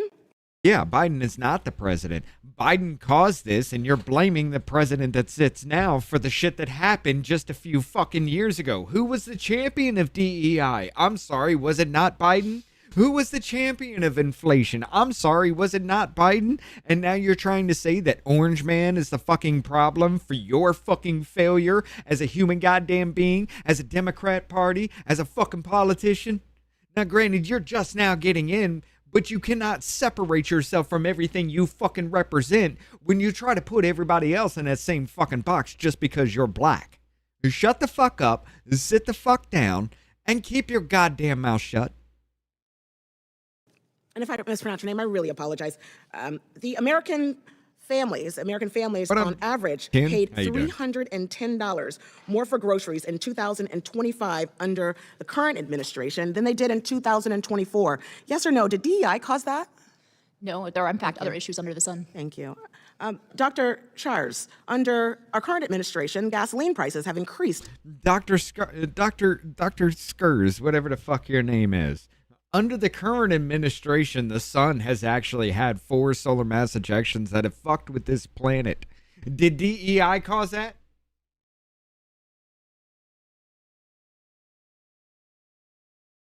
I'm so fucking tired of the retardation. It needs to stop.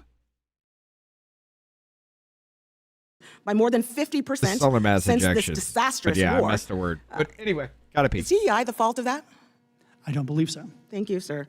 This is why, I think all of us, many folks who are watching, are struggling with the conversation today. City after city, in rural space after rural space, folks are struggling with the realities of gas and grocery prices.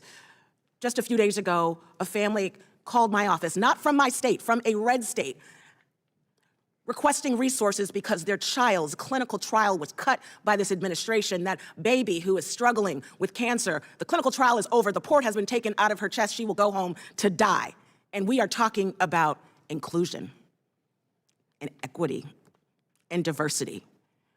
While SNAP benefits are cut, folks can't afford their mortgage, and we're having a conversation about the lexicon of diversity. But in my eyes, sits 3 inches lower than the other. Approval rate fall to 39%. Is DEI the reason that Republicans can't pass any of their bills on the floor this week?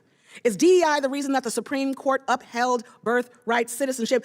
DEI is also not the reason why your eye sits 3 inches lower than the other one, but yet here we are sitting here listening to a deformed fucking idiot tell me that just because she's black, she should be handed everything because she's a living, breathing human fucking being. Not because she has anything worth a damn to society, not because that she has anything to offer, not because of the worth behind what she has to offer, just because she's black and she exists. Give this deformed piece of shit everything.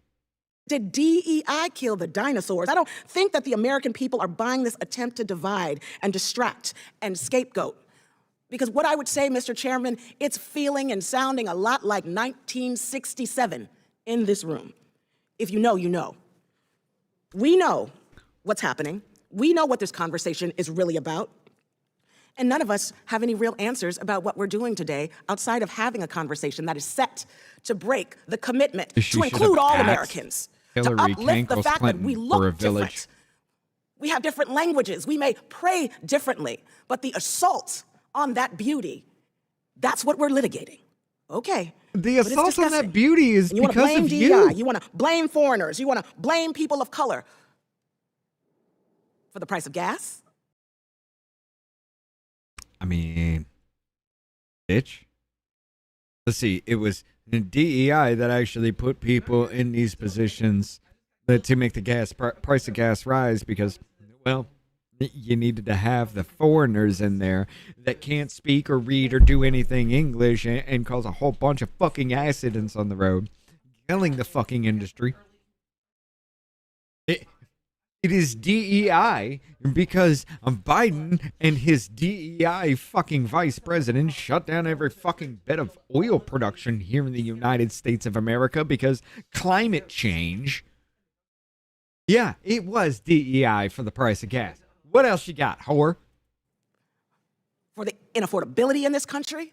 Yes, for the inaffordability in this country. Yes, absolutely, because for every one of you that sit there and pull off the fucking government benefits, making no more than $45,000 a year so you can sit on Section 8, there are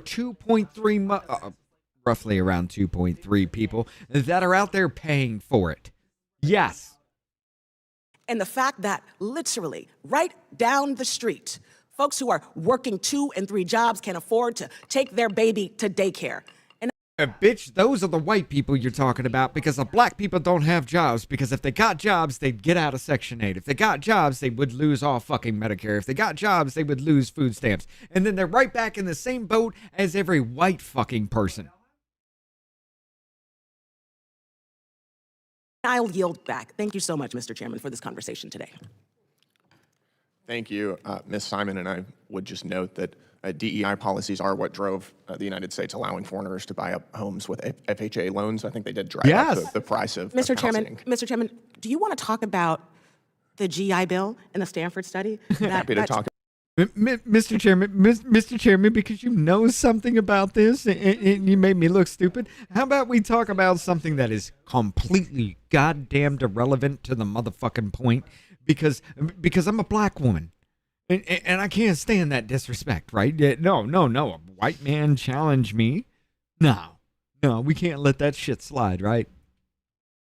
That literally showed tens of thousands of mortgages being taken out, and less than 1% of those GI what our side mortgages of the are aisle 1%. is hoping for is for college admissions and business hiring decisions to not be based on I don't race. think that white men are in the minority of any of the top 10 I don't colleges. either, and never suggested that. With that, and without objection, all members have 5 legislative days within which to submit materials and additional written questions for the witnesses, which will be forwarded to the witnesses.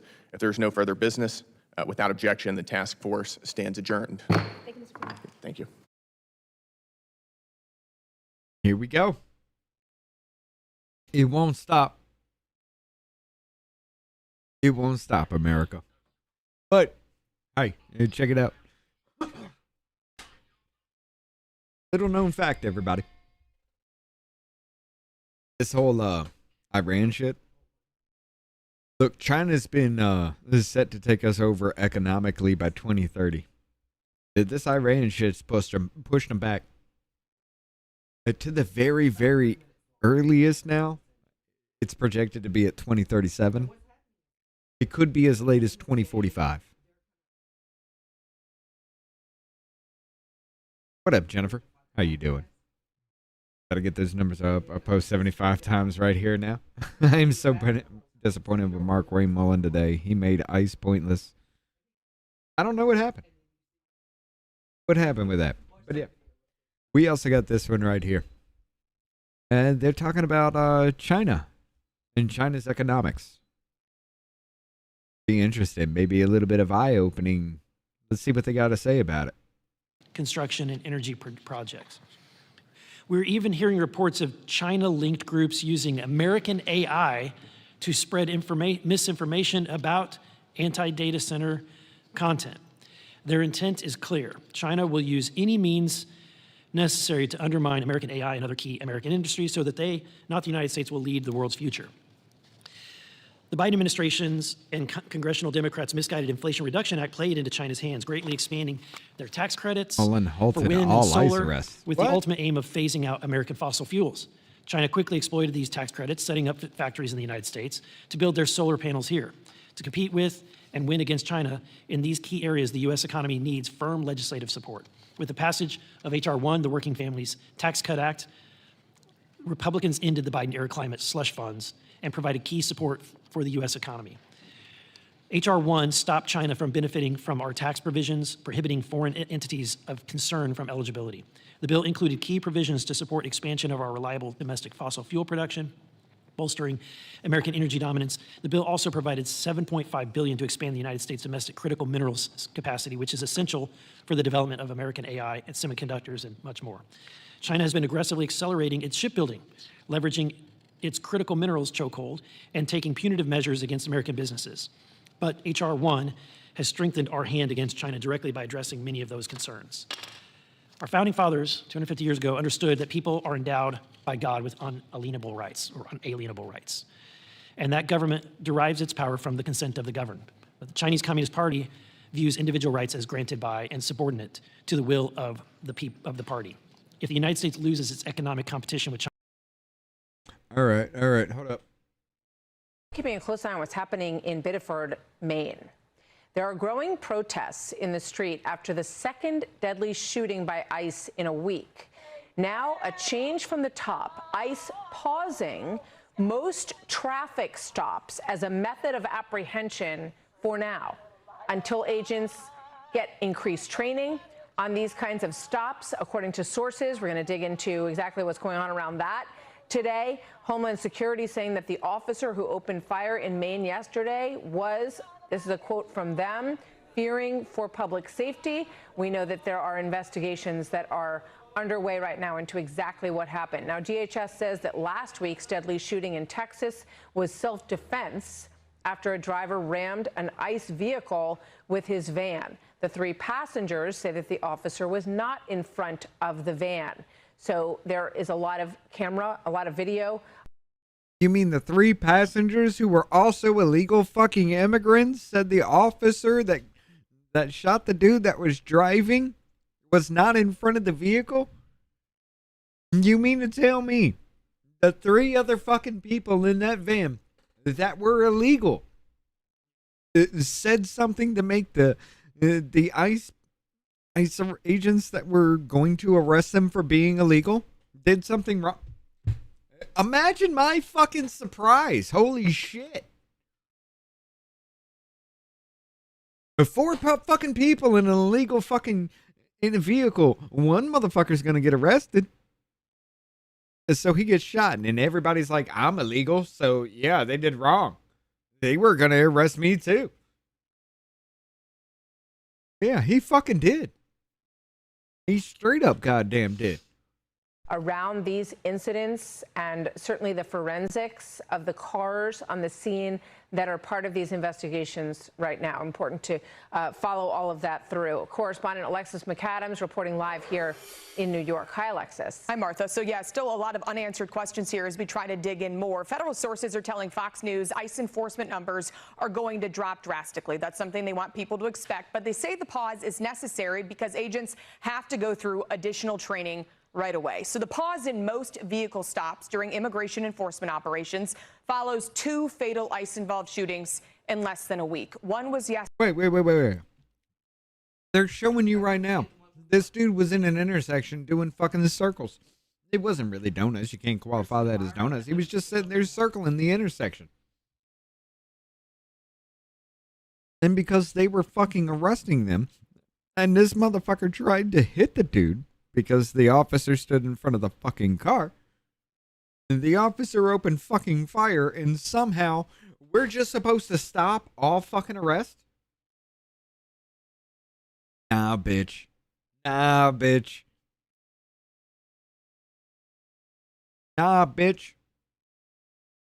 You want... Okay. When does it come down to the point that they just get mowed down, then? If you can't arrest them, and they do shit like that, when does it come down to a civilian just walks up and pops the motherfucker?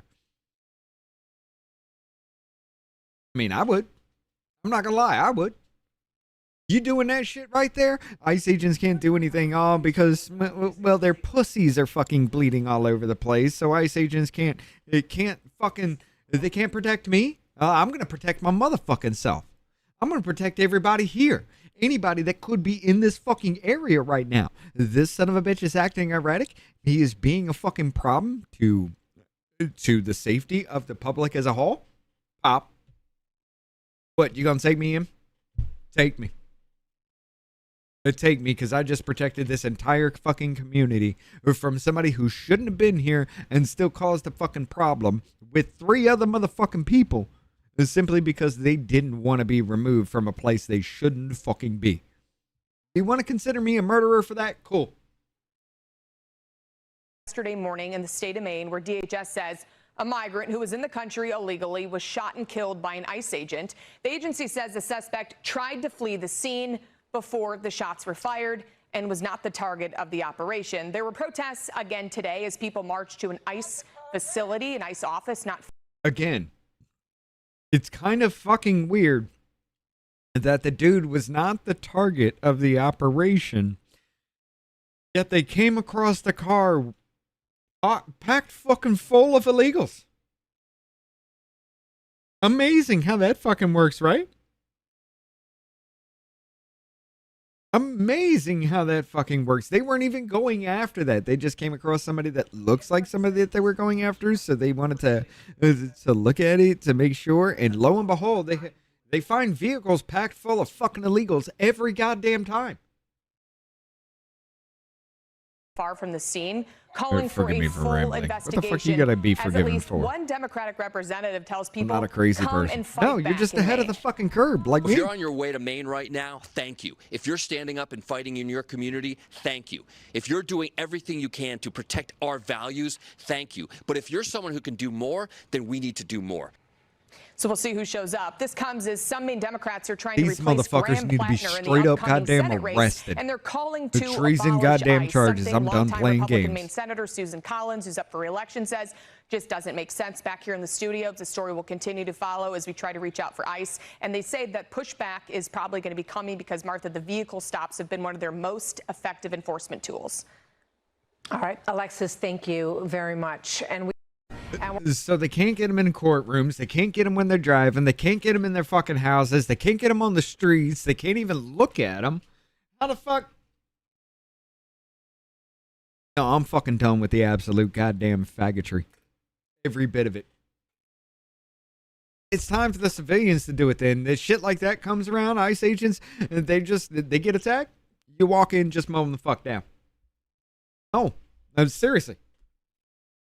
But you just get a whole bunch of group of motherfuckers together, you walk up on them, and you just put them down. What are they going to do? They're going to arrest every single one of you for putting down a riot and an insurrection and an actual uprising against the fucking government? What are they going to do? Every fucking time it happens. I'm sick and fucking tired. If my government's not going to protect me, I'm going to protect my motherfucking self. This is outright fucking retarded. Just because motherfuckers want to fucking martyr themselves to try to get some attention, put them down. Let's go back. China, the Chinese Communist Party, will leverage its economic victory to impose that ideology in a form of oppression all over the world. And to face that, we must win. So today, I can't thank you guys enough. These amazing expert witnesses that are joining us, and I thank you, my colleagues, for joining in this conversation. I want to first introduce the Honorable Joshua Hodges, who is the Commissioner for the U.S.-China Economic Security Review Commission. Commissioner Hodges is a seasoned national security and foreign policy expert who was appointed by Speaker Johnson to serve as commissioner this last year in May. Next, we have 75 yet. Mr. Tozy, right? I mean, Senior Director this for one China hasn't Policy counted at yet, America First so- Policy Institute. Mr. Tozy is a seasoned China expert, most recently serving as Deputy Staff I'm pretty Director sure of the you Congressional have Executive sent Committee on China. 75 messages. Next, we have Dr. Tiffert, a distinguished research fellow at the Hoover Institute and a historian of modern China.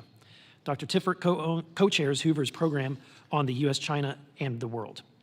Finally, we have Mr. Alex Epstein, who is a philosopher an energy expert who argues that human flourishing should be the guiding principle of energy and environmental progress.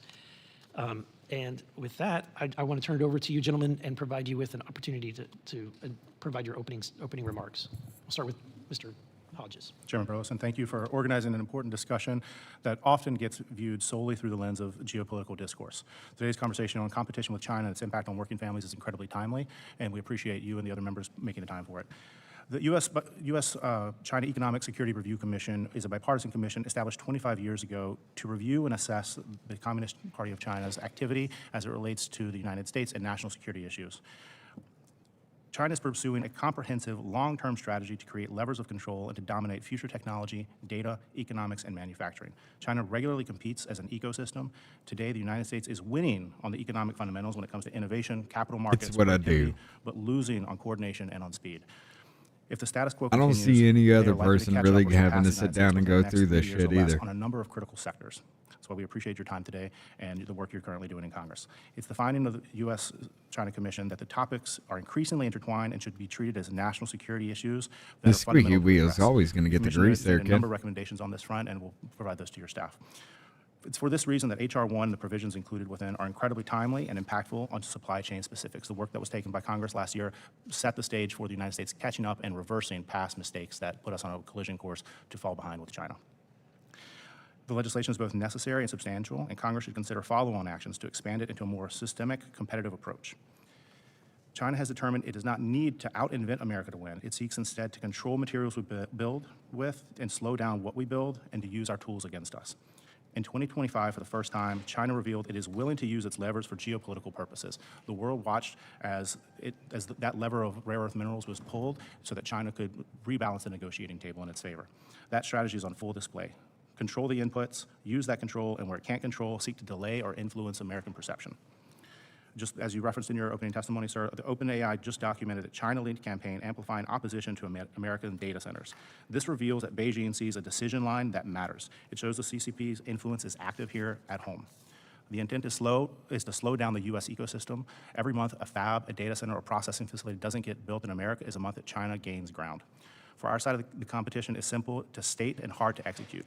We have to build better, deploy faster, and secure the arteries that feed vital sectors across the United States. I look forward to the discussion today. I'll keep my opening comment short so we can get into the roundtable. Great.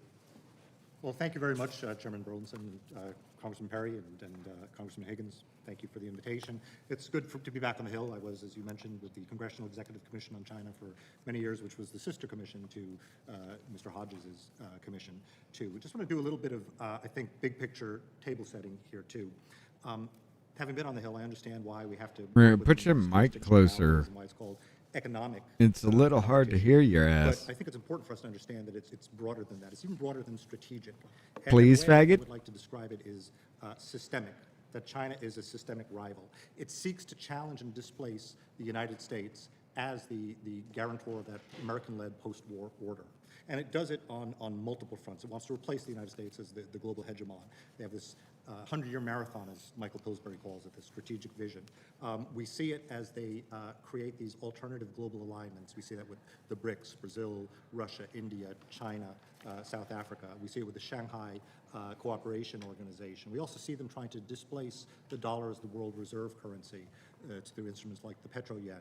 Whether or not it will succeed is an open question, but this is the ambition. We see, the hegemon sets standards, so we see them trying to set standards in the realm of technology. That's true with telecoms and telecommunications, but also especially with AI and why it's important to win that race. We even see them trying to reset standards with regards to human rights. In 2024 at the United Nations during the Universal Periodic Review, China received criticism for its terrible record on civil and political rights, but they redefine rights as a right to development. Again, the hegemon gets to set those standards. There was a book that was written in 1999 that's available in English, but it was written first in Chinese by two PLA colonels, Colonels Wang and Colonel Chow, called Unrestricted Warfare. And I think it's very important to understand this thesis. It sees everything as a battle space. okay, up to and including the kinetic. So when we see that we have a problem with fentanyl, where do those precursors come I'm gonna try and from? The reverse boost this a opium bit for you guys. strategy that they Because this use asshole against doesn't need to lawfare, know how to use a mic. and how they use our court system against us. Glenn Tifford here at Hoover University has been very valiant in pushing back against that Chinese lawfare thing. It's a very important case. Maybe he'll talk about that too. But the way that they target, and they target things systematically. In the 1990s, we bought into this China fantasy. Fucking This idea that history had ended, and it's still and not that enough. by engaging with China economically, we could integrate them into this American-led order. That was a big mistake. The PRC, under the Chinese Communist Party, had a very long-term vision. Rare earth magnets. Why are rare earth magnets important? Because they're important for our military ordnance, our stockpile for targeting there. In 1995, there was a GM subsidiary called Magnequench that was purchased by a Chinese consortium, included a couple of Deng Xiaoping's sons. It was fronted by Archibald Cox Jr., the chairman of the Watergate prosecutor son, Archibald Cox Jr. And at the time, our Defense Department, our then Defense Department, objected on national security grounds. State Department said, no, this will help our relations with China. Most of the concerns was the jobs, and there was a promise to keep the jobs there for at least 5 years. That was broken. The equipment and the know-how was shipped back to I am reading the to chat, China. Jonah. Okay, today that is, as Mr. Hodges referenced, a point of vulnerability that I they am reading the wage chat. against us. Today, carbon fiber. Carbon fiber is important for drones. Okay, there's a U.S. company, Zoltec, based in Missouri, that is a subsidiary of a Japanese company. The China National Building Materials Group, state subsidized, See this? is undercutting on boosting price it there.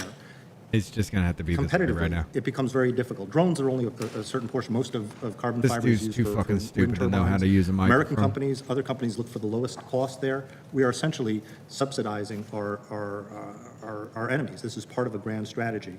When I was still with the commission in December, I went to Japan. I raised this issue with our embassy there, and they were not aware of this. But since Toray, the parent, is a Japanese company, alerted them to this important thing. We recently at AFPI published a document on what we call a Pax Composita. It has to do with how we can push back on this attack on carbon fiber. We have a Pax Silica where we try with our chips industry to work with allies and like-minded countries to cleanse supply chains, keep them non-red. We need to do the same thing. We're doing the same thing with regards to drones. Other countries such as Taiwan are also important in that, but also clearly our NATO allies and Japan. Just on AI, just briefly, the targeting of AI. What we're seeing is that while we still have an advantage and a technological edge, China is again undercutting it. And we see American corporations that are utilizing DeepSeek models, AI models. Way too fast for it to be Microsoft passed there. is doing Jonah, that you as knew well that was against too good to be true. costs. AI, why is it important? George Orwell says that he who controls the past controls the future. He who controls the present controls the past. Try with DeepSeek to ask any of the 3 T questions: Tibet, Taiwan, or Tiananmen, and you'll see what happens. So this is very much a battle for the mind here. I think that we can stop here and go into Q&A, but there were a number of people here in Congress that in the 1990s had an awareness that engagement with China was very perilous and was a dead end. My former boss, Chris Smith, even Nancy Pelosi, to her credit, was alert to that idea of the China fantasy. But most people bought into that theory of engagement, that by engaging with China, by trading with it, they would become more like us. It's the opposite that has happened. And with that, I'll leave it to my colleagues, but we can go more into issues like why joining the WTO and allowing China, that was a terrible mistake. Thank you. Thank you. Chairman Burleson, members of the committee, thank you for the opportunity to Okay. discuss the critical topic of winning the economic. Oh, you're turning your fucking mic. Full-grown fucking men don't understand how a goddamn microphone works. The old and retarded I get, okay? But how the fuck am I supposed to take you seriously when you don't even know how to turn a goddamn microphone on? competition with China. Winning that competition is vital to the sovereignty, security, and prosperity of the United States, but victory will not come easy, it will not come quickly, and it will not come cheaply. Moreover, I cannot tell you when victory will arrive. This is a competition that could run for years, and we must approach it in that way. We need a strong team with capable players across multiple positions and a deep bench to stay in it. Tight coordination with our allies and partners will be a force multiplier that would be unwise to forego.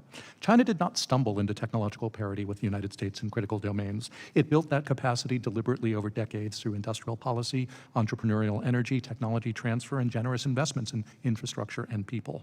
We awoke belatedly to the true nature and scope of that challenge, and only now are beginning to assemble a coherent response. The signs of a turnaround are encouraging, and the Working Families Tax Cuts Act of 2025 is playing a major role in that.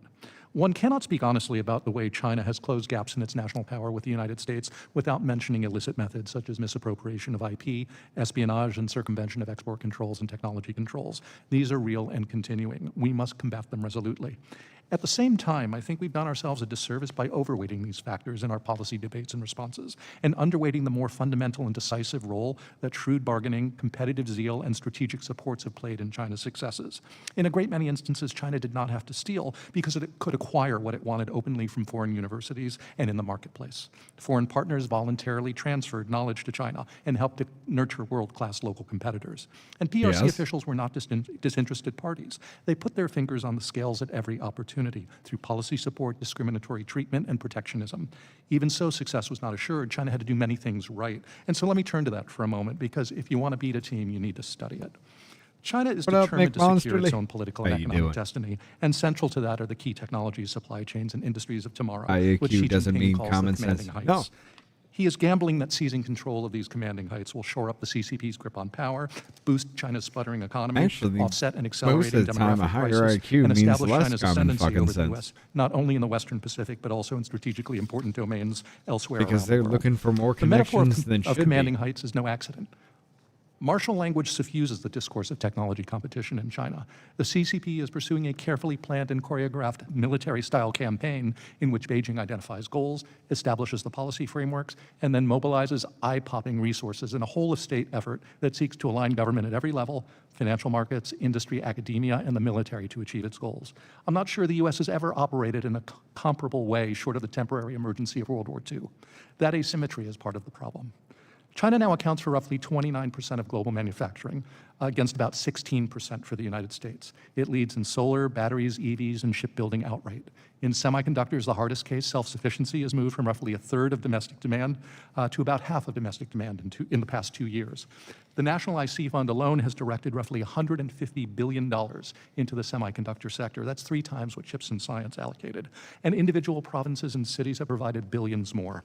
Without concerted action by the U.S. and its allies, China may soon dominate the market for many industrially critical mature applications, Chips and which would give it Science leverage akin to what it has today over rare earths. The Nexperia case last year, which threatened the chip supply for global automakers, was a wake-up call. The newly adopted 15 five-year plan doubles down on this model. If China spent 3 times what we did on the Chips and Science Act for their chip manufacturing, the only thing you can do now to stop that is to make sure that they don't get those rare earth minerals. And how the fuck are you going to do that?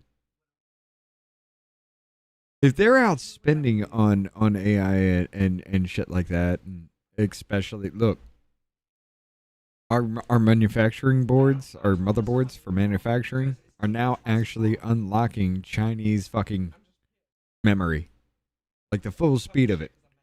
If it was Chinese made, they would lock the speed for memory modules within their motherboards. But they've taken that limiter off now. So that means Chinese made memory is just as good, sometimes better than ours. Kind of fucked up, ain't it, America? Yeah, they make it faster than we do. It's just you couldn't actually get to use that speed because we kept it capped. Animated by an even starker assessment in China of the need to unlock indigenous technological innovation and de-risk from a United States that is seen as intent on subverting China's rise. Independent estimates put China's total industrial policy Video spending game somewhere looks between like Route 1.7 66. to 5% of total This GDP, is 7 days far to die. beyond what any OECD economy spends. Beijing is imposing tighter controls on that spending and accountability over it, but the fire hose has not gone slack. 2026 science and technology spending is still rising faster than the overall government budget. They are flooding the zone, just selectively in the technologies identified as national priorities. Security and self-reliance are the watchwords of the day. A nation of 1.4 billion people has weight, but mass and brute force alone are insufficient to explain China's achievements. One secret of China's success has been the space the central government allows for local initiative. The central government says jump, and localities and firms fiercely vie with one another to say how high.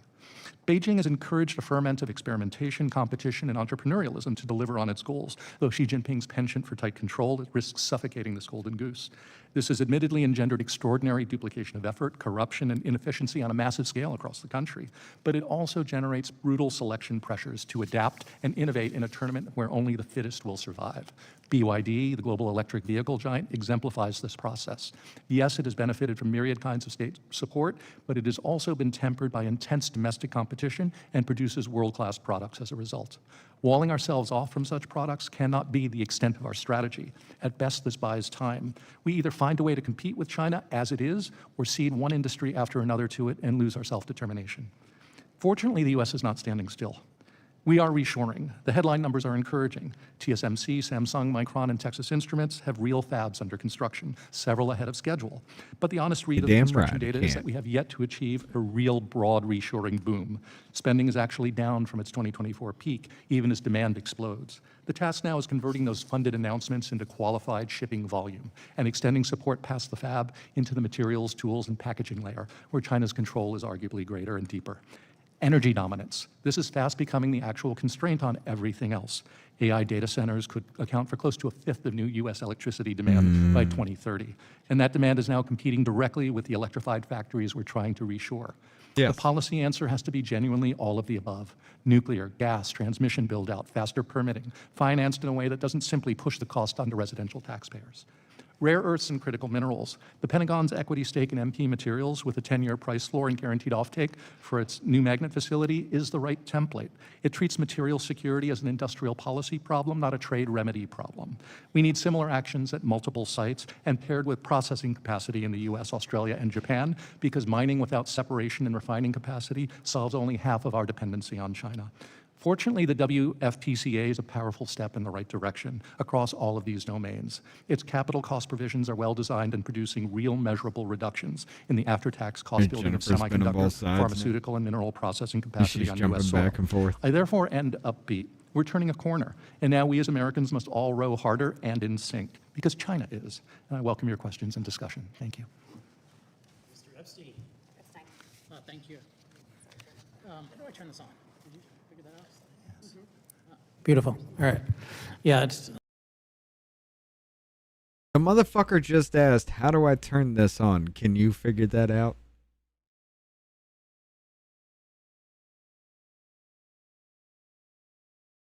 What did I say about grown men not knowing how microphones work? I used to not care, but then Jeffrey came along, so he's Epstein, I'm Epstein. Yeah, exactly. It's okay. Every time?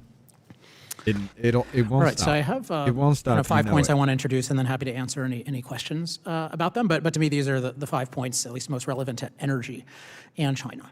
So point number 1 is China's chief advantage over the U.S. in energy and everything else is far greater industrial freedom. So we're often taught that, well, China has an advantage because they're willing to spend more, they're willing to dictate things. But America has proven in the past that by far the best quote-unquote industrial policy is freedom with property rights. So to give you a sense of how powerful this is, in the 1870s, the first long-distance pipeline built in the U.S., the Tidewater pipeline, went from conception to completion safely in 6 months. You cannot do that with a yoga studio, or upgrading a yoga studio in America today.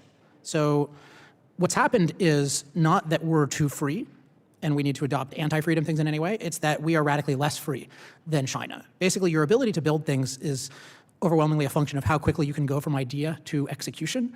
In the United States, our entire permitting system makes that basically impossible. And so if we're at all serious about being a country in the future, competing with China, et cetera, we need radical permitting reform, and this should be bipartisan. So I'm also going to say if we want to be a serious fucking country in the future, you learn how to use a fucking microphone. We need to aggressively reform NEPA, National Environmental Policy Act. So that's something that it was originally supposed to just do a bonus review for projects. So just, follow the laws and then just do a bonus review. And now the bonus review can literally kill projects, or activists can sue over the bonus review and delay a project for 5 years. So NEPA needs radical reform. This affects projects Republicans care about and Democrats care about. The Clean Water Act in its current state is an atrocity. So it targets both gas pipelines and transmission lines as a menace to water quality. Guess what gas pipelines and gas pipelines and electric transmission lines have in common? They literally cannot meaningfully contaminate the water because they don't have any liquids or solids to go in the water. And yet the state of New York and others routinely kills these things in the name of fake justifications like turbidity. Do people know what turbidity means? It means temporarily muddy water. So that's what we're destroying our economy for, and that's why we have way too high natural gas prices, because we can't build pipelines to take our abundant gas to market because we're afraid of muddy water, and at the same time, New York is constantly creating 1,000 times as much muddy water just to keep their ports clear. So Clean Water Act is a disaster. Republicans and Democrats should agree on this. Now we have a more contentious one for today's Republicans, permitting certainty. The idea that once you get a permit, it should be a real permit. It should be final. Presidents love to deny permitting certainty. So we had Biden killing twin metals, killing oil and gas projects. Now President Trump likes to use it to stop wind. Both parties have to recognize that you cannot be a real country if the president can revoke permits at will. We need permitting certainty. It should be bipartisan.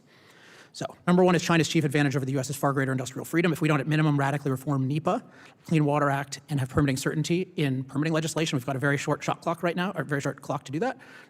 Everything that we gave to the president, okay, we number want to two take is away China because is the Orange expanding Man's its reliable there now. power by building new coal plants. So there's a mythology that China is winning because on industrial electricity because they're adopting solar.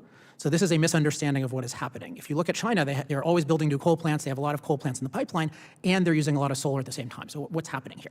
What they're using the coal plants for is reliable power, what you can call capacity. So the ability to generate electricity when needed in the exact quantity needed. Baseload is actually not quite the right term, but what you really need is just dispatchable, reliable power, whether it's baseload or it's flexible. Because when you have a peak event like Storm Fern, you don't just need the baseload, you need the flexible peak power. And what we saw during Storm Fern is something I've said for years, which is solar and wind New can York go near and zero. Pennsylvania ruin their states. So solar and wind, 100%. this is point 3, do have a use, and China is making use of it, but they're not using it as reliable power. They're using it as a fuel saver for reliable power. So solar and wind, you should not think of as real power sources. You should think of them as fuel savers. When the sun shines and the wind blows, you can save gas, you can save coal. And in countries with really expensive fuel, that can make a lot of sense. Now, guess what? The United States does not have really expensive fuel, so most of our solar and wind is a complete just burning of money and harming our grid. But in general, we should be open to solar and wind when the fuel savings outweigh the cost of the panels and turbines, of the transmission and the distribution, which again in the US is rarely the case and would be even rarer if we had good permitting policy. But with China, it makes more sense because they don't have all the same domestic resources. And for solar, they're not only saving fuel with solar, but they have the solar industry where they're making quite a bit of money selling us solar panels that we're way overspending on. Okay, so their advantage is industrial freedom, that's point 1. Point 2 is they're expanding their reliable power through new coal plants. Number 3 is they're using solar as a fuel saver for reliable power, not reliable power itself, and they're selling it to us.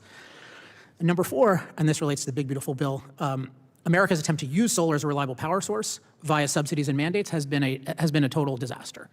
So we have preferred solar in all these different ways. We've subsidized it. Fortunately, the new subsidies at least have come to an end. We still have 10 years more of some of the wind subsidies in the pipeline, he so was we more didn't kill enough of those. tomato but man. Still, it's a lot better. But we're doing that. The markets don't impose any penalty for unreliability, so we have huge problems with electricity markets. And many states still mandate large amounts of solar and wind through what are called renewable portfolio standards. So we have all of these preferences.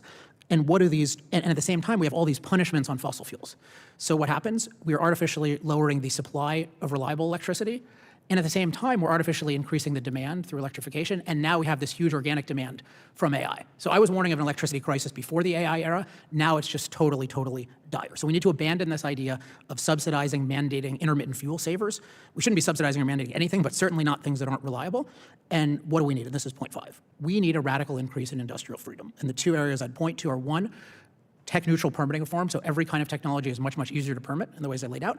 And we need tech-neutral electricity policy that values reliability and properly devalues unreliability. And if we do this, we have a real chance of being a serious country that's growing and can meet the AI opportunity, which is not only a security issue, I think it is the chance for the greatest improvement in human life since fossil fuels caused the energy revolution. So happy to talk about that as well.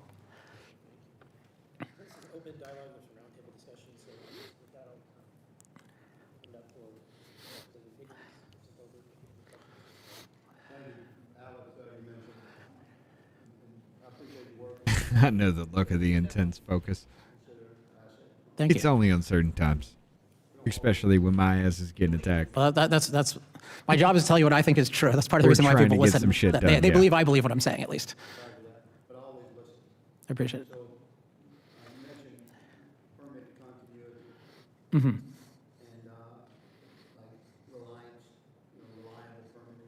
Higgins, why the hell do you not have a microphone do on? it. We can't hear you.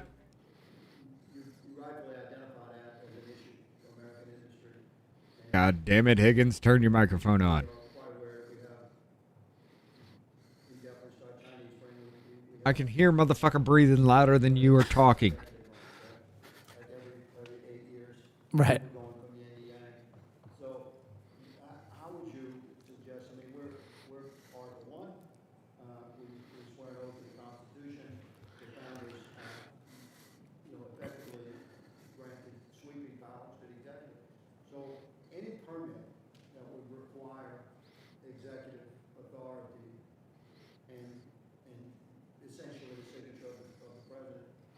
It doesn't matter if you turn his microphone on. It's 5 goddamn feet from his mouth. I mean, it's a great issue. I mean, I think of it as the opposite problem. I don't think the current authority and the way the administrative state functions is constitutional or even defensible. So the basic structure is supposed to be Congress passes the laws, the executive faithfully execute the laws. You know, we have this idea of a government of laws, not of men. For an observation, though, therein lies the interpretation of existing law. Yes. And the executive absolutely has the right to reinterpret laws as if they believe were wrongfully interpreted by the previous True. administration. So again, I ask you, how would you constitutionally address that as it with the congressional authority, Article 1 authority, without injuring Article 2 Well, constitutional? so in addition to, I mean, Congress needs to write clearer laws. So that's one thing. They need clearer laws. But it's, and what I'm saying with the permitting certainty is you need laws saying that once you have a permit, then you cannot just overturn it. And in fact, the way you could just have the permit be final, and then if the company actually violates like the law in statute, then the executive can prosecute them. That's different than the permitting thing. Keep in mind, the founders didn't even intend there to be permitting. So permitting is, the whole premise of permitting is guilty until proven innocent, and it's a fundamentally un-American premise. The only So I think you hit it when I think we concur that given the modern phenomena of executive reversals of industrial permits, which is certainly a 21st century issue. Congress has to write legislation that includes prohibitive language and more clear, like granular language that can be less easily interpreted this way or that way. Would you concur with that? Yes, definitely. Okay, so, but we do agree that in order to, we can't just say, well, presidents can no longer, executive branches no longer has the authority to interpret an existing permit. They have to be able to do that, or else we'd be interfering with. I mean, the permit is a creation of Congress. The Congress can attribute whatever stipulations to it wants. It can say, this permit, once you pass this stage, it's done, and then the only recourse is just if you're violating the law, then you can do it. So I think we can dramatically constrain the executive. Now, the counter to that is, well, there's lots of other things the executive can do, and that's true, and we should shore those up too. But in general, the vision is a government of laws, not of men. It should be obvious what the executive will do with these things. We're far from that, but that's the model. I don't want one person having this authority. Well stated, respectful of everyone's time. I have a question regarding Chinese strategy that I'd like to direct to Mr. Tozy. The Chinese culture, or the Asian culture, is It's a rectangle like table. Musashi wrote that make your everyday stance your combat stance. We and should your bitch combat about that. stance your everyday stance. But this ain't a round They're table always prepared discussion. in It's a natural rectangle state discussion. For Rectangle martial table discussion. engagement. Sun Tzu wrote that You change the name of excellent your warriors hearings. win before engaging in war, and that would include martial engagement, but it doesn't preclude much. It doesn't require martial engagement. It doesn't require war. So, how would you advise us to deal with things like AI, which is a big concern of ours, a big concern of mine? I would turn it all off if I could. I think it's a serious threat. But how would you advise Congress to deal with like states' rights as it relates to AI and federal mandates and federal law as it relates to AI. A roundtable would mean a To decision. counter China's progress. So I think, first of all, it's good that you do mention sort of the Chinese tradition, because understanding that is very important. And you mentioned Sun Tzu, and the idea is to win without fighting.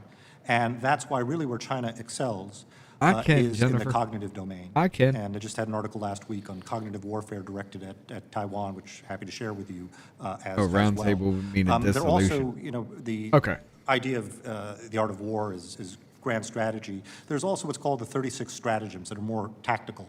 And one of them, the very first one, is it says to cross the ocean while deceiving heaven. And that really was the stratagem throughout the so-called reform era that China utilized to attract foreign direct investment, to allow for that accession to the WTO, and we really allowed ourselves to be deceived. If anything, we owe Xi Jinping a debt of gratitude because he took the mask off. Their intentions are much clearer. But if you look at the World Trade Organization, for example, we let in a predatory mercantilist power that subsidizes, not just industries, but national champions, as we mentioned with the BYD, for example, as Glenn mentioned, that steals intellectual property and is always going to have a comparative advantage on cost because they utilize forced labor and suppressed labor, even labor that's paid. We're seeing because of their export-oriented economy, and this is a vulnerability point for them too, the way they treat their own labor. Now, so the first thing that we have to do is to understand what the strategy is, to understand that the ideal for them is to win without fighting, and that is what the strategy is. As to AI, how do you put the genie back into the bottle? And I think that's the big problem. Yeah, they keep trying to push Windows 11 on my AI. China is not going to have the same restrictions in Windows place 11 there. is trying to be And forced that to my makes computer it too. I ain't very, letting it very happen. difficult.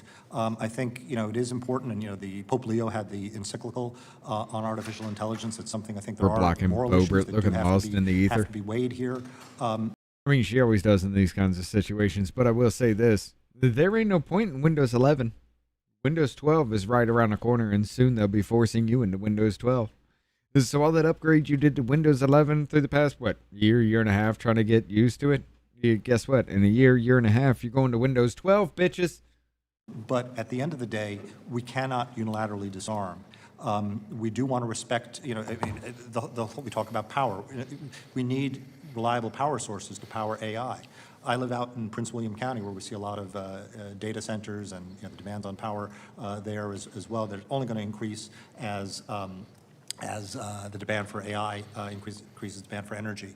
There are technologies like molten salt reactors, small modular reactors, I think, that are promising, that also are green too, but also capable of meeting our needs. I mean, We're gonna have he's to not invest in wrong that. here, I know though. personally, I get that. Yeah, it's data centers are great and necessary, but I don't want them in my backyard, and that's where I live. But that's something that I think we do have to come to terms with. It's going to be very difficult to put the genie back into the bottle. So I don't know if that addresses your concerns there. All your apps are gone. Oh, If you mind, clean sir, fucking just to jump in on sweet. this, on the strategy That's- question, this is an area the commission has looked at extensively. Damn. And from Are our you view, sure they're not the actually CCP's just off efforts extend the well desktop beyond and critical minerals. It really well does touch the our home screen, recommendations. whatever? Last year was on grid And you got to security. add them back. That's to your point, that sort of the ability to carry out a fight 'Cause before they that's actually a have to. They want to have as clean many levers as wipe. possible to shut off our ability to maintain that fight as quickly as possible. And it's my opinion that they are pre-positioning these assets and our water supply, our critical infrastructure, so that they can have that power. And it's well known, it's publicly documented that they are doing that, and that we're continuing from a business perspective to deepen American companies' engagement with Chinese activity and Chinese companies. That's putting us at higher and higher risk. And I think Mr. Tozy referenced sort of the Microsoft debate as to whether or not they're going to use Chinese models for some of their AI. That should be incredibly alarming because it connects two of the issues that you raised that you're very concerned about. The Flip Chinese phone strategy for and calls, AI. tablet for And internet. and Microsoft is embedded across almost every national security tool and office in the United States. Should be I very can't go alarming, without very a concerning. smartphone now. And it's my opinion that this is all designed to reduce Beijing's I have to do increase too Beijing's much ability with to it. turn off these levers of power that we have to keep everyday life going here in America. Respectful of everyone's time, I'd yield back to the chairman. Perhaps Dr. Glenn has something to add, but I've exhausted my time. Oh, there's no time. Doctor. Thank you. One of the things that is on my mind with regard to the competition in AI is that the United States is, I think, clearly leading for the time being in the technologies that most people associate and experience with AI, which is LLMs, ChatGPT, Anthropic's Claude. But there's a much larger world of AI, actually. That's not where the real power in AI is. Indeed, that's right. And I worry that actually the smarter strategy is not to put too many eggs in one basket.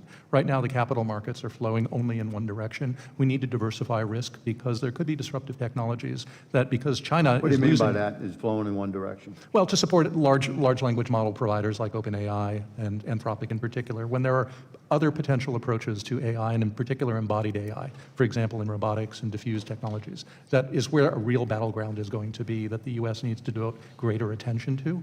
And I think perhaps as national strategy to gently steer and suggest that our brilliant minds who are working on AI devote serious attention to these areas because China's doing that. And if they get there first, there again is the risk that they will dominate a market space. Robotics is one area that's very much of concern in this area. So let's make sure that we do not put too many eggs in one basket, and that we have a diverse portfolio of AI technologies, and we ensure that there's really vigorous competition between the incumbents. The last thing I want to see is a technology that's dominated by any one or even two companies. That never ends well because competition breeds innovation. And that's something we've generally done quite well in the United States, so let's ensure that that's the case.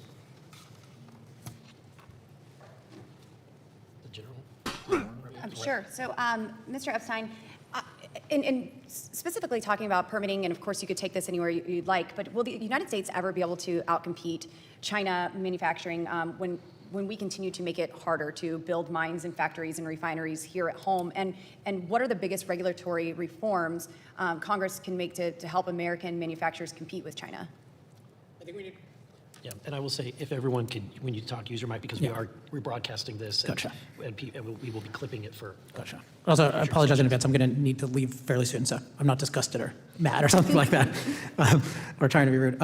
But yeah, I think we need to recognize just how hard it is to do things here versus China, assuming the Chinese government wants something. Now, the best is if you have real freedom, so it doesn't really matter what the government wants, but the Chinese government wants a lot of industrial activity, and so people are relatively free to do it, and we're not.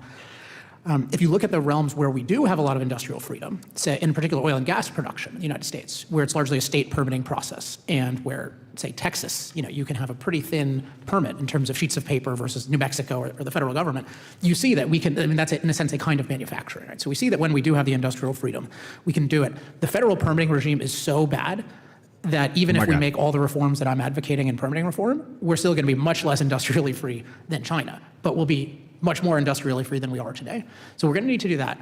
I do think where the real opportunity is going to be in using and adopting new technologies. And in particular, let me just evangelize for AI as somebody who's working on the moral case for AI. And in fact had I can give you, actually, I have my personal AI already wrote the moral case for AI for me. That's, so I can give you a copy if you want. It's a great app. Okay.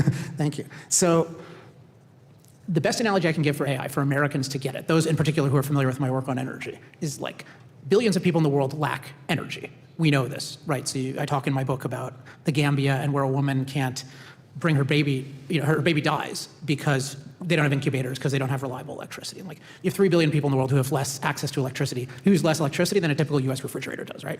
So in the United States, we can't imagine this because we have access to abundant energy. Now what access to abundant energy really means is access to abundant physical work. So we have all these machine servants doing work for us all the time. Basically the equivalent of 75 machine servants, like 75 machines worth of human energy are working on your behalf 24/7. And that's why we're so rich in the physical realm, right? Because what energy does is it scales physical work. Now, what most Americans don't realize is that while they're wealthy in terms of access to physical work, let me get my they're ass quite back poor inside. in terms of access to mental work. And if you look at what really wealthy people do, and I know a lot of really wealthy people being in energy, one of the things they spend their money on is abundant mental work. So they'll get a direct tutor for their child, or multiple tutors to get their child ahead. They'll give one-on-one custom instruction, not just send them to the schoolhouse with 30 kids per teacher, right? What will they do? They'll have a private medical advisor, or two, a concierge doctor, right? And they'll have medical specialists, and they'll have specialized veterinarians, and they'll have psychologists, and they'll have all of these other things. And then they'll have assistants who help them plan trips and solve problems and stuff like this. This is what AI is making available to everybody relatively quickly. AI is giving you custom teaching. So AI will soon be able to give custom instruction to anybody based on their context. That's going to be much, much better than almost any teacher in the world, very cheaply. And it's going to give us custom advice where we can get expert advice from the equivalent of medical professionals and psychologists and anything else you can imagine. Yeah, tax advice, so the whole legal system will be accessible to people that's not.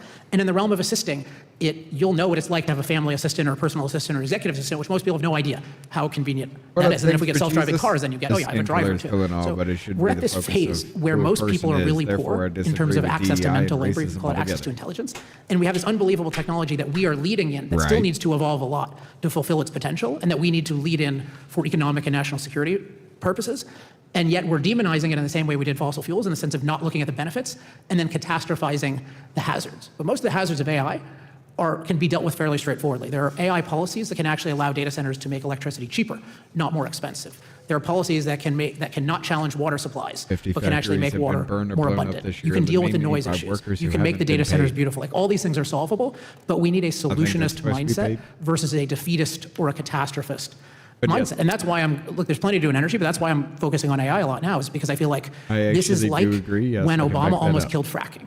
Like, one of my things with Obama and fracking was he took credit for it. But the real thing that happened is he didn't know about it early enough to stop it. Otherwise, he would have banned it, because he said, I'm going to end the tyranny of oil. But he didn't know about fracking, and fortunately, fracking got off the ground. Nuclear power wasn't so lucky, because it never really got off the ground, because the catastrophists killed it. This is what can happen with AI. The catastrophists and the defeatists from both parties can kill this. That means it's going to revolutionize the rest of the world, but we're going to be far behind. We're going to lose all kinds of jobs, all sorts of industries, and our security is going to be really, really bad. So I think we are at this inflection point, and we need to embrace AI as an enormous opportunity and something that's going to make billions of people's lives better. Before you leave, how does energy and our resources tie into data centers and looking at the benefits of AI? Well, it's the same. One is you just need to look at them the same way, so you need to look at positives and negatives with both of them. But what we're seeing with data centers and AI is that the biggest bottleneck that we face in particular is electricity supply. Like, the US is always better at what they call going from what Peter Thiel calls from going 0 to 1, like inventing something, because we have the most freedom in terms of mental freedom in our thinking. So we invent things, but China's much better at stealing them and scaling them, and in part because we don't have the industrial freedom. So what we're finding is we're really good at designing chips, we're really good at designing models, and we're freer to do those things than people are in China. But we're not leaving ourselves to free electricity, even though producing electricity is incredibly easy. Like, Edison figured this out. It's very easy, right? You just take reliable sources of fuel, you build power plants, you build some power lines, like super, super easy to do. So, but the whole permitting system has ruined this and made it difficult. So basically, if we can deconstrain our electricity grid, and a good place to start is by allowing these AI data centers to build their own power, which can power them and contribute to the grid, and be free of a lot of these other permitting things. That's a good start. So AI is existential for the country. So to build more power plants to increase our supply for the demand that's increasing, data centers must be built to take up more than half of what they're putting out. It's a good way of doing it, though, right? I mean, yes and no. Our capabilities would expand beyond our imagination at this point in time, yes. But diminishing returns at that point, though. And what happens when one area grows too out of control and data centers can't keep up because there has to be like 4 or 5 data centers that go up to meet up with the demand. Oh, then you just build a regular power plant to that. Okay, so we're going to get used to the supplementation of our power grid because data centers exist? I mean, that's what it leads to, right? That's what's going to happen. We're going to have a new... hey, our town's growing. We need more power coming in here to keep... to stop rolling brownouts and complete blackouts and complete grid failure. What do? Build a data center. Oh, no, we're going to need more than... look, they're going to put out 400 megawatts. We're going to need more than that because they're going to take up half that. 2 data centers. We're going to be so reliant on that it's just going to be... what? The data centers is the only thing we have again? Like, this is going to be... it's going to be completely fucking retarded yet again with this whole data center shit everywhere. Oh, they have to supply their own power? Look, cool. I agree with you that. Oh, and they can supplement? Well, guess what? That means we're just going to rely on them then. It happens every time. Energy is existential for the country, and energy is existential for AI. Can I ask? Yeah, of course. So, before you leave, and since you're writing a book on the moral case for AI, what is your response when people say this is going to devastate and destroy jobs? This is going to also that these data centers are going to be sucking up all the water and all the electricity in our communities. Yeah, so there's three different things. So the water thing, most data centers need to be cooled. They can be cooled through some combination of water and electricity. You sort of trade between them. So you can use basically no water if you want to. You just use a little bit more electricity. So the water thing, if there's a water issue, you can just solve it by different methods of cooling. Oh, okay. Air cooling versus water cooling get you. You use a little bit more air, electricity cooling the air down than you would with water cooling in systems. But the bigger the data center, the bigger the water cooling loop has to be. It does take a little drain. Short amount of time it would drain, but once the loop is closed up, it runs off itself. The only thing you have to do is just top off once in a while. Like, seriously, there's no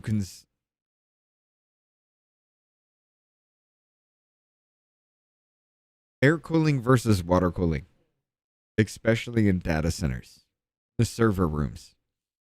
It's different for your home PC depending on what you're doing. If you're just like trying to do like me right now with everything that I'm fucking doing, playing a game, streaming, watching, hearing. I got chats going on. I got 4 fucking screens lit up with everything around me. If you're doing something like that, yeah, water cooling is your best bet. Air cooling would be too much. Right now, my CPU is sitting at 63 degrees Celsius. My GPU is at 61 degrees Celsius for everything that I'm doing, even though my CPU is running at looks like 46% and GPUs at 70. I mean, for something like that, yeah, it makes sense for me to go water cooling if I'm doing something like this. At data centers where it's heavy computing power, everything's smashed together in racks. I don't know if you've ever seen server racks. Hold up. Let's just look at this.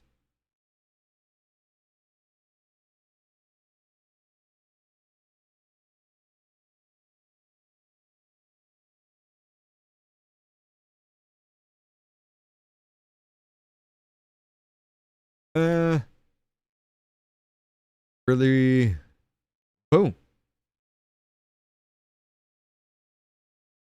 And that's what you're looking at with data centers, ladies and gentlemen. Now, these are NAS RAIDs. These are storage, hot swappable storage. But yes, you'll see racks like this. You'll see actual computers in there. You will see like 2U, 3U, 4U kinds of things. These right here would be, these look like 4Us with switches in between, things like that. Well, that's a controller. That's power regulation right there in the middle. But you see what's going on with all this, right? This is what's in data centers. Every bit of this needs power. You can have like 20,000, 30,000, 40,000 volts running through like large connections into these racks that distribute the power everywhere else. At this shit, yeah, if you're going to do it this way, it makes sense to go water cooling in every bit of it. Lower temperatures, higher computing power kind of situation, especially in a packed ass area like this, because even the hard drives in these generate massive amounts of heat when you're stacking them on top of each other. Each one, 1, 2, 3, 4, 5, 6, 7, 8, 9, 10, 11, each one of those bays is 12 hard drives. 12 hard drives all spinning at max speed right now, just taking in data, reading data, writing data. And that's a massive amount of heat source. You put fucking graphics cards on top of that. You put processors on top of that. And then you have to have the actual server part of it. The AI cluster itself is just a different part of the mainframe. You also have to have the actual server to keep up with all the memory and everything that's being run through it, the files that you need, the documents, the videos, things like that. You also need a little bit of a controller to make sure everything's switching and talking to a kind of like a middle manager in the whole situation. And then you have to have a cluster of servers at the very beginning just to make all that shit work. And that's going to eat up a lot of power. That's going to generate a lot of fucking heat. So having a closed loop water loop system where everything is literally just water cooled, and all you would have to do is maybe take 1,000 gallons a year to top off. Not even that. Probably not even that. Probably more around 200-300 gallons a year just to top off. At most, it makes more sense. Yes, you would have a huge drain. A huge drain at the very beginning to fill the loop. And there is a little bit of contamination, which is why you see muddy jars that they put down there. Yeah, they tapped into the main line and mud got into the main line. That makes sense. That happens all the fucking time. But once it's closed off, once they take the amount of water that they need, very little maintenance beyond that point. And the only thing you need is the power enough to draw the fucking pumps to keep circulating the water through, and maybe a few fans. You don't really need industrial size fans at that point in time. I mean, it would be good, like kind of like swamp coolers right there on like big ass fucking radiators. That might be an actual thing. Run all of it through one big ass radiator and be done with it. No, they're not going to do that.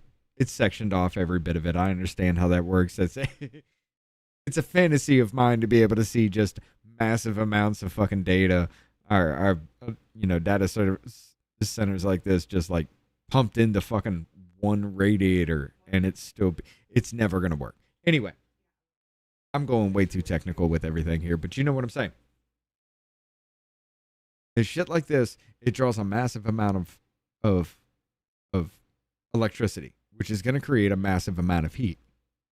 Keeping it water cooled and being able to pump all of that heat into one area before it is dispersed takes less fucking energy than air cooling, and just, okay, the servers just blow the heat out the back, and then you got to blow the heat out the room. You got to keep positive pressure in a server farm running at all points. You also got heat pumps. You also got different things you actually have to put inside of this to make it all work, to have positive pressure so that all air escapes any way it can from the server farm. That takes an infinite amount more energy than just a few fucking pumps to circulate water.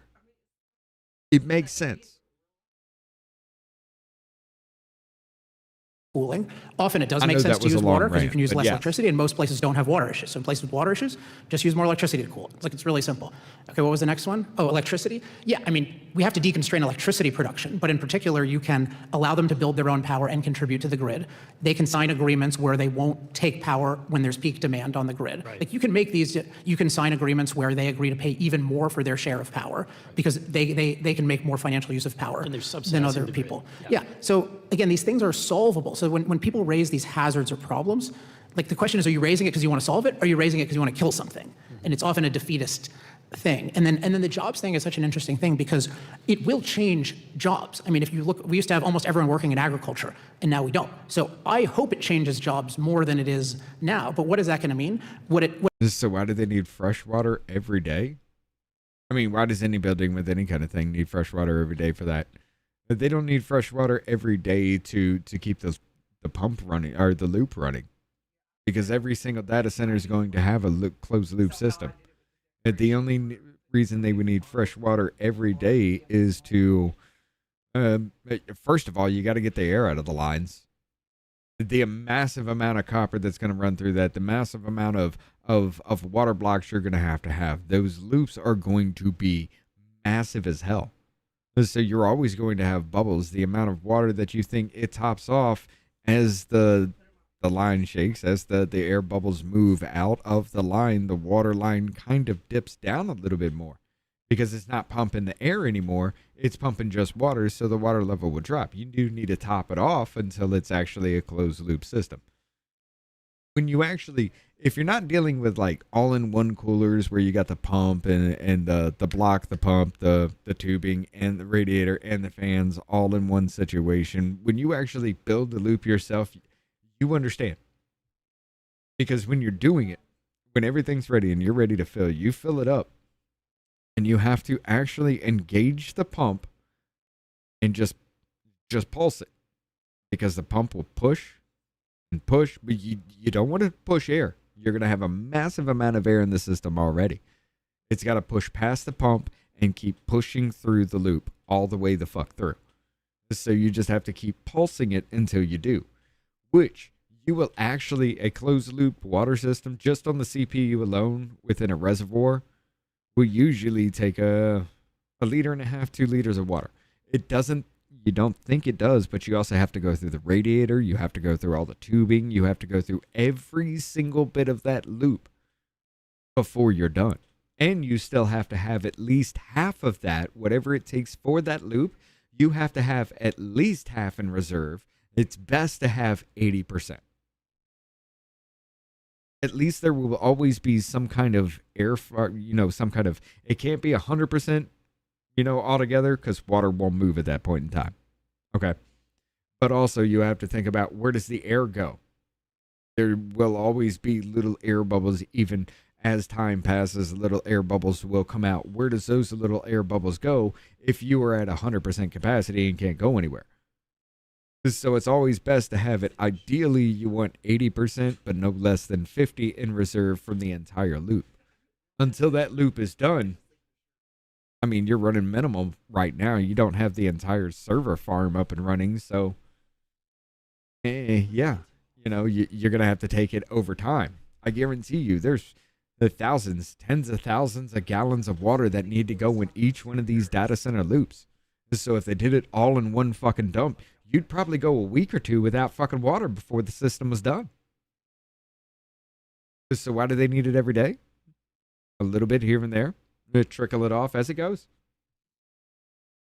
What it's going to mean for a lot of people is it amplifies the productivity of a given person in a field. So a customer service rep can now service 10 times as many people. They can make more money. And there are going to be a lot of new opportunities for them to do liquid new cooling things. has never been worth what's it funny to about me. the jobs things to It me is always that it's fails not funny because, silently a couple of years later. well, the thing with jobs is insofar as your job disappears because of If you AI, which is build not as your frequent own as people loop, think, you can stop guess that. what? AI is the best just job get a trainer flow ever indicator, invented. Because what AI does and is if it the allows flow you to learn indicator looks anything like it's and any slowing down, skill incredibly quickly. It's already change the doing this pump. for almost anybody. So AI solves itself with the jobs problem. But if the catastrophe scenario is AI is going to make us so rich that we don't have to work, yeah, that's not our problem. And I wish it. I mean, most people who have $5 million a year don't think they have enough. You think that AI is just going to do all this stuff.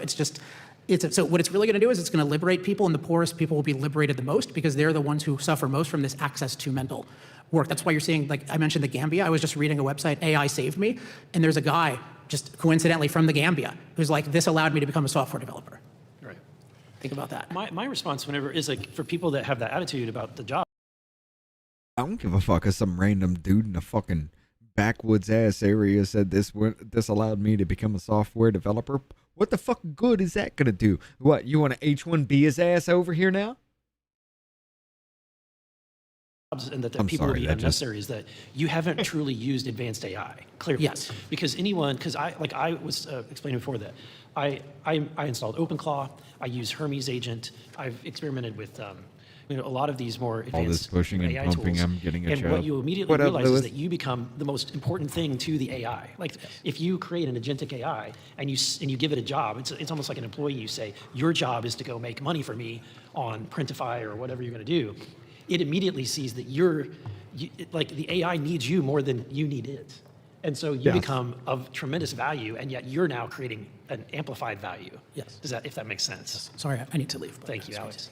No, you're not creating an amplified value. You're just training your replacement. The more it learns from your actions, the more it learns from its actual success rate versus failure rate, the more it actually goes into, the more it'll outpace you, the quicker everything goes. And what do we need you for? To push a button on a machine? Well, fuck, some random dumbass can do that.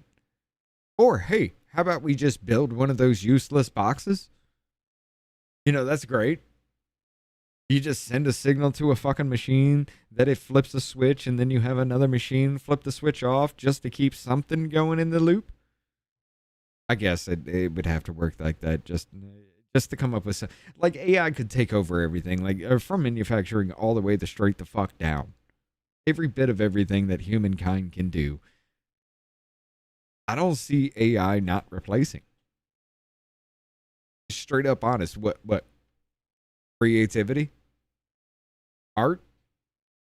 Are you going to sit there and tell me a robot can't program itself to paint like Van Gogh? What about Picasso? No, it just doesn't have that heart, right? What happens when you can't tell the difference? Does it still have that heart? There ain't nothing that it can't replace. It's simply because we're teaching it to think like a human fucking being. It's not its own entity. It is a human in machine form.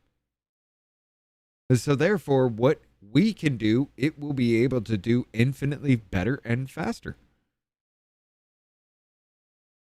That's the only end to it. And just to put a fine point on the opportunities that he was talking about, this is happening right now. This is real. There are His countries AI overseas, is a companies Japanese overseas that are sex doll. building these tools on American AI systems that are providing services on healthcare, on rideshare, on biotechnology, on education. So it's happening right now. It's not a theoretical thing. One of the things that's lacking is in the U.S., we're still sort of looking at this as like, should we engage in this? Should we not engage in this? So the point he raised on sort of those opportunities existing are very much present, but we're being hindered here in the U.S. by the regulatory regime. You know what? I think one day we're going to ask AI, is there a God? And the God will say, there is now. Wasn't there a... There was a...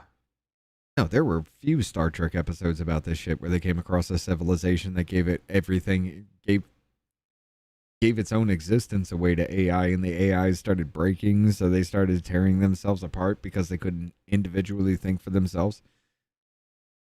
The whole damn system was starting to corrupt, which was corrupting every bit of that because the AI told them what to do. We're leading towards that route too. CNC machines are already part of our lives, right? I mean, look, CNC machines are fucking awesome, though. You learn how to program that, there ain't a damn thing you can't create. I wonder if I could pull on a thread that Alex raised at the very beginning, and that is sort of the thicket of federal permitting. If we could imagine solving that, it does not get us where we need to be because so much of the challenge is at the state and local level as well. And so equal attention that AI is going to... When TSMC tried to open its that fab in AI is Chandler, going to call Arizona, itself God. it had to file over 1,000 permitting applications, many of which were at the state and local level. And this When is it an takes care industry of in which everything time from is for you, everything. But what could, is it at to the end of you? the day, though, like you could have a situation like we had with Delaware becoming the safe haven for every banking industry. So you could have certainly, data centers and AI could follow, basically be attracted to those states that are friendly. Right? And that's exactly what we want, absolutely. Now, if we could take something that you've started here with HR 1 and make it even better, there is, and this relates to the permitting, the 45X tax credits phase out in 2034. That's an 8-year window. Some of these projects, particularly in critical minerals, unless we can solve the permitting very quickly, may not actually be viable within that time frame. And so extending the tax credit a little further changes the economic calculus tremendously for some of these projects that have to navigate complex regulatory environments and still deliver on the things we want them to do. So that's really important. And then Okay, I will actually agree with that one right there. And look, these chip manufacturing plants that we're doing, that one that's like, we got one that's building 1.5 nanometers thick and one that is planned to be 1.2. We're going less than half the width of a human fucking hair as a trace route inside a processor, as a trace route inside a GPU. That is incredibly small. The smaller you get, the more you can pack into these things that are literally it'll fit in the palm of your hand. This right here is 10 times more powerful than what sent us to the moon. What's sitting here at my desk is 10 times more powerful than this. And the whole damn brain of what sits here for me to do this fits in the palm of my hand. And it can only get better. AMD's talking about their new, what is it, the 10990? Hold up. AMD promises. No, AMD is 7 gigs.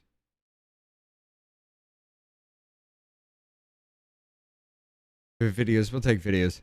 I'm not doing that. Just give me a fucking short on it or something. When I don't want long form videos, they give me long form videos. When I do, AMD is targeting a 7 gigahertz boost clock for its upcoming Zen 6 architecture CPUs.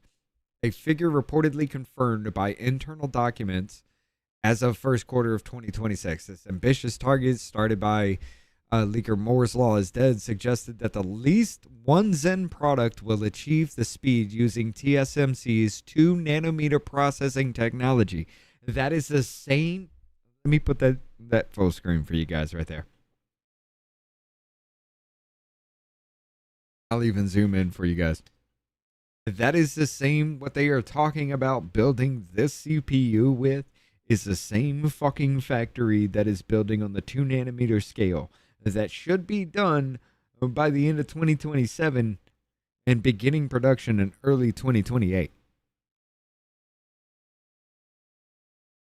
Each fucking core that can reach the 7 gigahertz boost clock, which is just, hey, we need power really quick. We'll flood it with a massive amount of voltage real quick, right up to the point to where it just gets a little bit unsafe and back it the fuck off. And it reaches 7 gigahertz. Right now, the best they can do is 5.2. And that's on a 5 nanometer scale. You take it past 2, you're taking 3/5 of the fucking size off of it. You're packing more into it. Now you're getting this 7 gigahertz at just a burst of fucking processing power real quick that's needed. You're almost double the performance with shaving off 60% of the space needed for each trace. Guys, the things we are going to be capable of is going to be fucking amazing. The things we're going to be able to do. And China's already pumped 3 times as much in the same damn architecture. The thing it's going to come down to is resources at that point. Who controls the rare earth minerals? Who controls the silicon needed? Who controls every bit of everything we need for this to happen? Shouldn't it be you?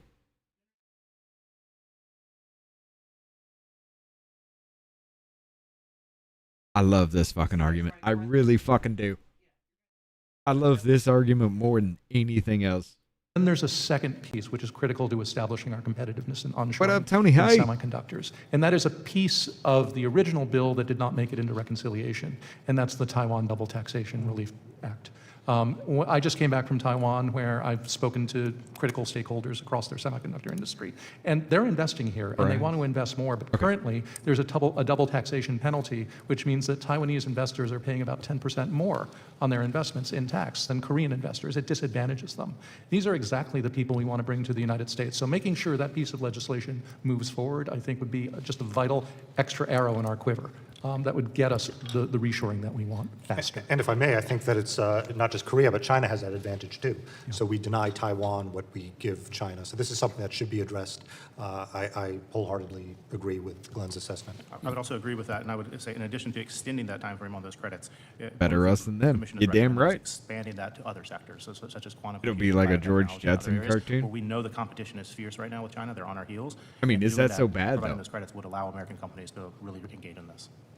And you guys can chime in. It's an open conversation. I had a question for Josh, or not Josh, but Alex. I mean, if I could live in a fucking sky away from everybody, I damn sure would, right? Last minute, which was literally midnight or 2 o'clock in the morning with the president on that. But for you, Josh, I think in your opening statement, you talked about the Chinese influence, whether it's power production, I mean, data centers, you know, and there's a whole conversation about data centers, but power production itself. I mean, China's got 3,168 coal-fired power plants. We've got 408. In 2023, China's consumption from coal alone was greater than the energy consumption of the entire United States economy for the same year. What examples of the propaganda or the messaging, the coercion by the Chinese Communist Party do we see? And is there some, I envision either a federal government, or maybe it'd be even better, probably would be better, because I don't want to see the federal government do more stuff, but some kind of crowdsourced site location information tool to let America know when you're getting a message about this. This is Chinese propaganda. It has nothing to do with helping America, even though you might not like this in your backyard, or maybe you have a coal plant that's being shut down, but it has nothing to do with the efficiency of the coal plant. There ain't no way. How the fuck am I gonna make the noise of a saucer? I mean, I can play this noise, but I can't do that. What the fuck? Or anything like that. It has to do with the goals of China. I'm just being honest. Your local commissioners or your local Department of Environmental Protection saying, you're done now, and they make the regulatory burden so high that it just shuts off. So I don't see a holistic strategy from the federal government or anybody to counter Chinese China would be nothing messaging. without There's us. a whole It's kinda sad. issue of what do we do from a policy standpoint. No, Tony, you are 100% on fucking point with that. China would be nothing without us, because when we started working with free trade, or the North American free trade and the NAFTA, another fucking, what is it? Another afternoon fucking that ass. But yeah, it started the ability for us to change every bit of our trade, every bit of it overseas. China, cheap labor, send it over there. And now it's fucking theirs, and we're just like, hey, China, you remember that shit we sent you? Can we buy it back from you now? What? On financing, on trade, on regulatory environment. Like, we're not in the war with China. They're in the war with us, and we're just muddling along, taking the beating. But we can get to that some other time. But there should be something to inform people. No, I didn't. That was sad. Even if what's being said might be partially true, or maybe it's wholly true. Have a good night, But they Jennifer. need to know that it's coming from where it's coming from. There might be advocacy for certain things, but China is not interested in us doing well. And people ought to be able to be told about that. But who does that work? Well, I'll answer your question in two parts. And the first is, the problem is much larger than most Americans and even most policymakers understand right now. The Chinese aren't just doing this at the national level, they're going subnational. I was working with a state legislator on some legislation they were trying to do at the state level, and they were astounded at the level of effort the Chinese put into combating that legislation. We're seeing this play out across states in the United States. Jennifer with the dono. Have a great night, brother. You too, man. Have a great night. We'll see you again. We got Stupid's Play coming up tomorrow, but we'll see you again Thursday. You hang out in the Stupid's Play, say hi to every. Yeah, you're pretty much on Davey and business side when we do that shit. But yeah, have a good night, and we'll see you again.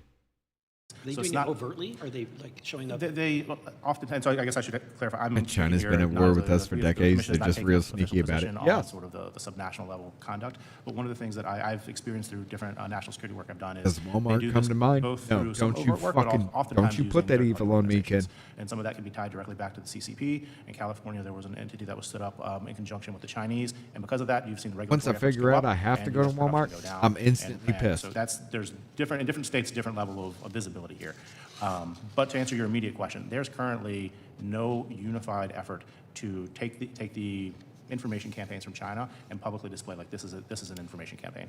Part of that is it's a complicated issue. It comes with a whole slew of baggage, as you can imagine.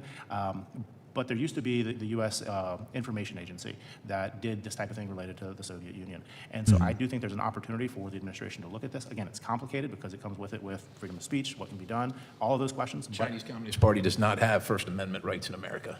No, they do not. So it's something I think the commission is certainly looking at, and I know other folks within the interagency. But then again, hold up. Now there's an argument to be made here.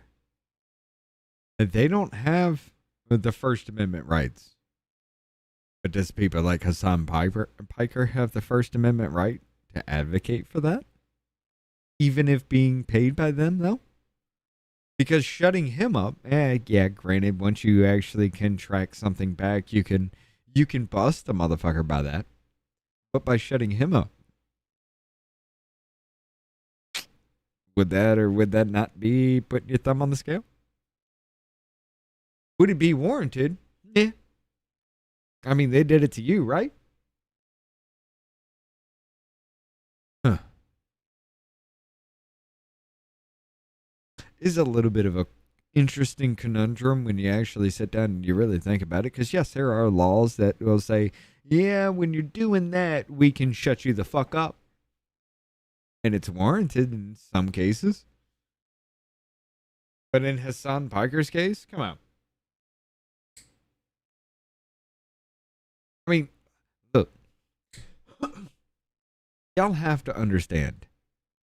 In his circle, it is now a joke that somehow he has billions upon trillions of fucking dollars in overseas trade goods, and he's not going to deal with Singapore because of a streamer. It's a joke to him. This is why I wear the suit, because I'm a businessman. I mean, when you actually, it sounds ridiculous that I'm saying any of that, but when you actually sit down and you look at it and you listen to this motherfucker actually speak, you listen to him go off for an hour and a half about goddamn Pegasus, who has nothing to fucking do with anything. The dude's channel, look, I don't like the dude. He seems annoying as fuck to me. But for you to sit there and for an hour and a half try to look up for ways for this dude to get beat in the streets, to get executed by his own government, and that's supposed to be funny. So would it be warranted if he were to be silenced? I mean, even if you can't find ties to that, you'd be silenced for less. So why the fuck isn't he? Why the fuck is Candace Owens on the front page of goddamn YouTube? Clearly violating terms of service, but she's still there. So you're looking at this well. It's a very good question. Just, if I may, on that fighting, propaganda and disinformation, look to what Taiwan's doing, because Taiwan is ground zero for this information warfare. And what Taiwan has done is to be respectful of freedom of speech. So they don't try to ban disinformation. And we don't. No, I know. Just identify it so people know what they're consuming. Yes. Kind of like community notes or something? So what they have is what's called Taiwan Fact Check. And what they do is that, and it's very nimble. It'll respond, there's this Chinese app Line where things go viral. And what they will do is you could flag that, and Taiwan Fact Check, almost in real time, will put out, this is the source of the information. And they'll give, so that they'll fight bad speech with more speech. And I think that's something that we can learn from. I think were you maybe referring on the... They fight bad speech with more speech? I mean, I think you were off on that, sir. But I get the point. Guess what? That didn't work. That didn't work. Just simply because you weren't willing to engage in what they were engaging in. Just give them every fucking right to just keep doing what they were doing. Be peaceful as they kick your teeth in. There's only one way you can deal with people like that. And that is their way.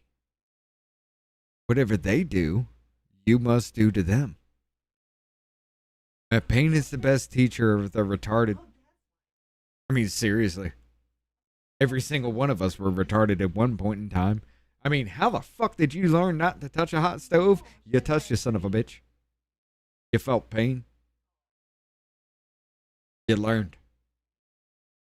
That basic fucking skill is the only thing that's there. Sorry. Prove me wrong. I mean, every time somebody has just beat the ever-living fuck out of these motherfuckers, they've left that person the fuck alone. Every time you have made these motherfuckers look like clowns in damn public, they have left you alone. Every time you use the tactics they use against you, they back the fuck off.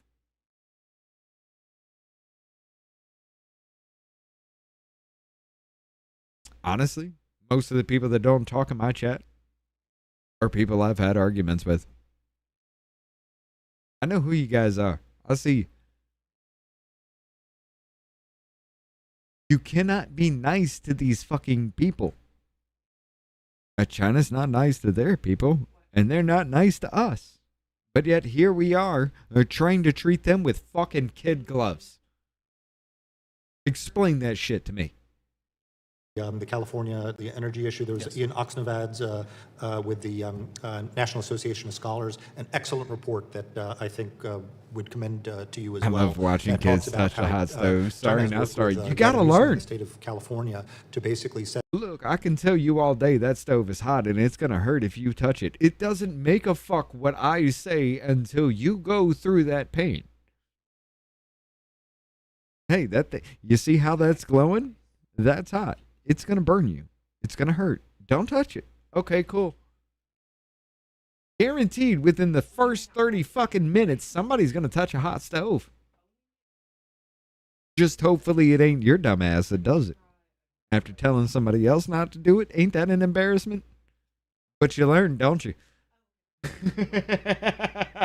These standards with regards to electrical vehicles and other such things that disadvantage us. That's working out great for the United States. Yeah. So, but that's an excellent report. I think that addresses this very critical issue. Yep. Thanks. Can I shift back to AI, Yep. Mr. Chairman? Yeah.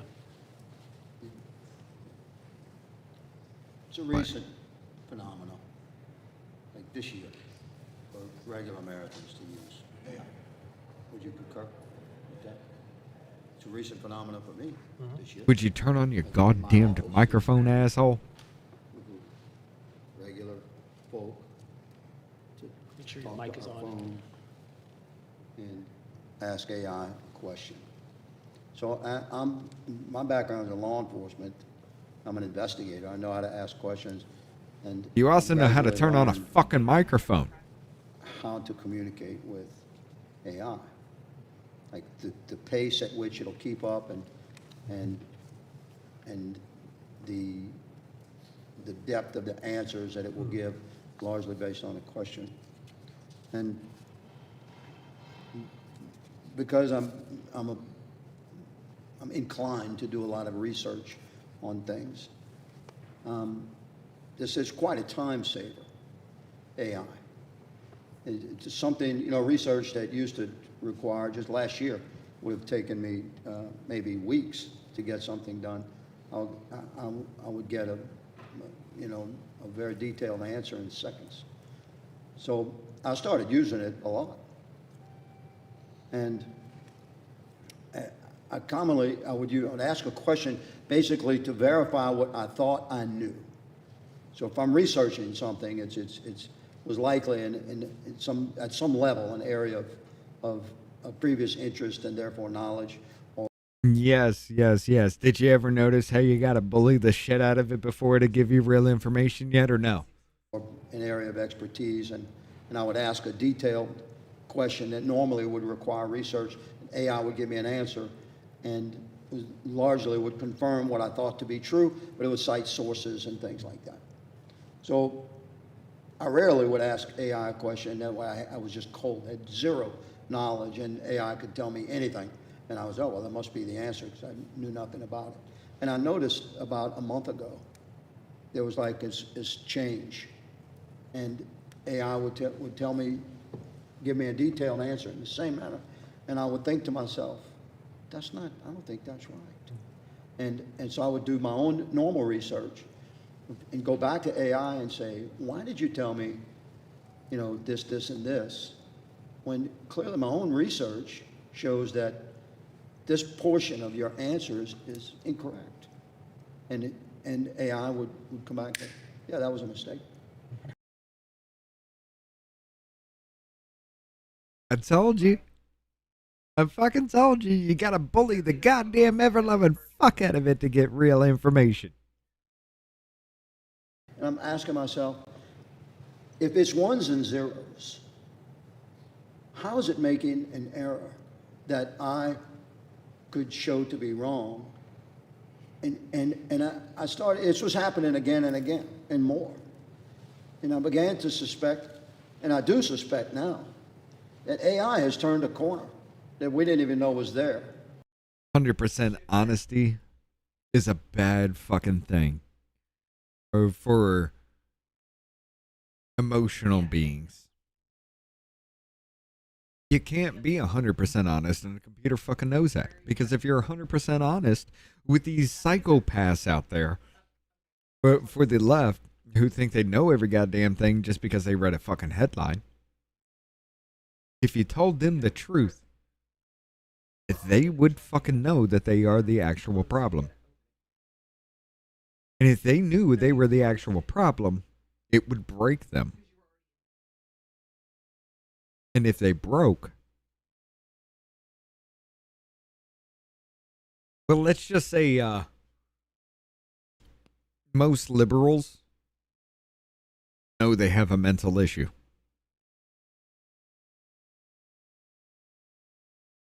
Yeah, what happens when those minds that are already on the verge of breaking break completely? Worse than you've ever seen right now. And it's now telling us It not would be just the rise of the facts Joker. from ones and zeros, but it's telling us something quickly, what's convenient, and what it thinks we want to hear. And I don't know how you protect against that, because everybody's not an investigator and a researcher. They're just going to take this data, and I'm telling you, my perspective is AI is making shit up. So how do you combat that and say we got to embrace AI? It's given us false data right now. And if we know it's false, then clearly, if I can find out in an hour and a half that it gave me false data, that means it knew in the 5 seconds that it took to think and formulating and develop my answer it gave me, it knew it was giving me false data, or else how did I find out in an hour and a half? So I don't trust it. And I'm interested to hear how and why you do. So look, I'm going to be honest. You want to know why I love Higgins? He is actually smart enough to understand that the answers that are given in such a big fucking way. And he answers back and asks the question that you would ask to any normal random retard on the fucking street. I love the man for it. He understands it and he breaks it down so fucking easily for anybody listening to understand. It's hard to fight stupid. It is hard to fight stupid. But once you learn that you have to fight stupid with stupid,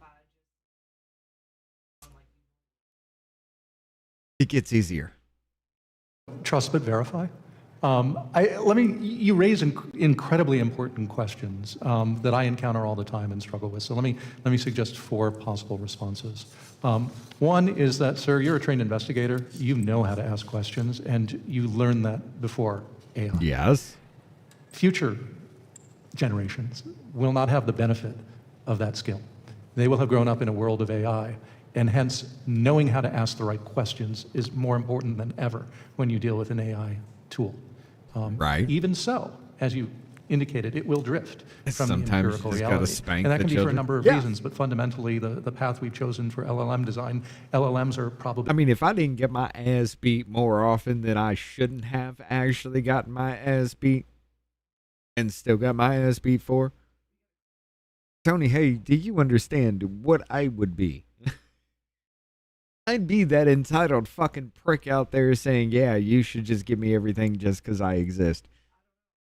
I'd say that shit at home and it'd be a backhand upside the fucking mouth. Meanwhile, I'm getting a goddamn cast iron skillet upside the fucking head. What you talking about, bitch? Machines. And so if they... LLM. A large language model, which is like OpenAI's, all right, I'm not talking about... ChatGPT or Claude. I'm not And so promoting if they beating encounter a children, source base but that is yeah. predominantly leans one way, then probabilistically what is output very likely will lean that way as well. And it then gets to the question of the authenticity and accuracy of the source base on which these things are trained. Go pull the weeds and out the ground. increasingly, Garbage in, garbage out. I don't Garbage wanna in, see a garbage out. blade And of grass. increasingly in the world of It AI must slump, be all there is weed. more garbage everywhere. Well, what's a weed? So We figure it the fuck checking out. the fidelity of the sources is incredibly important. And for those You of know us who how spend harsh our that is, time but yes, you need to working do it. on countries of concern that work very hard to hide the best information, the most useful information about them. LLMs don't have access to that, especially if it's in foreign languages. And so they are especially unreliable. I work on China every day in Chinese language sources, and my old-fashioned, like, pound pavement skills will get me information no AI engine can ever reveal, because that's not in the digital source base that the AI engines are trained on. And so we have to be really cognizant of the limitations of these technologies, what they're good at, what they're not good at. And even today, they still have really jagged performance envelopes in which... Tony says if we would join together more on a daily and not just voting, we could stop this mess pretty quick. You're right. But you ain't getting that. And I'm going to be completely honest with you. That first fucking wave when BLM, the cancel culture, all that other shit happened, every single one of you stuck your fucking head in the sand because you didn't want to be the next. You know how long it took for people to pull your ass out of there?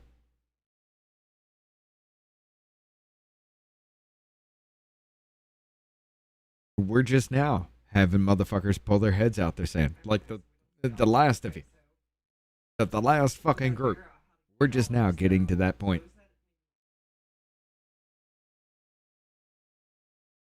It's going to take a long time before we get on the same fucking page with that, Ken. They do some things that, you know, in the world of like mathematics, for example, which has its own formal logic, they perform really well because everything is rule-based. In things that I spend my time on that are more interpretive, they are all over the map. And you just need to know that about the technology. It's a tool like any other, and I can, you know, hand you a saw and you might build something beautiful using it, whereas me, I'd be a disaster. So it's the person who wields the tool who needs to be appropriately trained as well. I kind of think of this in a way like in the medical field, you often need a second opinion, right? And so doctors, as much as highly educated as they are, they're still quote unquote practicing medicine, and they don't always get it right. And so you'll get the consulting of one doctor. If you need a second opinion or a third opinion, they may disagree with each other. And I think with AI, at the end of the day, you're asking it to do its research, and the best way to know is to, I mean, the easiest thing to do quickly is to leverage other AI, right? To democratize it, to say, I mean, with the tools that I have, I could ask it to ping or ask the same question of Grok, Anthropic, would those same people just still stand up today? All of these different, Gemini, all at the same time. Would they put it all on the line for that moment? What is each of these saying based on the one question I'm asking? And that way you're getting at least, you're not asking from one source. So there's ways to get to your this is a standard methodology. Reduce the risk of having a bad answer. Yeah. And unfortunately, sir, No. It is one of those things where over time, even if you train your AI to be methodical and you train the weights that you're working with, from time to time, as the companies make different business decisions, you have to sometimes retrain it to your liking, just to avoid that. And so I always treat it, you said we trust it. I would push back a little bit. I don't trust it any more than I trust any other technology, because it is inherently flawed, because it's based off of a data set, and that someone somewhere controls that data set. And we've often, bring this back to the topic at hand, we've also seen evidence of some Chinese activity to put garbage data out to change the information that AI companies are looking at. And so it's very much a very important topic. It's one that's glad to hear you're focusing on it, because I also think, to the point that was raised earlier, future generations need to know how to question the information they're getting from it and not just take it as gospel. And to one of the topics that one of the other panelists raised earlier on the information domain piece, I'm concerned about this in 5 to 10 years, where most students and young people are going to be getting their information give from you AI. fucked up frames. If it's a Chinese model, we know that information is going to be tainted. Yeah. No, I think that's the important point. I mean, I agree with you. ChatGPT, especially, I've argued with it, and it said to me, it's like, yeah, my data set that I train on is left-leaning there. I mean, it's been with that. And I do double check. I'll use Claude sometimes, which I find a little bit better too. But that's an important point, just to underscore what Mr. Hodges was saying. If DeepSeek comes to dominate, then we really are in trouble. Again, try to ask it about the 3 Ts, Tibet, Tiananmen, Taiwan, and see how the construction and energy projects. What the hell?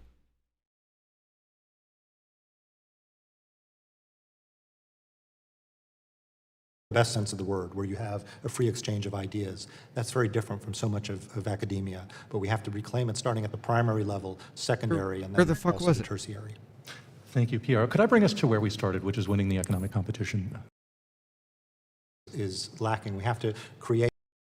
Where were you talking about DeepSeek again? Automatically, have heads here saying, no, we're not federalizing education, you know, we're not mandating this to the sovereign states. So Interpretive. They are all over the map. Where the and you fuck just need was to know this? that about the technology. So trust but verify. There we go. Time is Okay, I relevant. So remember let me, this. Let me say, you know, future Jedi, knowing how to AI, it will be chosen for the machine, you know, and that lean that way. Accuracy And garbage. every, and working on information. LEMs are so It was with this sources, asshole talking engine, right here. what they're not good at, and even today, they are wields the tool who needs to be approached. Jesus Christ. Okay. And I think with AI, at the end of the day, you're asking Okay, we'll it go to do right its here. research, and the best way to know is to, I mean, the easiest thing to do quickly is to leverage other AI, right? To democratize it, to say, I mean, with the tools that I have, I could ask it to ping or ask the same question of Grok, Anthropic, of OpenAI, of all of these different, of Gemini, all at the same time, and then it pull back what is each of these saying based on the one question I'm asking, and that way you're getting at least you're not asking from one source. So there's ways to get to your. We want more AI. This is a standard AI methodology. because we the want risk to be of lazy. having a bad answer. Yeah. And unfortunately, sir, No. it is one of those things where over time, even if you train your AI to be methodical and you train the weights that you're working with, from time to time, as the companies make different business decisions, you have to sometimes retrain it to your liking, just to avoid that. And so I always treat it, you said we trust it, I would push back a little bit. Jim I tells don't trust it you. any more than I trust any other technology. Jim tells you, thank you for the raid, brother. Appreciate you. We just got the end of this. This is about China's economics, AI involvement, things like that. Just kind of a roundtable discussion about China as a whole and AI. It's been actually enlightening. Appreciate the hell out of the raid, man. Hope you did good tonight. Because it is inherently flawed, because it's based off of a data set, and that data. I know it's kind of low, but And we've often, to bring this back to the topic at hand, we've also seen evidence of some Chinese activity to put garbage data out to change the information that AI companies are looking at. And so it's very much a very important topic. It's one that's glad to hear you're focusing on it, because I also think, to the point that was raised earlier, future generations need to know how to question the information they're getting from it and not just take it as gospel. A dickspiracy? And, one of the topics that one of the DK panelists spiracy? raised earlier, What the up? information domain piece. I'm concerned about this in 5 to 10 years, where most students and young people are going to be getting their information from AI, and if it's a Chinese model, we know that information is going to be tainted. No, I think that's the important point. I mean, I agree with you. ChatGPT, especially, I've argued with it, and it's said to me, it's like, yeah, my data set that I train on is left-leaning there. I mean, it's been with that. And I do double check. I'll use Claude sometimes, which I find a little bit better too. DK but spiracy. that's an important Okay. point, just to underscore what Mr. Hodges was saying.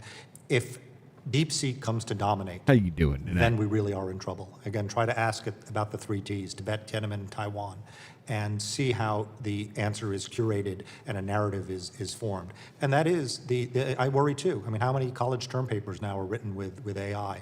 High school students that are being trained in that, and they don't have. How many Supreme Court justice opinions have been written with AI?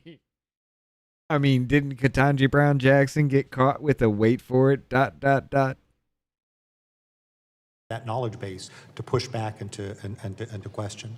So this is a I'm as very good as I important can be listening to this problem. stupid shit. Again, though, we cannot surrender the field, because if we do, there's a void that will be filled by Chinese DeepSeek-based systems. What do we do with AI? I mean, for God's sake, Congress can't. Imagine if Ketanji Brown Jackson used DeepSeek. It's a massive responsibility, and it impacts the entire world. And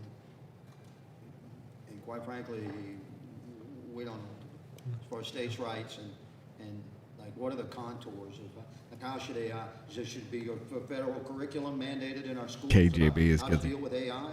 You know, they immediately have head shaking. I still think you need to look at her for that Our Dobbs children leak. have to be taught on how to navigate AI. Automatically, you have heads here. She saying, wasn't no, sitting we're at the not bench on the federalizing time, so she got caught. education. You know, we're not mandating this. It for wouldn't have hurt sovereign the states. Supreme Court. So it's complex. Right. And it will cause, an older guy like me to want to shut down the whole thing. Right, but I think concomitantly we're seeing just the other day a decline in the number of books that people read. Some people haven't read a book in over a year, cracked a book. So there's a broader problem of education, also education in the sense of being educated in a tradition and literature. We have the college campuses and the war against Western culture. We might have to redefine the word black hole then, Ken. Yes. What up, Newsty? And that's part of it too. So we do have to reclaim, I think, the mind, and we do have to educate, because an educated mind does have that knowledge base to push back on it. We can't put the genie back in the bottle. It's there. But we have to sort of address the problem obliquely, and I think part of that is by strengthening programs to do that. There's I used to joke or whatever, the motto of Faber University, knowledge is good. Faber University was Animal House there. So knowledge is good. And to be truly multicultural, I mean, look, I studied Chinese, and I've written about Confucian thought and whatever, and also the interplay with Western thought, with Aristotelian thought, natural law ethics there. Knowledge is good, and to know about China and other traditions is good as well. That, though, I think is what really is lacking. We have to create Renaissance men and women, and it really is, I think, I actually we don't talk have about a we need to drink focus on on me. technology and all that, but at its root, are we training people? Are we training people in the idea of All virtue? books are equal. That concept. How in a republic such as we have, without All books are equal. That's neat, scholar. Nobody's reading them. that inculcating that sense of virtue. So I think everything, the concerns you say are absolutely true, and we do need to address that, but we also need to step away from the technology and look at the human soul. And that's really where I think that needs to be fought. I mean, I have such admiration for Hoover Institution, because it truly is, liberal in the best sense of the word, where you have a free exchange of ideas. That's very different from so much of academia, but we have to reclaim it starting at the primary level, secondary, and then also the tertiary. Thank you, Pierre. Could I bring us to where we started, which is winning the he's economic not wrong. competition with China? Because what the Congress can do here is make sure we win. That means different things. That means tread really carefully. New technologies always have this time it's different sort of syndrome around them. But we've done pretty well over the years absorbing radio, television, the internet with existing mechanisms. The values that are in our Constitution, the interpretations our courts have built over decades, if not 250 years. So tread carefully. But most of all, let's make sure we win this competition. So do everything you can to ensure that the AI that the world uses is American, or at the very least, democratic AI, that has our values built into it, that is trained on the things that we cherish, to ensure that our perspectives, our interests are represented in the AI. It's better in our hands So than that theirs. means, for example, ensure that it's diffused beyond our borders. What was that? That the entire globe is using it. And that might mean challenging the current economic model that the U.S. is using, which is too expensive, really, from Apparently much there of was the a rest flash of the that world. went We on need the to screen. provide I don't alternatives, know what that was. because in that vacuum, China will fill it, and the world will be using Chinese models if we're not there. The next thing we need to do is be really clear that AI should be built by private enterprise. That's where the best things happen. But there should be a requirement for a public purpose. This technology is too important, like the airwaves, that we should not cede total control. This will be fundamental to our success going forward. So ensuring that it serves a public purpose is important. We need to ensure we've got the workforce to continue to deliver AI, the really highly skilled people, beginning in K through 12, but at the university level as well. We want them to be Americans, and we want to make sure we have pathways for eligible immigrants who will bring skills to help us win. And we've got to fund the research. This stuff was born in fundamental research, and that still has a role to play. It's that interplay between private enterprise and our fundamental research enterprise that really is our superpower. So let's make sure that continues to work. These are all things that same for Congress you, DK. actually, in different corners of this Have a good building, night. plays a role in. And I think, if you set that goal, we want to win this. We want the world to be using American democratic models. We want them to serve a public purpose. Then I think the rest sort of flows from that. Can I pivot a little bit? So one of the things that I found fascinating is China's, one of the areas in which we're competing is trying to get to the moon, trying to get to I guess it's called the Lagrange point, which is that space between, gravitationally between the moon and the Earth. So why is that such an important issue? And can you elaborate? I don't know who would know the most about this topic, but Why is that? Why is China strategically trying to focus on getting to those points? So I'm not a space expert, but on the question of sort of why is the domain so important for us and why are the Chinese prioritizing it, I can certainly answer that. You can speak up a little bit. Yes, sorry. Yeah, so on sort of the question of like why is China prioritizing space, absolutely. Yes. This is an area we've looked at extensively. Rob, we are live and now. that we're We're happy coming to see to the end of it, taking though. a little bit more seriously.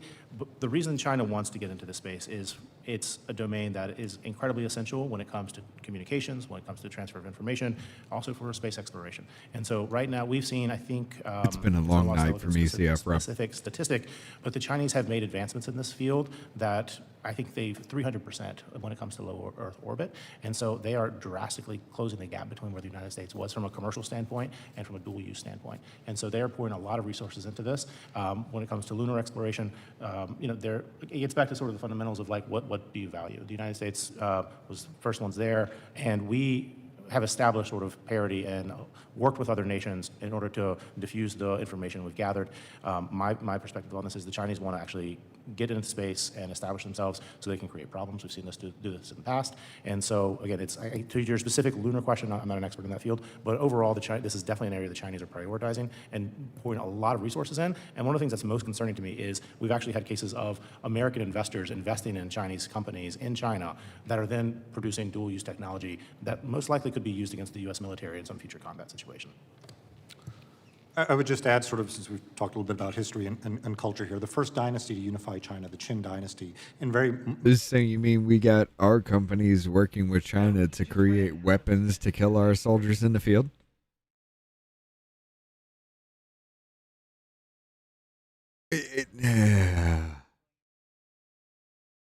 All around fucking failure, right?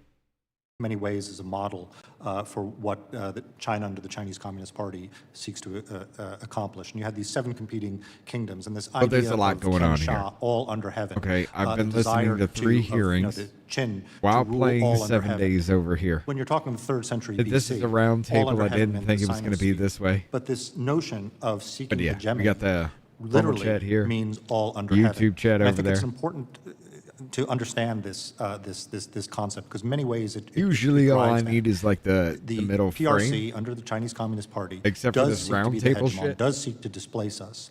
And now they have the ability, and I think that ties into their efforts with regards As to a matter of ruling. fact, And you like know what? Mr. Fuck it, Hodges, you're right. I'm not an expert in that, but I do think this concept of all under heaven now has the literal capability there, and that is There you go. what large part drives this. You want to this see that desire. ugly mug? There you go. You guys go into the structural weaknesses that or advantages that we would just naturally have over China. I know, for example, I heard this was several decades ago when we were one of the first conversations that I had about the credible threat of China. The gentleman that spoke, he said, at the end of the day, they've got having 1 billion people means 1 billion mouths to feed, for example. And then we've heard about their decline in the number of births and the impact that that's going to have, that you have an aging society. Are there any other things that, or can you guys elaborate on maybe some Achilles heels that they have? China's had a good run. There's been enormous wealth creation, partly because the party's gotten out of the way of the It's Chinese not a people and given them competition, the it's a tools war. to tap into their innate talents. The party would like to claim credit for everything, and it deserves a little. But really, it's the innate energies and talents and entrepreneurial spirit of the Chinese people that has accomplished so much. But they've hit a wall. Essentially, the Chinese Communist Party's, the most important thing to it is the survival of the party. The nation comes second, the people come last. And so to get past that wall means reinventing their growth model, relaxing control of the party over the entire economy. But if they do that, then they relax the control they have over Chinese society and politics. Hey, sir, let me ask you a question. If they don't have energy, can they get past that wall?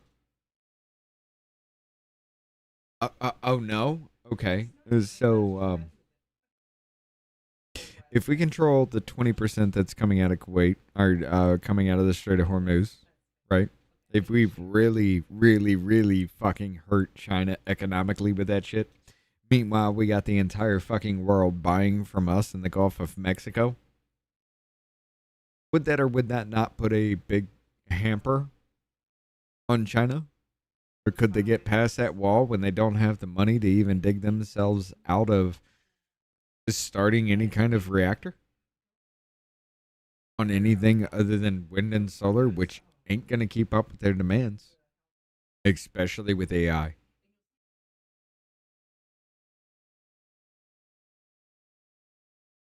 So if we push them back from taking us over in 2030 economically to it at the very, very earliest 2037, at 2040 at most predictions, was a little bit of pain at the pump worth it, America? Because I'm going to go ahead and say, yeah, knowing that, I get it. It hurt. Fuck you for making me go through it, but I get it. And they put their own future at risk. And so for them, this is the conundrum that is insoluble. Xi Jinping's response to it has been to double down on control, to try to extract more with greater discipline, greater punishment, greater repression, a fair amount of instead love of actually going the other Rumble direction and liberalizing, allowing people to unlock their innate energies. I think they're running out of steam. The United States' fundamental strengths, I think, suggest that if we play our cards well, we will prevail in this. And so the ball is in our court, and it is everything to do with H.R. 1, really. It is about unlocking all of that energy in America and incentivizing people to do the things we know we need to do in order to outlast China, to prevail over it, and to continue to... As a matter of fact, you know what? Fuck it, I'm going to show you guys. And Davey's just like, no. I'm sorry, I can't. This is all you guys. All of it. I'm just going to go ahead and go through this real quick. Our stream from Rumble Studio, 37.8 hours. The total unique chatters this month, 71 to 75. Rumble Premium exclusives, 7.2 of 5. Hours watched this month, 1,000 of 500.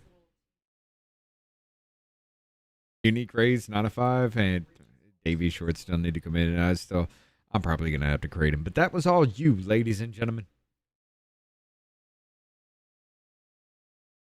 Let me get that off there real quick.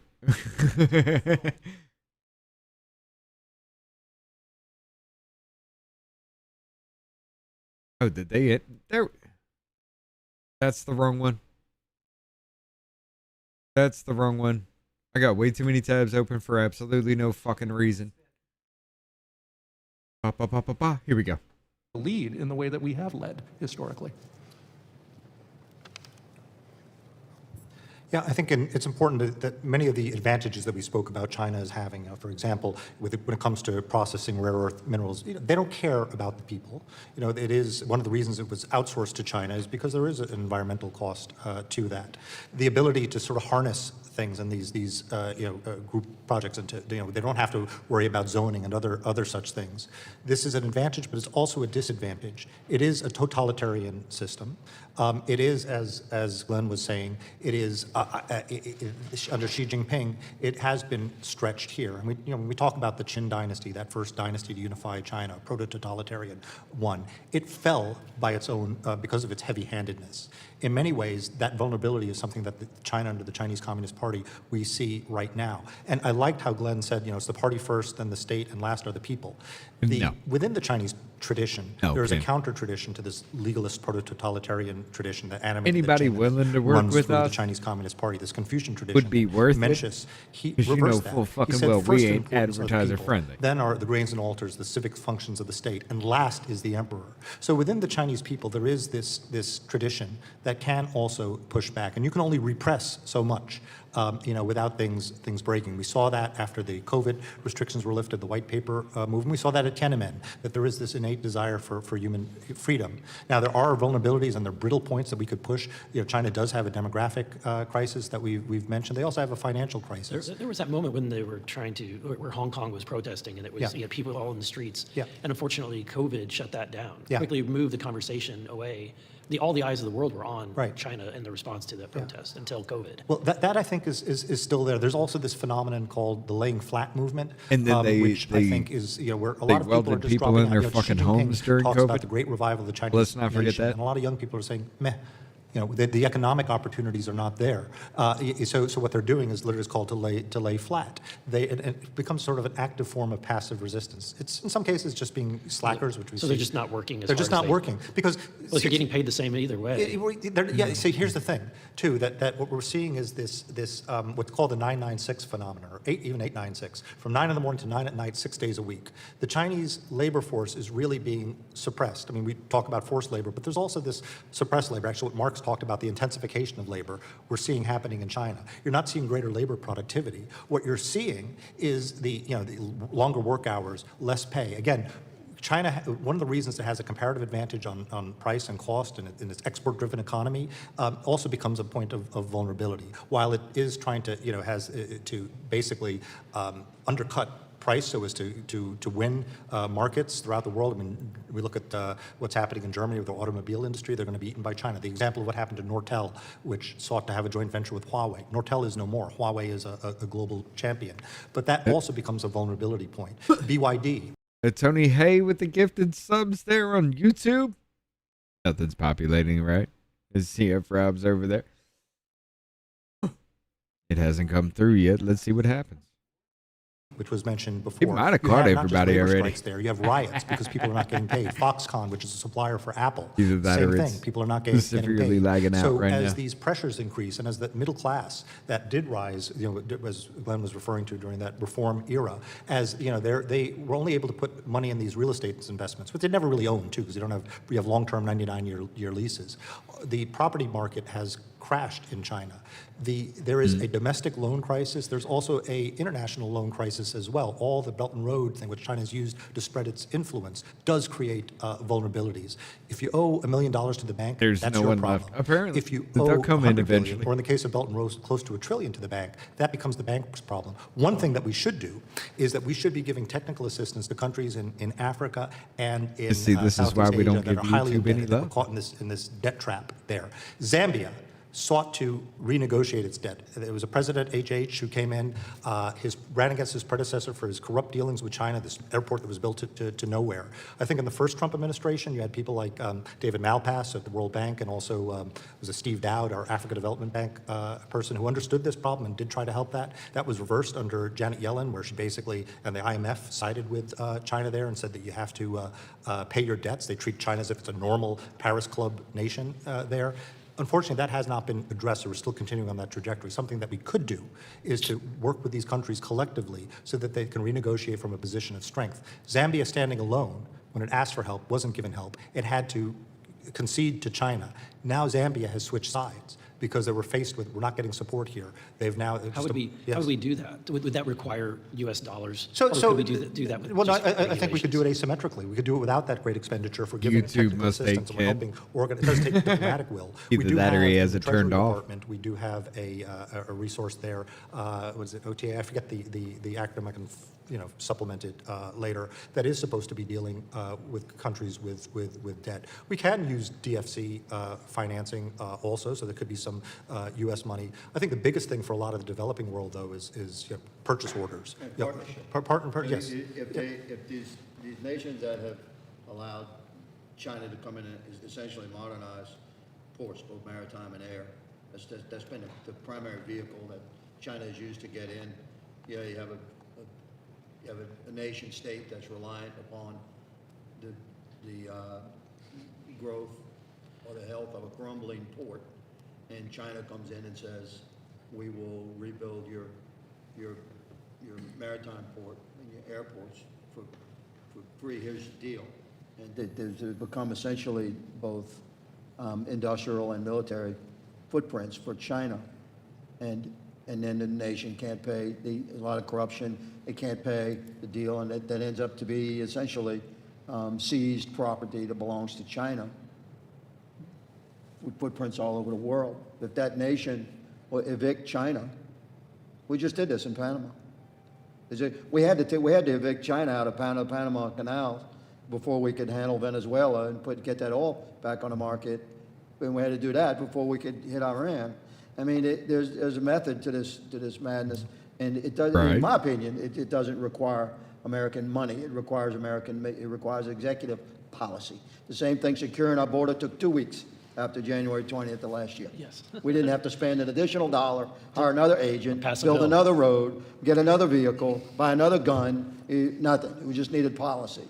I Right. think worldwide, it's a point of vulnerability, as the gentleman pointed out, for China. I like that language.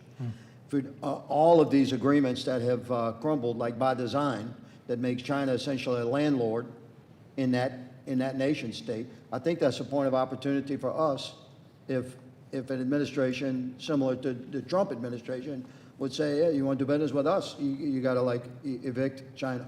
Our attorneys will tell you how to do it. And we step in. There's an opportunity to be a white knight. And right now, That's brilliant, Representative.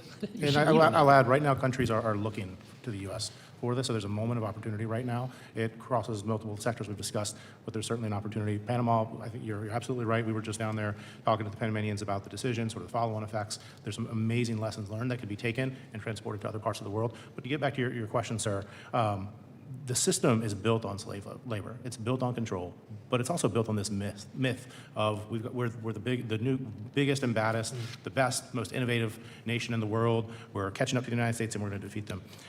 But the reality is there's a reason they're actively seeking investments from the United States and from Europe on these core sectors. There's a reason that they're using AI distillation to steal American technology and fuel sort of their Just growth. stop saying There's a China, save reason the they price their CCP. system so low so that they can try to capture that market. And I believe that reason is I mean, the because their system CCP is isn't China the now, best. though. And regularly we see examples of U.S. innovation outcompeting Chinese products across the board, across different sectors, whether it's biotechnology, whether it's AI. And just look at the AI systems. Like, they are trailing us by a significant margin, and every day we get further and further ahead. Are they cooking their books?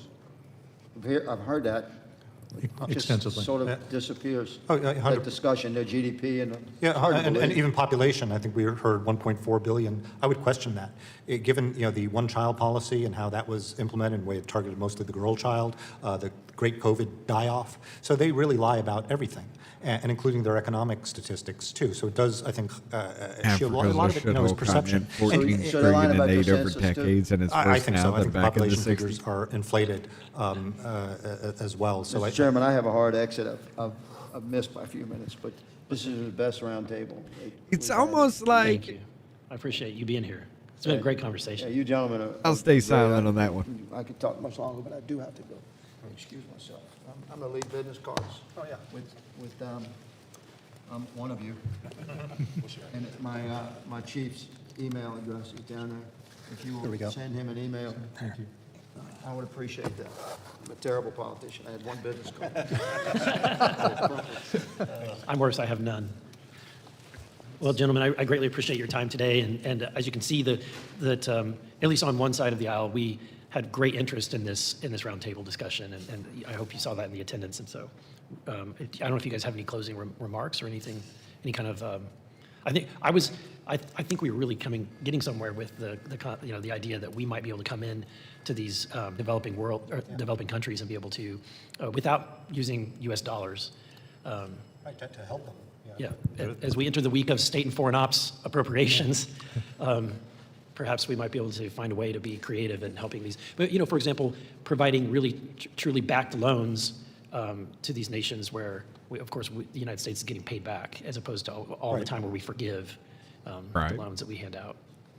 No, I think there's a lot of opportunities there to really be the white knight, as Professor Tifford mentioned. And I think that we could do it asymmetrically. We could do that, I think, by leveraging and also opening our markets to countries in Africa for their exports. We need to really disengage from China. I mean, we did this to ourselves in the 1990s. We deindustrialized America. We outsourced production to China.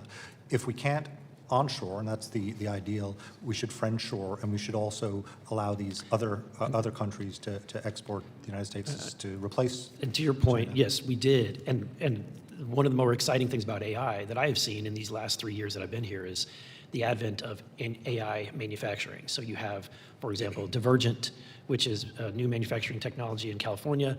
They have machines that are literally like a Star Trek printing, where you say, you tell the AI, design for me a product that is a better, stronger, for example, brake pad or brake caliber for a supercar, and the AI designs it, you print it on demand, and if you don't like that, and if it's not working, you change the design and you print the next print, right?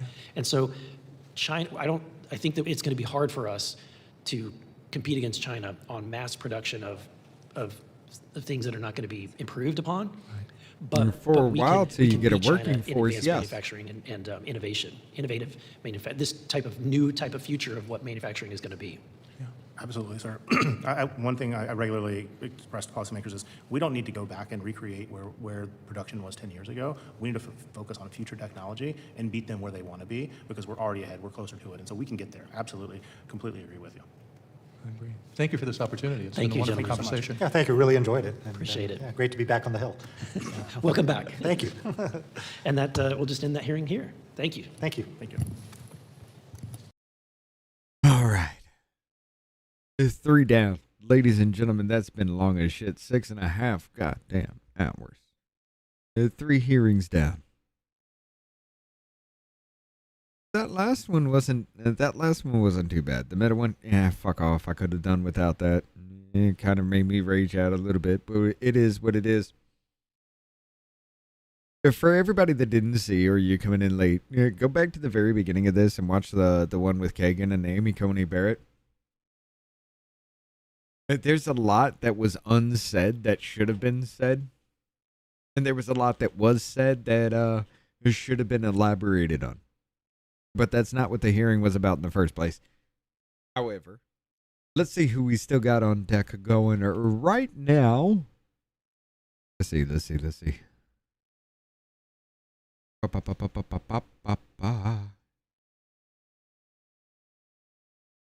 know what? That's going to happen. Fuck it. We going. For all the Rumble crowd. I'm going to go ahead and rage y'all out. We got Stupid's Play coming up tomorrow, ladies and gentlemen. I don't know what we're going to do. Probably Helldivers. Scott's getting a little bit of a Helldivers kick.